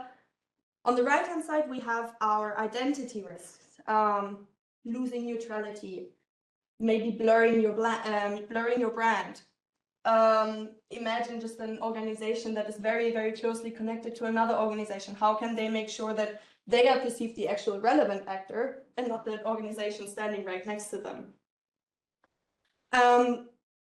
And so relational legitimation basically suggests that if the left pan, so the functional gains side is heavier, then organizations will pursue closeness to one another. And if the right pan, so threats to organizational identity, weighs heavier, then organizations would rather opt for dissociation from one another. How would that look like? Well, association means joint projects, public statements together, maybe shared reports.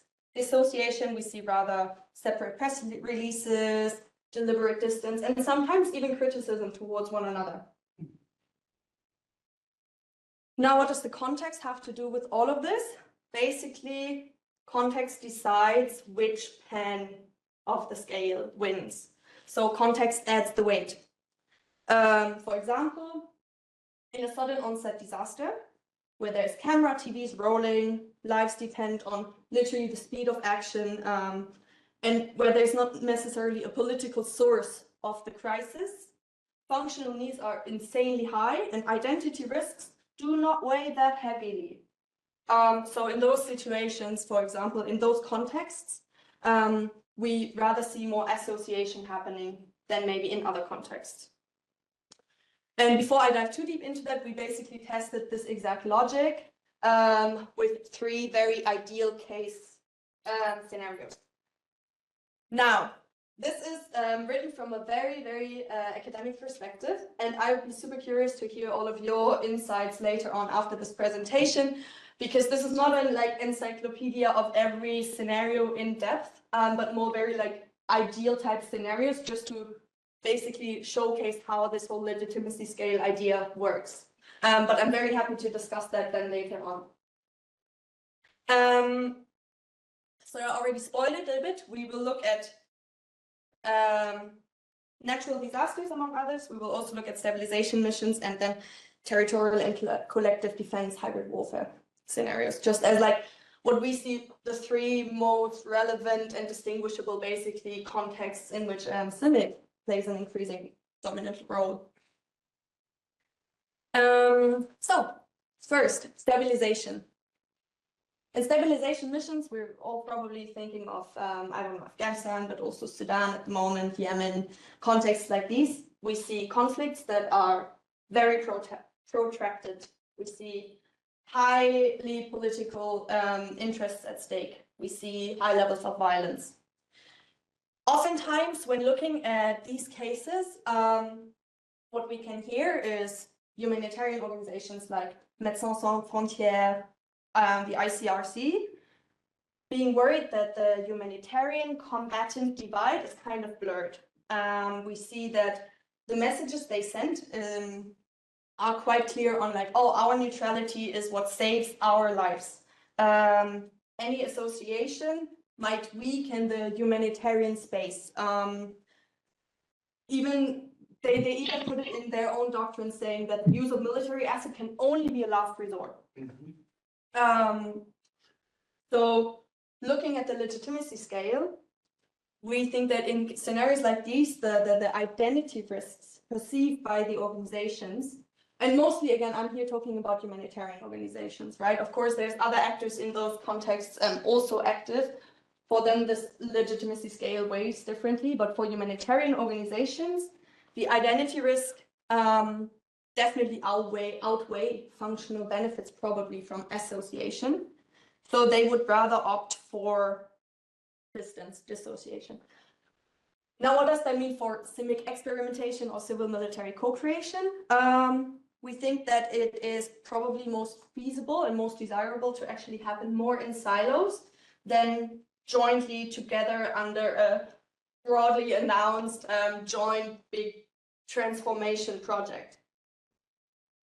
So maybe CIMIC branches, they might develop their own capabilities within the organization, and then NGOs, they test their own separate tools basically, and they very seldom, run a fully joint co-creation process together. Now, in natural disasters, for example, Haiti 2010, we see quite a contrasting pictures. What do we have here? For example, Haiti, we saw that after the earthquake, the port was destroyed, critical infrastructure was destroyed, aid could not reach into the country, right? So very, very quickly, I think US Navy and UN Logistics, they basically joined forces and created a joint offload logistic hub to bring aid into the country. And when reading about these missions, no one was really worried about that their neutrality was too compromised or anything, that the identity risks did not seem to be that relevant, actually. Rather than that, success was more measured in like actually the tons of water delivered, and so on and so forth. So, or nowadays, we, for example, see it with the EU Civil Protection Mechanism, they just started trialing like a joint barcode system to better coordinate logistics between NGOs and the military. So in natural disaster contexts, we believe that, looking at the legitimacy scale again, functional gains, they do outweigh identity risks. Again, simplified, right? Like I'm speaking in heuristics right now. Of course, it's not always black and white, and there's multiple gray zones that we have to navigate in the end.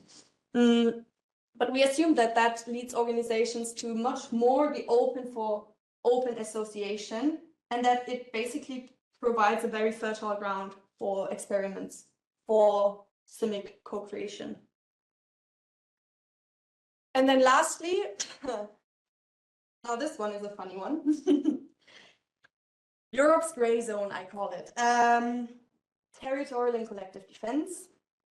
I'm now speaking before a full-on Article 5 scenario, yeah?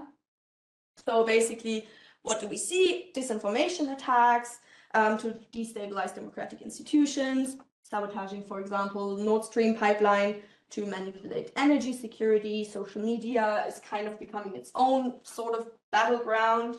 And we see that there is a high need for militaries, for example, collaborating with private sector on cloud services, private sector cyber forensics, to tackle disinformation, to basically fend off attacks in the cyber domain.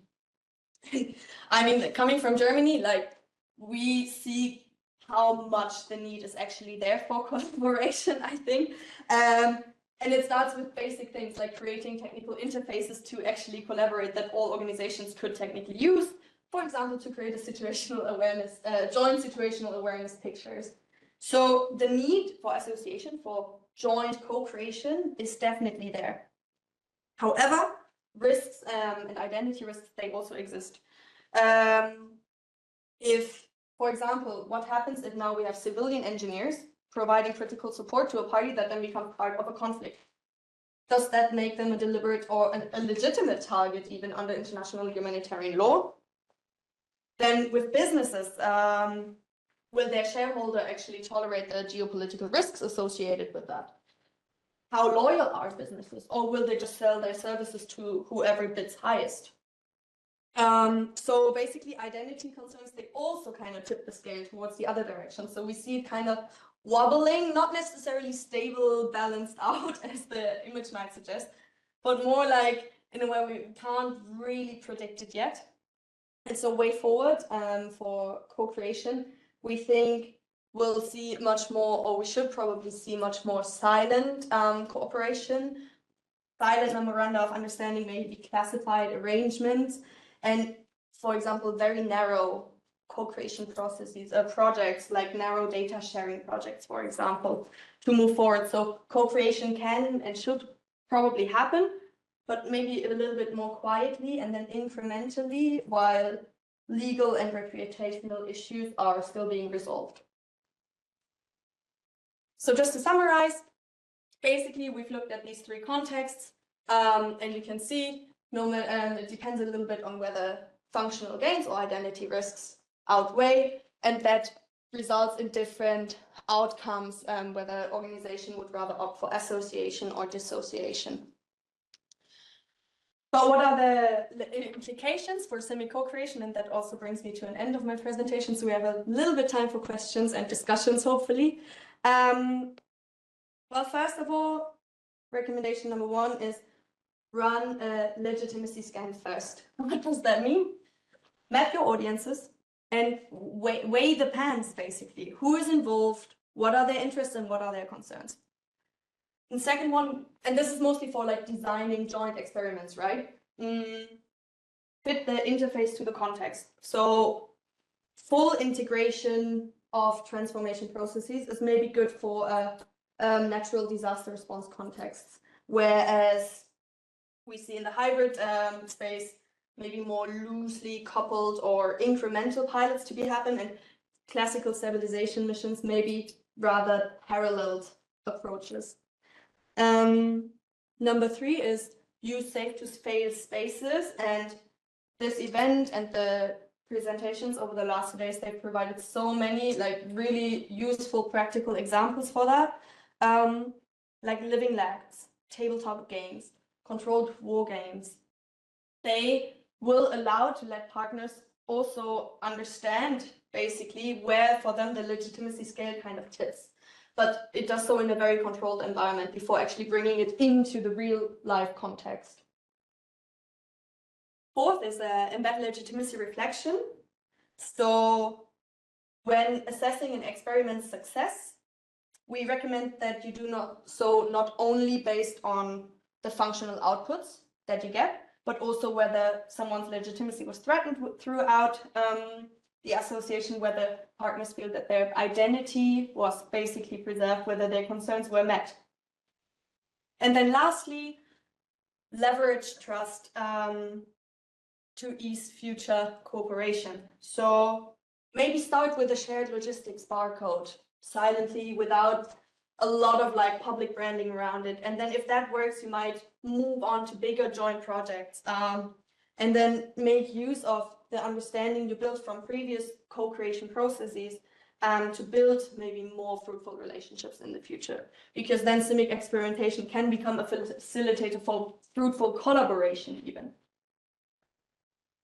So the bottom line of all of this, and maybe the key takeaway I would like to hand to you, is treat legitimacy as a design variable, not just an afterthought in your experiments. And then we can hopefully design CIMIC experiments or co-create in a way that will be technically sound and useful, but also politically sustainable to all the participants involved. And with that, thank you for listening. I'm very keen to hear how the scale basically matches your experience and to get into discussion, because this paper is a work in progress. So yeah, thank you so much. Not yet. We have time for a couple of questions. Yes, please. I'm old, so when that's not. I'm educated in a humanitarian mission. You have the Oslo Convention, I think it was from the UNHCR, where we have the bridge truck cookie principle. Is it still actual? The what cookie principle? Well, you have bridge truck cookie. Bridge means you can create infrastructure. Truck means you can do logistics. Cookie means you can give, you can provide food.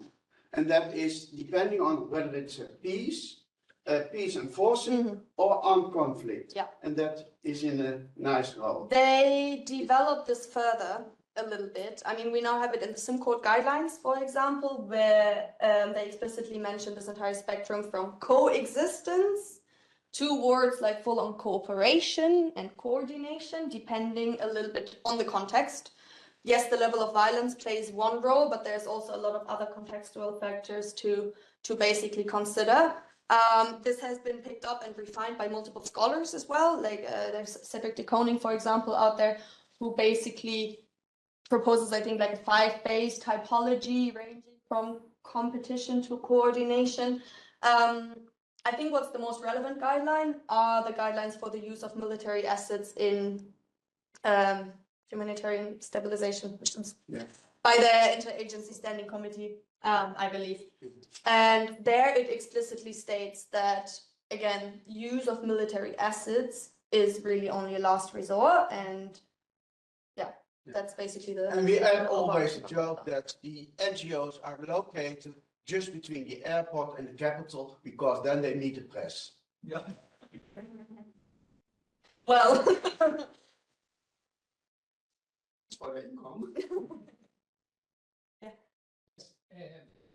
I find this kind of studies really. I have a question anyway. How much rigid you think are the definition and the domains that you have found to your research?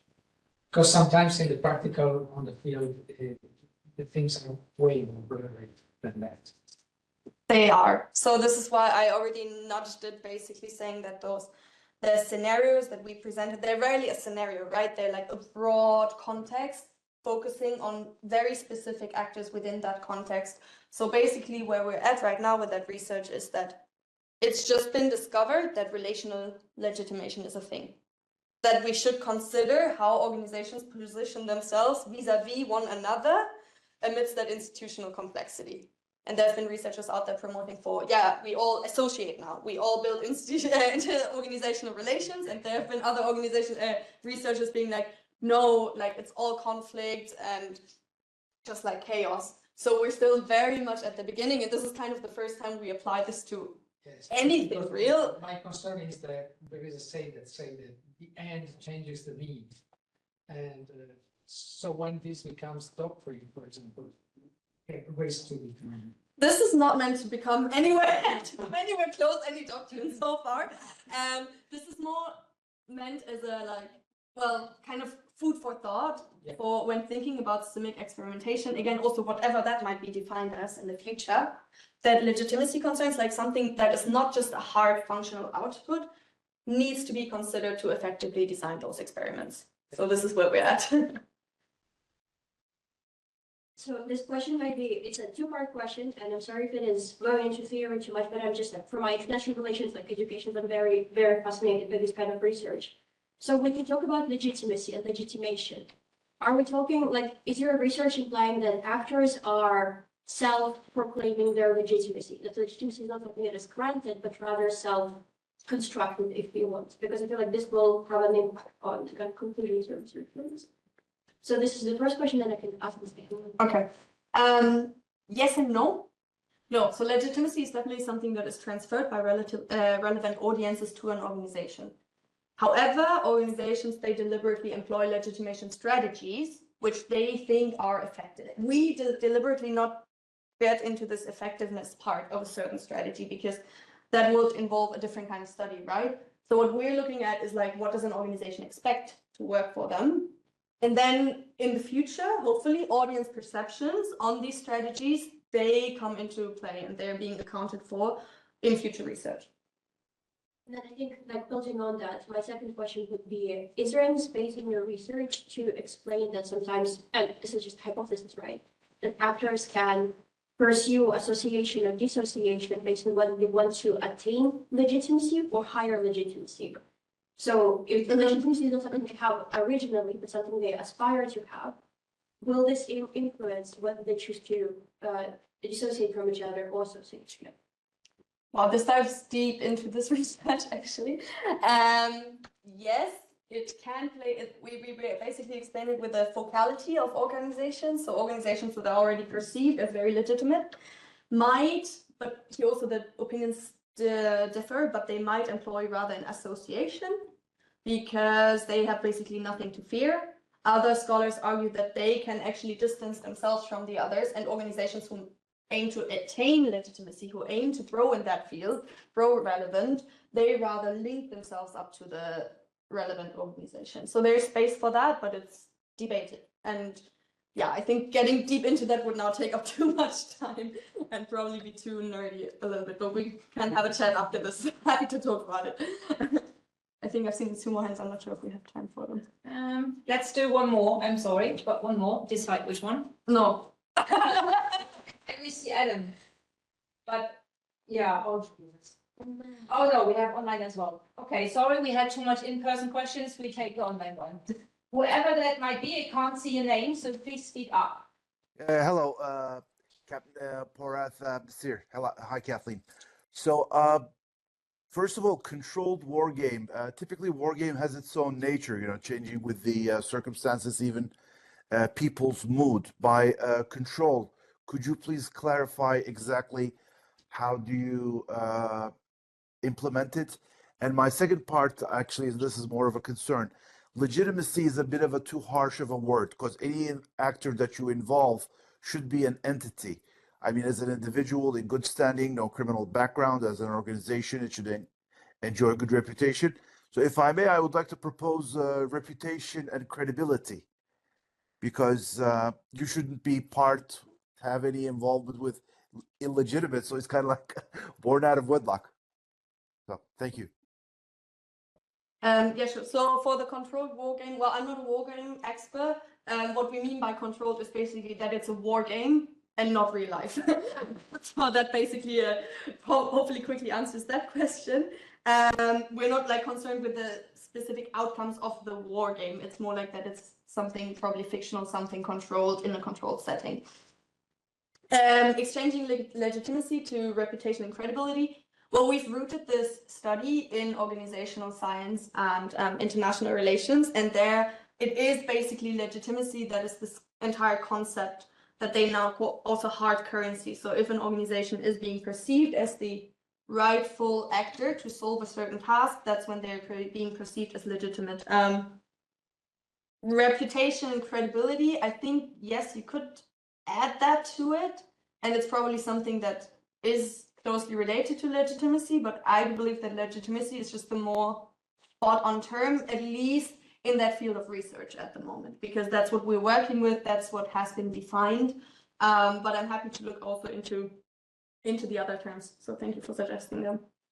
Thank you very much, because it just creates a bit of a legal red flag. That's why, but I didn't realize that there was an emerging theory in IR. Thank you. Great, thank you, Judith. Very inspiring, and thank you all for the questions. Yes, that is mine. No, this is yours actually. So thank you for the questions. And again, I'm sorry if you still have questions and you would like to address them to Jule. She is here, and we coincidentally have a break now. So please feel free to contact her or our online audience. Get in contact with her via email. We will publish everything once we will finish the acaCIMICs. So, but without further ado, we will do a break now, and then we start with our last point for today. In 30 minutes. In 30 minutes, right. Yeah.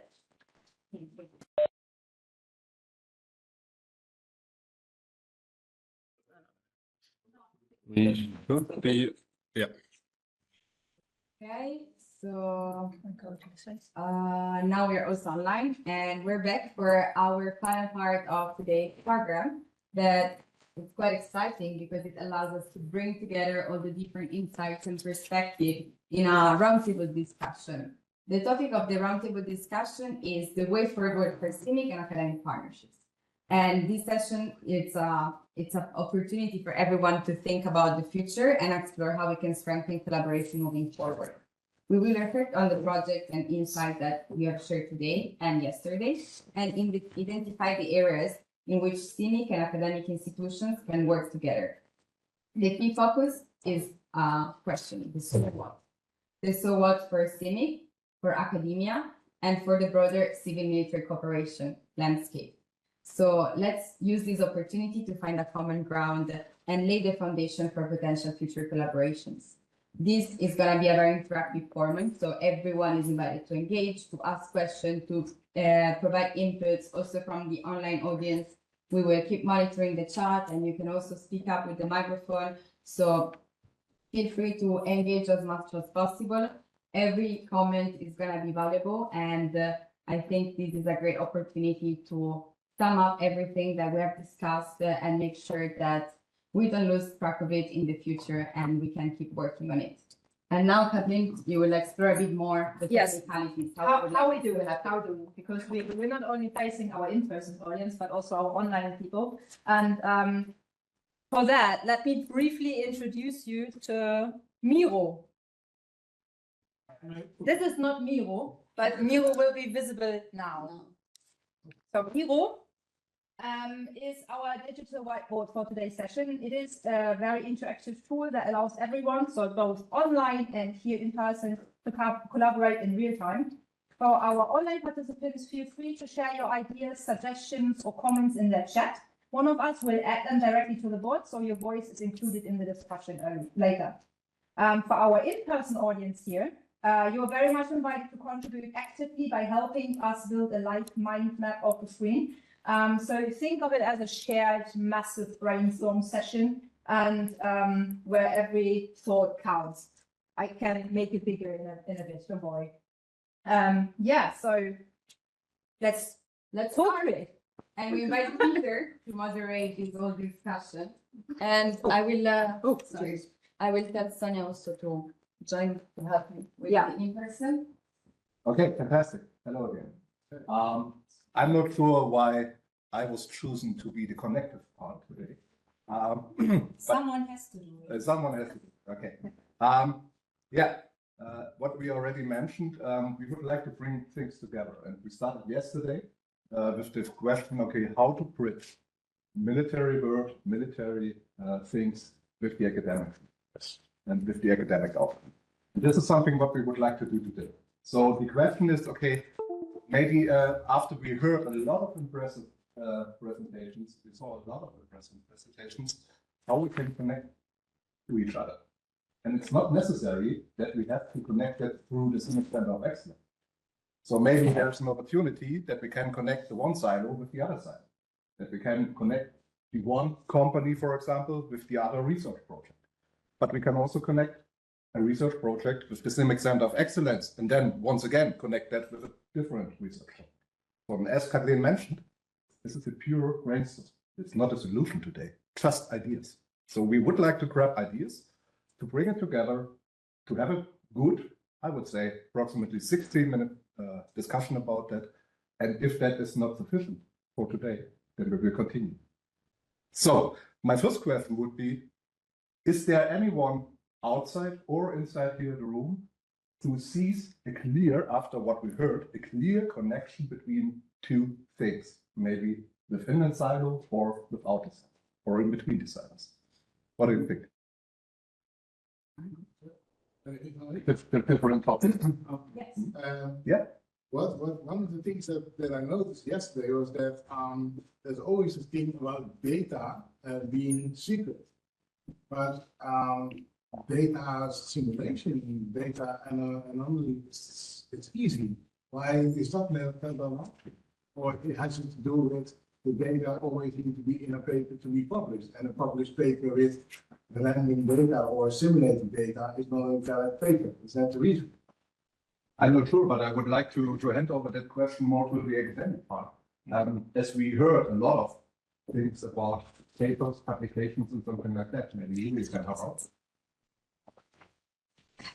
I wouldn't even say that it's that secret. It's just a long process, and we try, because we've seen it now in the discussions, right? Like we're in the theory development stage, and then we present it to an audience, and then it's like, oh, but this and that, and there's so many nuances and gray scales to it. So it's usually quite hard to, I think, bring the academic debates towards the outside world, just because in academia we're very much about like, I will not make a clear-cut decision on something because the world is not black and white, and we want to be correct with that, right? So it's oftentimes not that applicable, I'd say, or it's just hard to answer the so what question directly without then being like scrutinized again in the academic world for using too many heuristics and stuff. So I think it's not about like secrecy of data, but more about like how can we translate it.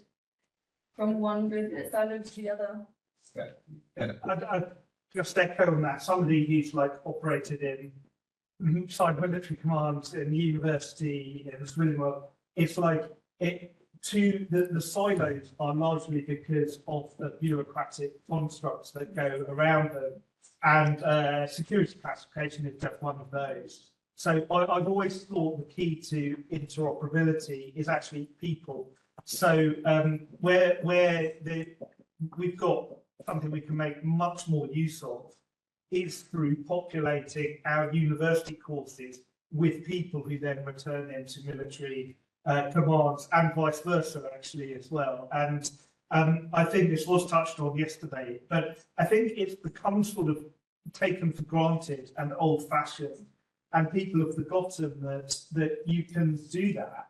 And by having people have the experience of benefiting from academia by learning from it, they take that attitude and that knowledge back into the military, but they are then proponents for engagement with academia and with CIMIC more generally. So I think attend to the structure before you attend to the bureaucracy, I would say. And then the way we work together will form itself around the facts, rather than us trying to impose theory on that isn't military doctrine on military officers is quite difficult thing to do. Thank you very much.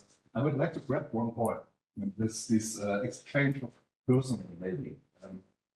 Did we see in the last 2 days a project or maybe 2 projects where we can realize that? Yeah, of course, we have seen it with the Defensity College, which is an example in the Netherlands. Yeah. And I thought in the UK you have also an example where you have students who are in a kind of core within Sandhurst. And so it is possible. And in non-NATO countries, it happens as well. And there you have the civilian, civil defense, military defense, and interactions in between. And you have volunteers in the civil defense who learn about how military defense works when you are upscaling in response on an incident. So there you already have this interaction. Okay, that's great to hear. Yeah. I heard yesterday also, you're talking about civil military cooperation. Everyone is doing. Yes, of course. Yeah. That's the power. Where we do that. When it comes back to the project you presented today, the strategic simulation and exercises, would it be possible and would it be helpful maybe to integrate also people from the CIMIC community into that exercises and simulation? Yeah, it would, and I've had several conversations. So our colleague from UE who talked about the heritage project, yes, we can do that. We've done nuclear safety. We haven't done an environmental disaster, but we easily could, because we're rooted in the political side of things. It's like basically we can form it around whatever is required.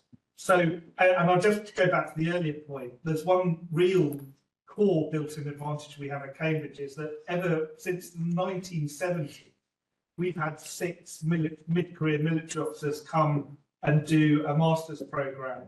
And every year, those people are available to me to be part of the strategic scenario planning. But yet, I mean, our project is open just by design to a CIMIC audience.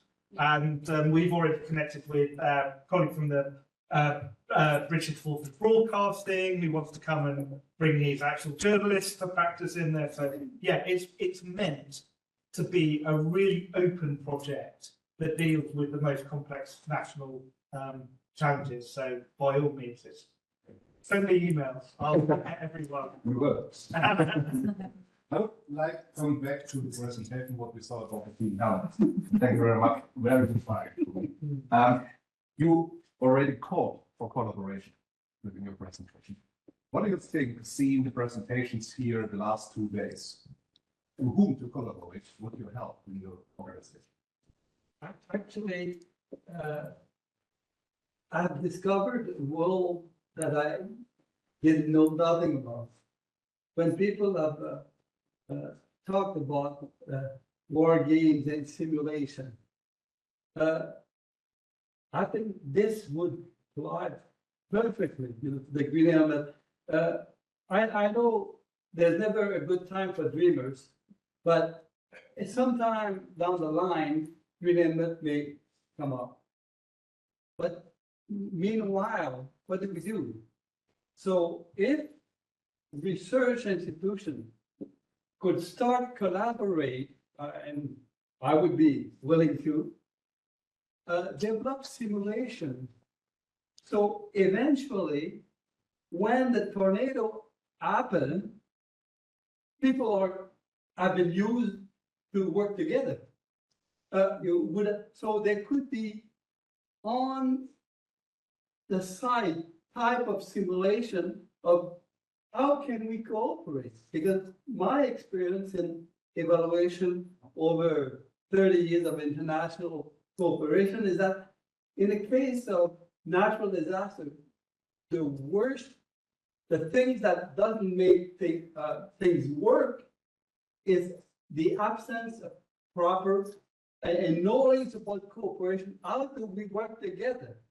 It's like an emergency at every time, It looked like people were not ready, but tornadoes and hurricanes and have been happening for the last 30 years and more frequently, but people act as if they were not ready.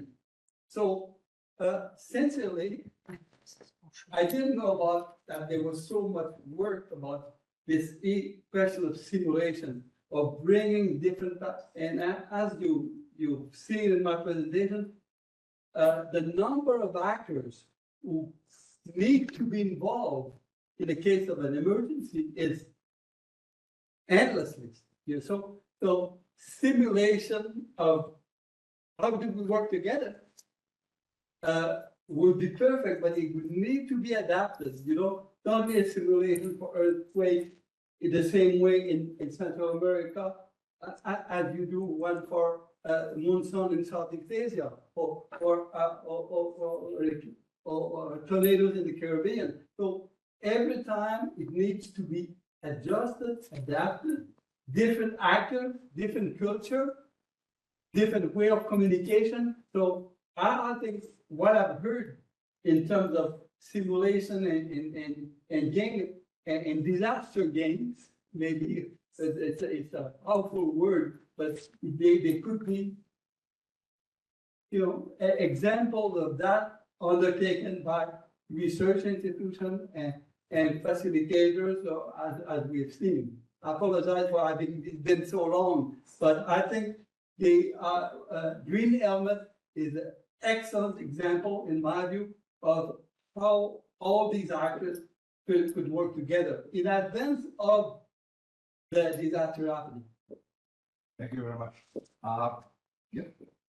If you want to react. Yeah. I don't know if you wanted to react to the input. Yeah, we got some input also in the chat, and I think it was Patrick, right? Yes, Patrick, if you would like to elaborate on your input on the chat. Yes, absolutely.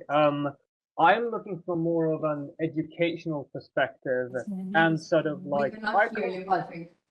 Oh, 1 second.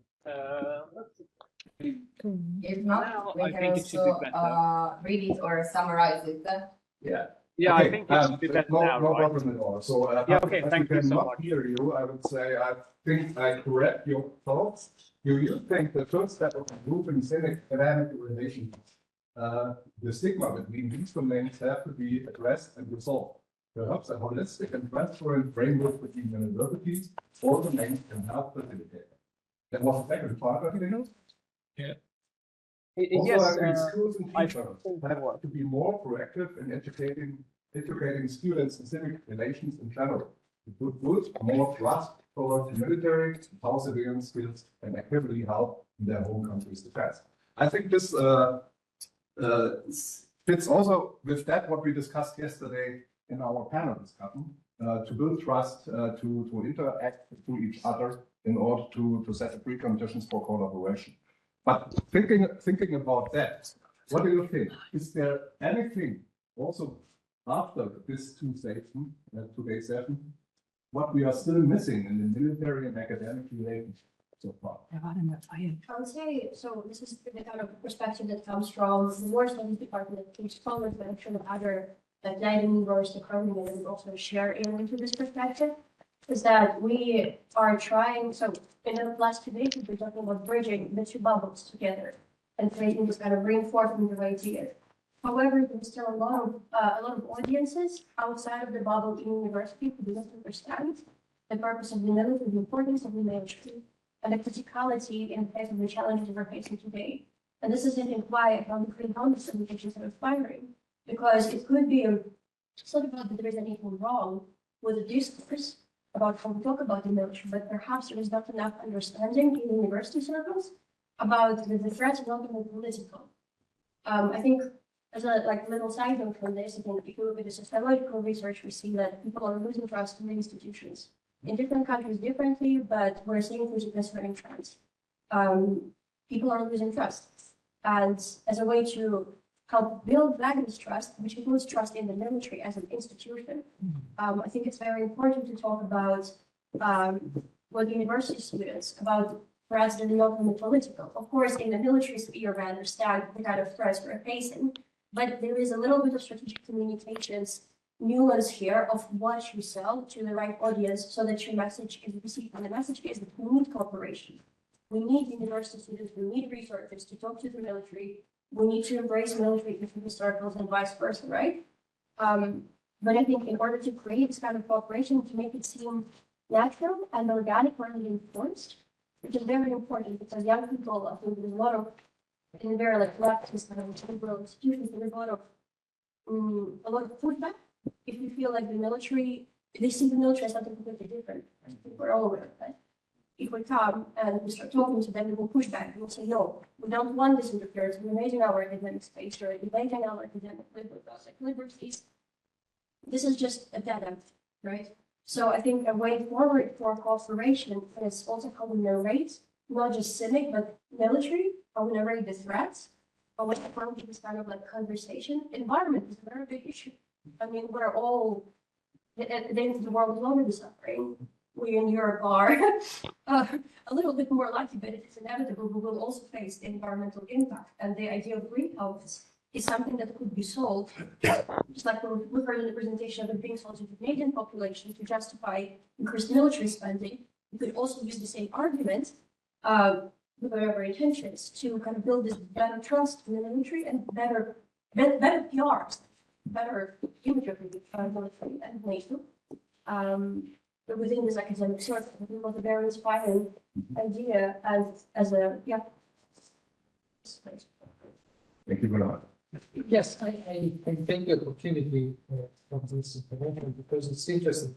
Maybe it's also a question about this, how we can transfer the civic inside the family. Because yes, already there are relationships, but in many universities, I take the example, I started as an industrial designer, and now I work in military design. And there is a sort of distance that, for example, in this precise field that is kept between the academia and the military side that is interestingly connected with CM and CMI mostly. And we need to go into those academies and let them understand that it's not militaristic or something that is an idea that comes from the long peace or this kind of things. And today we need to instead to exchange more, even from this side, from the civic side to that side. Not only in this way, I think. And how, I don't know. But really, it's a question you can keep in mind. I would like to take that question to maybe to provoke an answer a little bit later, because it's a very good question. Maybe that is also a very good question for Heinz's statement. So I will come back to that, please. But before I give you the floor, only one thought. When we speak about the Inspiring Green Health Initiative, when we speak about simulations and walking, but let me raise the question, are we still focusing too much on intelligence and defense? With all these efforts, what we have? So everything is looking to the east. Everyone is doing some AI stuff. Everyone is doing some walking on that. What about all the others? What do you think? Yes, indeed. But for doing the other things, let's say research on operational environments, I think generally in defense academia, we have the biggest problem is data sets, empirical knowledge. We don't have that. And that goes broader to what I learned or observed in the past 2 days as well. Like we are asking the question, like you just a little bit mentioned, like what academia can give to military, but what can military give to academia as well?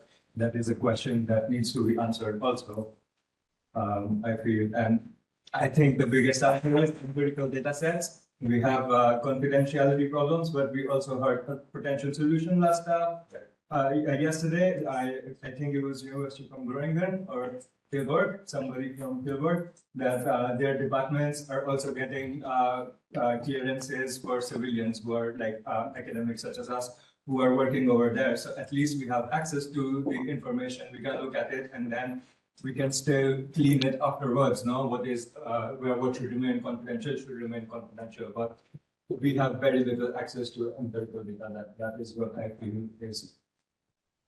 Thank you. Yes, please.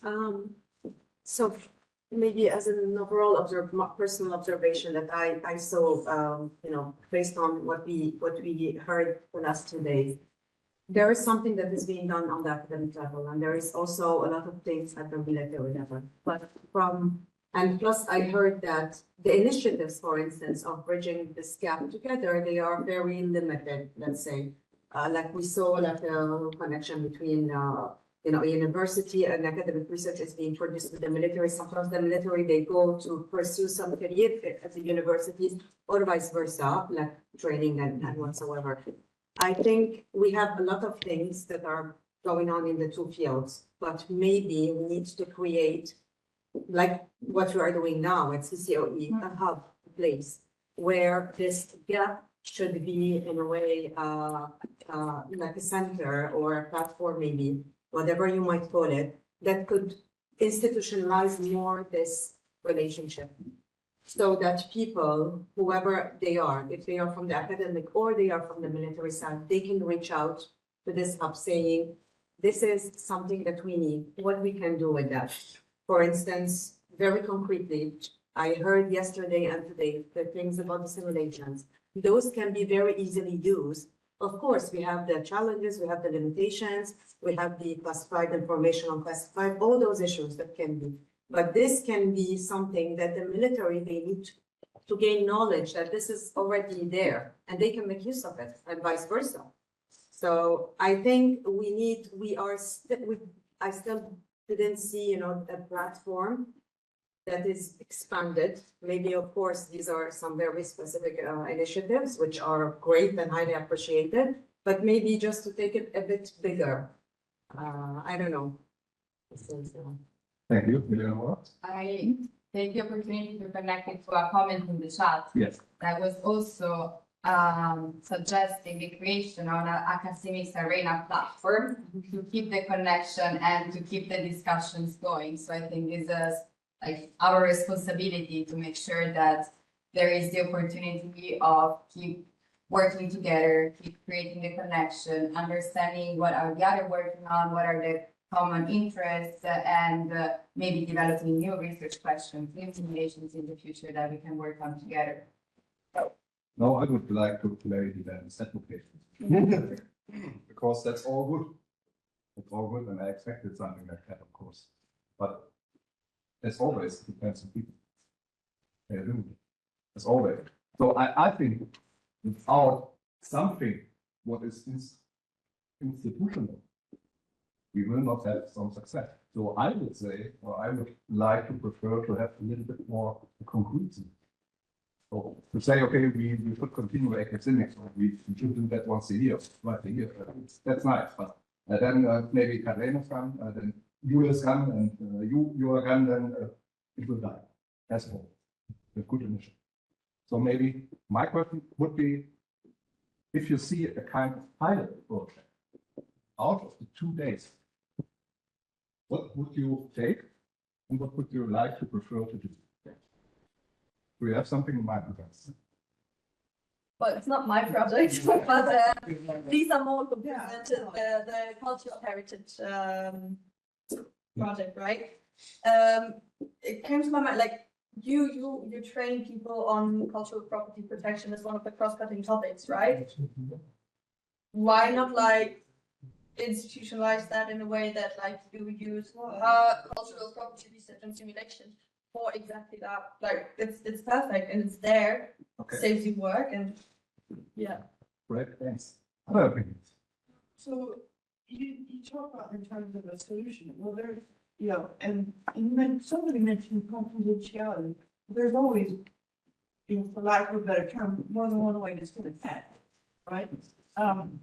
Well, if you have a hub, like we mentioned before, then you have personnel that have the necessary clearances and experience coupled with academia. And so you create this comprehensive skill set and group, if you will, that can navigate these sensitive topics. And so, for instance, if I were to, hypothetically speaking, if I were to create a product and I was myself too, then I could incorporate unclassified as well as classified, because they, you know, I don't know how it works on the British and European side, but on the American side, they go off of the highest.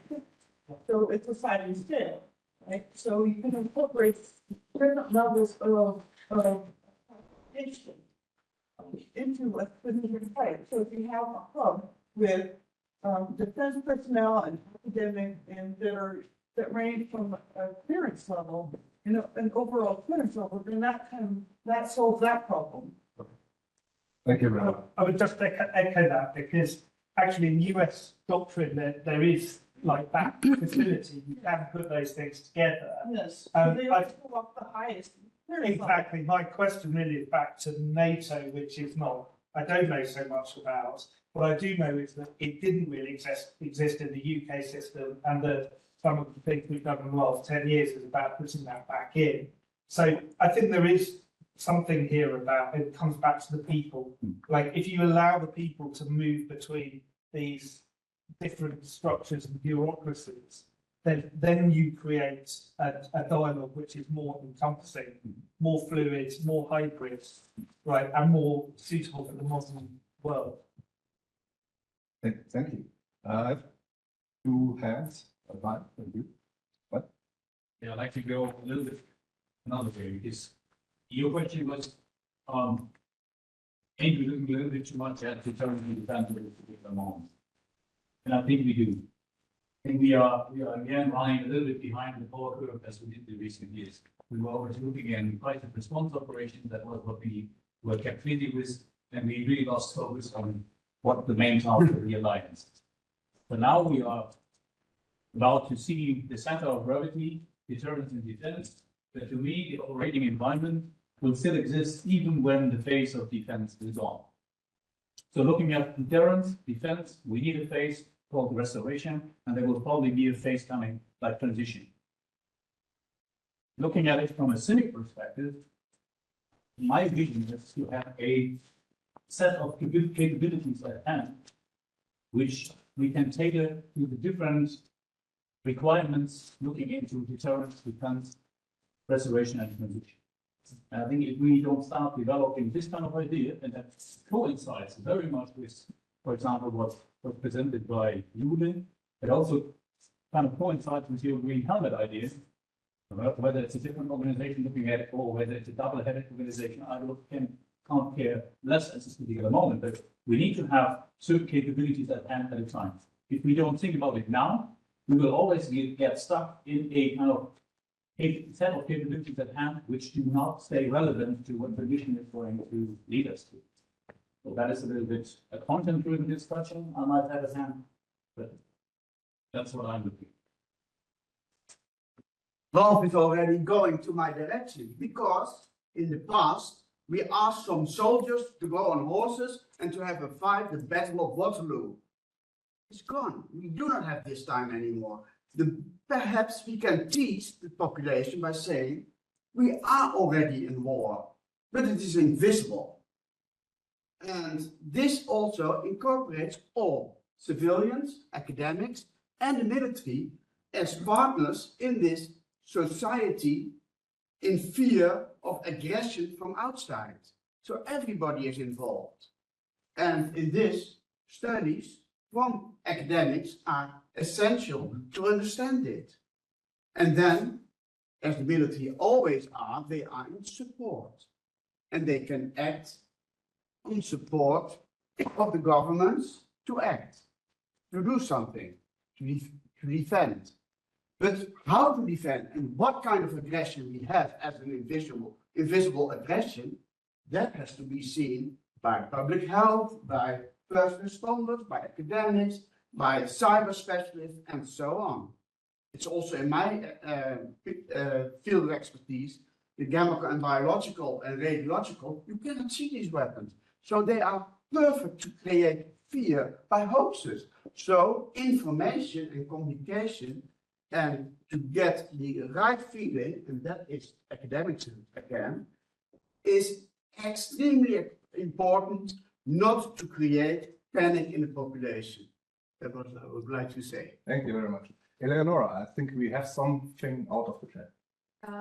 Yeah, some other people from the chat were touching upon the importance of building civilian resilience initiatives, and some of the examples were also related to the CCE initiatives, not to do any publicity, but one day the CCE was mentioned, so the ability to shape the mindset also of the young students of what CIMIC is doing, what are the military doing. But of course, it has to bring up to different levels when we talk about the civilian resilience initiatives. And then I think there is someone that raised the hand in the chat. Okay, it is Nazir. Hello, Colonel Go Schaefer. ahead.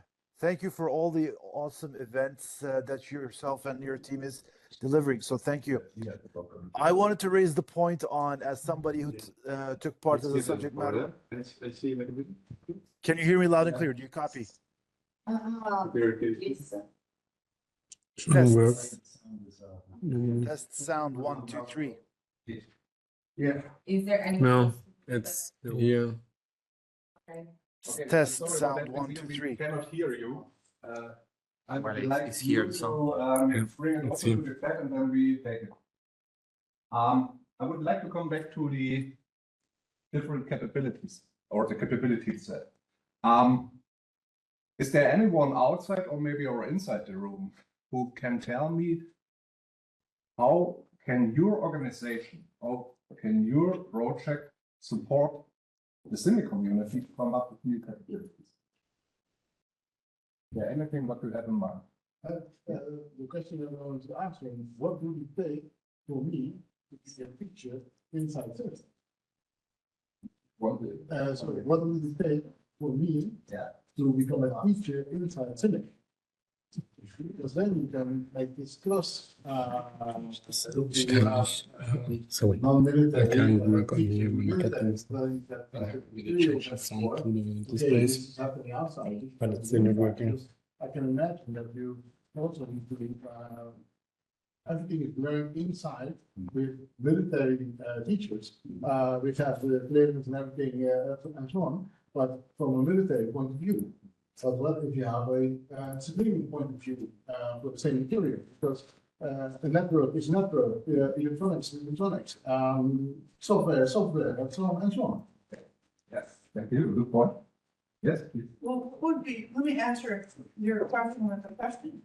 What would be the likelihood of establishing something along the lines of a joint planning group with a select skill set? So for instance, like if you have a joint planning group that meets regularly, in increments, obviously, with You have the technological side, you have the civil side, the military side, so you have select people that can fill those roles within the joint planning group.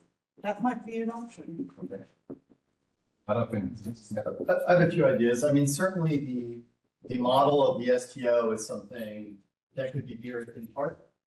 It could also lend support. So bring the community together. You could say, we don't have necessarily the capacity to support this, but we're going to get it through the reps on the panels into the STO framework you study.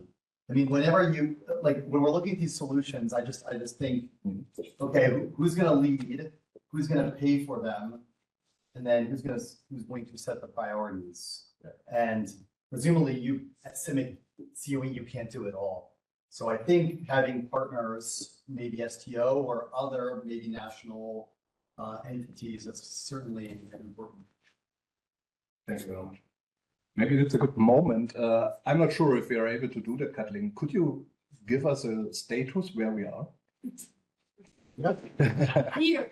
Okay. Currently, we are very much focusing on a major challenge and some possible solutions. But when it comes to like the platform character of connecting each other here in the room, not necessarily with the CCE, we are majorly focusing on connecting you with us, which is nice. But maybe you see also some opportunities within your community here and exclude us so we can actually be connected. So that was one of our ideas. Yeah. Yeah, there was a comment from Professor Peacock in the chat that was actually doing this connection with Professor Litamon, because he said that one of the things that they're exploring in the University of Glasgow has been gaining the history of conflict impacts on heritage sites in different ways from an educational perspective. Oh, that was the deadline. So that was okay. That was the thin line, yeah. We could really see like how cultural heritage can be taught from different perspectives, not only in a 3D immersive environments, but also through working. Yes. Okay. Good. That is the start, but then I let you explore multiple opportunities. Okay. Given that as one example, I would like to come back to the disaster things. We heard a lot about AI. We heard a lot about war games the last 2 days. Also simulations. Are we good in that when it comes to disaster relief, when it comes to disaster management? Are we still focusing on that? Or is there something what we can connect based on that, what we heard yesterday and today, a little bit better than it is? So, yeah. Can I pose a counter question? What is NATO's CIMIC role in disaster relief? We are the last resort. Yeah. Okay. I was just wondering because I feel like it's still up and coming, like in NATO in general. So I just wasn't sure what NATO's CIMIC. And we have also functional specialists, and they are specialists in their field, mostly reservists, and they can contribute in resolving this disaster. The point is, and it's a very good point with NATO CIMIC, with the terminology of NATO CIMIC, because I think there's no border between NATO CIMIC and domestics. And especially when we're talking about deterrence and defense, we have to take care about that. We have also national CIMIC assets in the different nations. And they, of course, have not a responsibility, but they are included in disaster relief operations and disaster management operations. Whether it is in the Netherlands or in Germany or in some. Unfortunately, we do not have the same as North anymore. No. But maybe you have also the challenge that you have some parallel events. You have to prepare the parents. You have to prepare.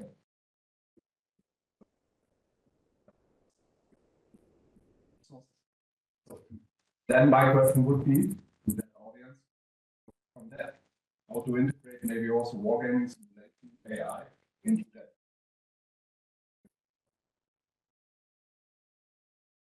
Obviously, I'm quite predisposed to simulation. So I'm enjoying this conversation, but all I can talk to is the model that we run. There's a training need, and you asked what the outputs are. We have, so for instance, in the work I've done for the UK military, we have done disaster relief as a serial within simulation. and we've done it running alongside an offensive military operation. So all of these things are doable. And personally speaking, part of the reason why we've delivered the kind of simulation system we have was precisely to answer the question, how do you get civilian actors inside the room, which goes to some of the other questions here. And because of the way we do it, it overcomes the classification issue before the classification issue has even started.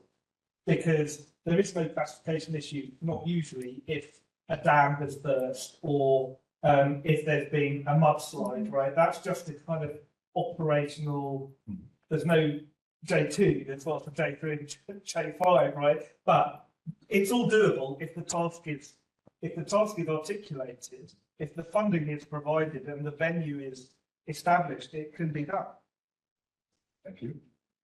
When I saw your presentation today, my first thought was the preparedness, resilience, and then domestic. Yeah. So that what happened, what I had. Yeah. And I think it's a very good example. But do we have that also in different nations, in other countries? I know there's an answer and rapid response. We see that. I remember some of the university of making a case about which studies that link to the doctor and I feel rapid response community as well, where basically private sector and public sector would get into the habit of sitting at the table once every fortnight, talking about things are, what are the progress, what are the challenges, cyber specialists, intelligence, military. And honestly, maybe if such community is established, acaCIMICs will become elevated. Like acaCIMIC will become elevated by definition, right? I feel like it's probably depends on the circumstances because we cannot control, of course, if this community is ever established. If it is, then there's a strategic opportunity. So that means we have national opportunities, we have national solutions, and national approaches. But what does that mean then when we come back to our discussions, combining NATO acaCIMIC with the academic group? Because then we are not talking about national responsibilities. We are talking about an alliance responsibility. Is there a gap between the academic group and the alliance? Or maybe to take it different, is the gap a little bit bigger than on national level? Thank you very much for raising again the issue of disaster, because I think it's opened a whole new field of activity in terms of research, thinking, lesson learned. You know, how many conferences have there been in the last 10 years on climate change? And people making statements and learning about that. How many conferences have there been on lesson learned on wildfires? I don't know. What did you know about it? What the armed forces know about extinguishing a fire? There has to be some lesson learned equipment that are, everybody knows Canada Air, the planes that do help, but we have a dozen in Canada. There should be hundreds. How can we learn about floods? 15,000 floods, according to the risk index, 15,000 floods have taken place in the last week. What do armed forces know about lesson learned to face flooding? Actually, I would probably be very close to very little. So I think there are fields of experience there for learning, for sharing, because who knows who's better wildfire than bombers, fire bombers, and have military talk to fire bombers, those who are recall when on 911 there's a fire somewhere, have their talk, same thing about all sorts of natural disasters happening in the world today. We have to start learning about facing those. But we've invested a lot in preparedness, but we prepare somewhere and the disaster happens somewhere else. So actually, we have to get together, and those who know, those who have experience, and those who are eventually would be coming into play in terms of learning about climate change, the impact, and natural disaster. Lesson learned. The next conference would be on lesson learned of how to distinguish wildfires. That's a strange thing, but you know, I think there would be a lot, or flooding, or hurricane, or there would be a lot to learn. We have a lot to learn in the future about these things. Thank you very much. I think a lessons learned process is a very important process, and to identify all these lessons out of the challenges what we have, out of the conflicts what we have. Sometimes we are doing that a little bit in between, so we don't take the time for it, I think. And this is also a good example where I can see a very good cooperation with the academic sector to do a very honest lessons learned process, also with critical thinking. And so what does that mean then for us? So sometimes we miss that because we don't have the time for that, or we don't take our time. So thank you very much for that point. Before I come back to Jule, could we give Bezir a second try? Hello, do you copy? Yes, we can. Wonderful, yes. So people really have a quest for access to classified information or sharing of information. However, what I could say is this, as somebody who served as part of a panel, typically there is no secret kingdom. So a lot of the things that you consider classified is going to give you more bureaucracy, more responsibility than otherwise in your regular life. Primary research, secondary research would be ideal. That way you're discovering new information and able to gain recognition for the work that you are doing. CIMIC is at the forefront of all hybrid threats, lawfare and gray zone conflict, so it should be, cooperation should be deepened. Japanese are setting the gold standard when it comes to disaster response, disaster management, mitigation, resiliency. So more partnership with the Japanese military, Japanese disaster response agency, and yeah, that's much about it. Thank you. Thank you very much. You raised your hand.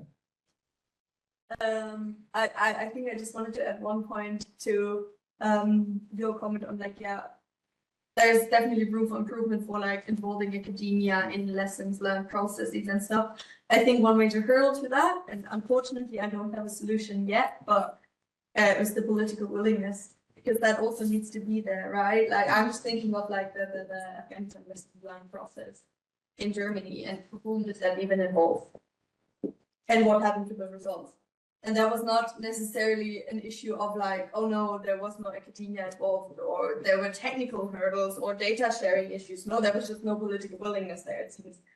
Because I'm pretty sure that classifications and all those things, yes, we can write contracts and data sharing agreements and so on and so forth. That can be overcome. But it's more are we willing to critically assess successes and failures, or and how can we create that willingness amongst the political decision makers as well? Yeah, thank you for the comment. I see a raised hand in the chat. So, Mr. or Mrs. Bobby. So for me, one of the areas that I see for immediate collaboration is legal definitions. One of the things we've talked a lot about the last few days is sort of the distinction between what are civilian-led issues and what are military-led issues. An example of that would be hybrid warfare. We've talked a lot about that. There is no common definition of hate speech throughout the alliance membership. There is no common definition of what constitutes a terrorist act. So it becomes very difficult if you have different jurisdictions with different action thresholds to have an alliance-wide consistent response to those elements. And maybe establish definitions that cross jurisdiction would be a useful step forward. Thank you very much. I would like to take the last 5 minutes of 1 hour session to raise another question. What idea out from maybe not only our roundtable discussion, but also from the last 2 days, what complete idea would you like to take and to once again think about when you are back in your organization tomorrow? What is the most important thing what you grab here? That we have to push on. So something what you have in mind? Yeah. Maybe I guess for me it was very inspiring to see all the simulations and the exercises with the AI as well. And definitely I will be following up on this so that I can pitch the idea to the military so that bridging this together so that they might be able to use it. Of course, I think this is something that they can easily use it. Even, yesterday, when the MOD, the Dutch MOD, when the presentation was done, so even if it's an open platform, they can still use it for very basic things in their daily life, and they don't use it. I'm talking about the Lebanese army, for instance. Yeah. So, and then of course, once they go kind of, they want to go into a more deeper kind of role, if they want, in terms of planning for any exercise or collective training or whatever. I think this would be something that they need to use it. Thank you. Other ideas? Other comments on that, maybe also in the chat? I'm definitely going to be taking some of the LLM stuff from yesterday and definitely be applied to the simulations that we do in a live sense as an analytic tool, and I'm really excited about that. And I think TNA will be quite interested in it. Maybe we might have something. Yeah, thank you. Well, actually, I perfectly agree with what you stated. The LLM part. Back at my university, I'm running an exercise. And I remember back in the days when I was at mill planning and scripting, and when it came down to, well, let's say country books and stuff, it really took us months to have, well, a proper outcome. During the last exercise, when I prepared it, I just used ChatGPT, but on a really basic level. And it took me like, I would say 1 month on my own to prepare proper country books. ChatGPT was even able, or let's say, let's just use term LLM, not ChatGPT in particular, was able even to know expressions like permisi and give me a complete overview. So this is for sure one of my takeaways. Using LLMs, especially to get a certain kind of immersion of my students, and we had the term immersion yesterday, to provide them with newspaper articles. And by the way, I was highly impressed by, well, the news format you presented. It's such an incredible way to get people into, well, into action, let's put it this way. So this is for sure one of my takeaways, which I'll try to implement in my university, for sure. Thank you. So really, thank you for this. And I'm sure you're not the only. Okay, and I remember from my previous exercises, and we started to script something and to do manual scripting. In every case, you have people, they fight us in army because it's not consistent, because of the human factor. That's quite normal. So I think we can improve our, not only with focusing on the time, the preparation time, but also on the quality. So it's very different. Additional comments from your side? Yes. One in the chat from Dr. again. Yeah. Are you able to read it? Maybe If you can. And we can give them also the word, I think. Yeah. Can I So, try? Yes. It's been really insightful. Appreciated the ideas from yesterday and today. I've already been contacted about. One thing I'm taking away is having a chance to find more about what others are working on, get more of what we're working on out there on mapping, trying to get time to write results for these. Maybe we should read. Okay. It was a bit difficult to understand you.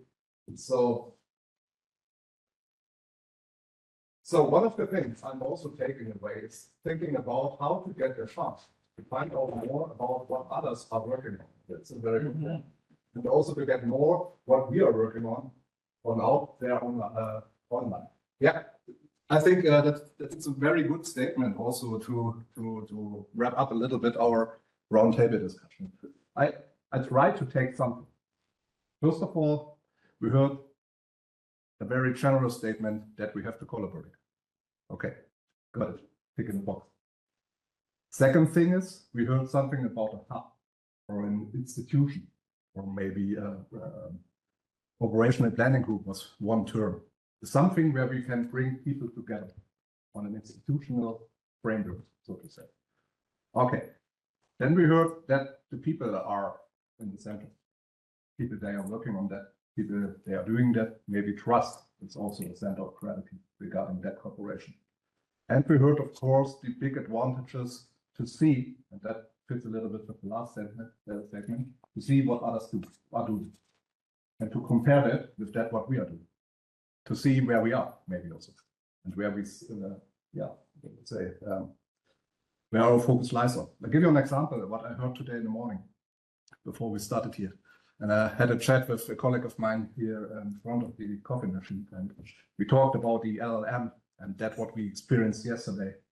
And he said to me, yeah, for us in the Dutch Armed Forces, it's forbidden to use it. And that's where we are. So sometimes I feel a fear about these new developments. And I completely underline what you said. It's a helpful tool. And we have to implement that also in our work. I can tell you that we, as we are still working on war games, on experimentation, all that stuff, we are still working every day with it. Because we not rely on that, we are working with that. It's different. But when you see a lot of, it's nothing to do with age or something like that, but when you see that people, they don't have any experience with using something like that, and that's the same not only with LLM, but also with simulations, war games, all these things. When they are not used to use that, then they have a kind of fear, more polite respect, but no trust. So that's maybe also a precondition to come up with some new development, with some innovative, inspiring solutions, means that we also have to learn how to use these things. And I think a good bridge between the academic world and the military world could be that we train the one side and the other side. That comes back to that what we started, where we started yesterday, our panel discussion. Okay, trust, how to bridge it, and how to find projects, how to find ways to do it. Thank you very much for the roundtable discussion. It was a pleasure for me. So before we started, I thought, okay, how to fill one up? Easy. Easy. Of course. Easy. And I think there is a lot of room for more discussion. So thank you very much for your contribution. And I would like to hand over before I give the last very famous statement for the acaCIMICs once again to Kathleen and Aaron Noah. Thank you. Thank you. Ja. Mitte. Thank you for all the inputs and the engagement. I think it was very interesting to put all the points together that we have discussed today. Yeah. And Really perfect appreciate closure. it. So I hope, basically, we hope that you kind of use acaCIMICs for your own sake. So of course, we want to engage with you all because you're very interested and your projects are amazing. And I have already several ideas for each of you, like if I could personally choose some projects here within C3. So anyway, make use of it before we close the conference, the workshop / conference, whatever that might be, with some closing remarks. Yeah. We would like to do one more thing. And I would like to announce very excitingly that the very first volume of this acaCIMICs kind of booklet will be launched this summer. So this volume will showcase basically the valuable work of all our contributors. And for those who are interested in exploring any further, it will include also all the abstracts, detailed information about each contributor's background and contact details. So also for our online audience, if you are interested to join our community, to get in touch with our contributors, just wait till we publish the booklet on our webpage, and then you can start going crazy. So yeah, that's actually what I wanted to say. So stay tuned. We are diligently working on that, and yeah, coming soon in summer. For sure, we want to make the best out of all these connections. Yeah. And also building on the insights of creating a platform to keep engaged and keep showcasing your work and the work that we are doing and how to connect it. So this is not over for sure. No, absolutely not. So the main issue is we want to connect and we want to, yeah, collaborate and further wherever that might take us. Okay. Last famous words. Expectation levels now, right? First of all, thank you, everyone. Thank you, especially for the preparation, to the organizational team, to Ines, to Sonja, to Matthias, to Chris.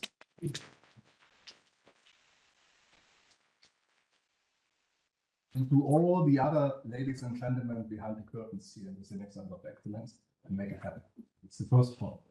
The second point, thank you very much, Eleonora and Kathleen.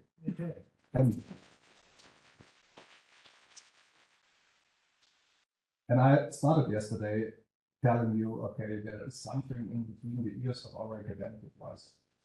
So, some baby was born. And I think it's a very good one. And I think that has a future. And that has a future, why we need it. That because we need it. I cannot promise something. I cannot promise that we will have a second iteration or a third or something like that. But I can promise that we give our utmost best to connect you to us, to be connected to you, and to connect you to each other. Because this is civil military cooperation. It's what we do, that's what we stand for. So, very important thing. And thirdly, thank you. All of you here inside the room, but also to the community outside. Thank you for your trust in us. Thank you that you give us the opportunity to do something like that, what we are doing here. Because that's a very good sign, at least for me. Very good sign. So now I'm definitely looking forward to meeting you somewhere over the rainbow. Some of you, hopefully soon. Some of you in the annual CIMIC Foresight Conference in September, maybe the most of you in the annual CIMIC Foresight Conference in September, because this is the next step to connect people. We will talk about civil military cooperation because it's the CIMIC Center of Excellence, but it's all about the connection from people to each other. So this is something what we would like to achieve. In times where we are facing challenges from all over the world. And we heard it today.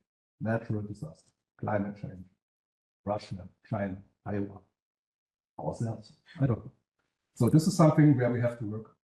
And I'm, as I said, looking forward to meeting you once again here, maybe in some conferences all over the world, but at least in our minds. This is very important. So thank you very much. Greetings from our director. He wasn't able to make it because he's on the strategic foresight, future foresight workshop in Iceland, as told you yesterday. And this is something what we have to do. We have to have a look in the future to see what we have to do today. So thank you very much. Take care and see you soon. Bye.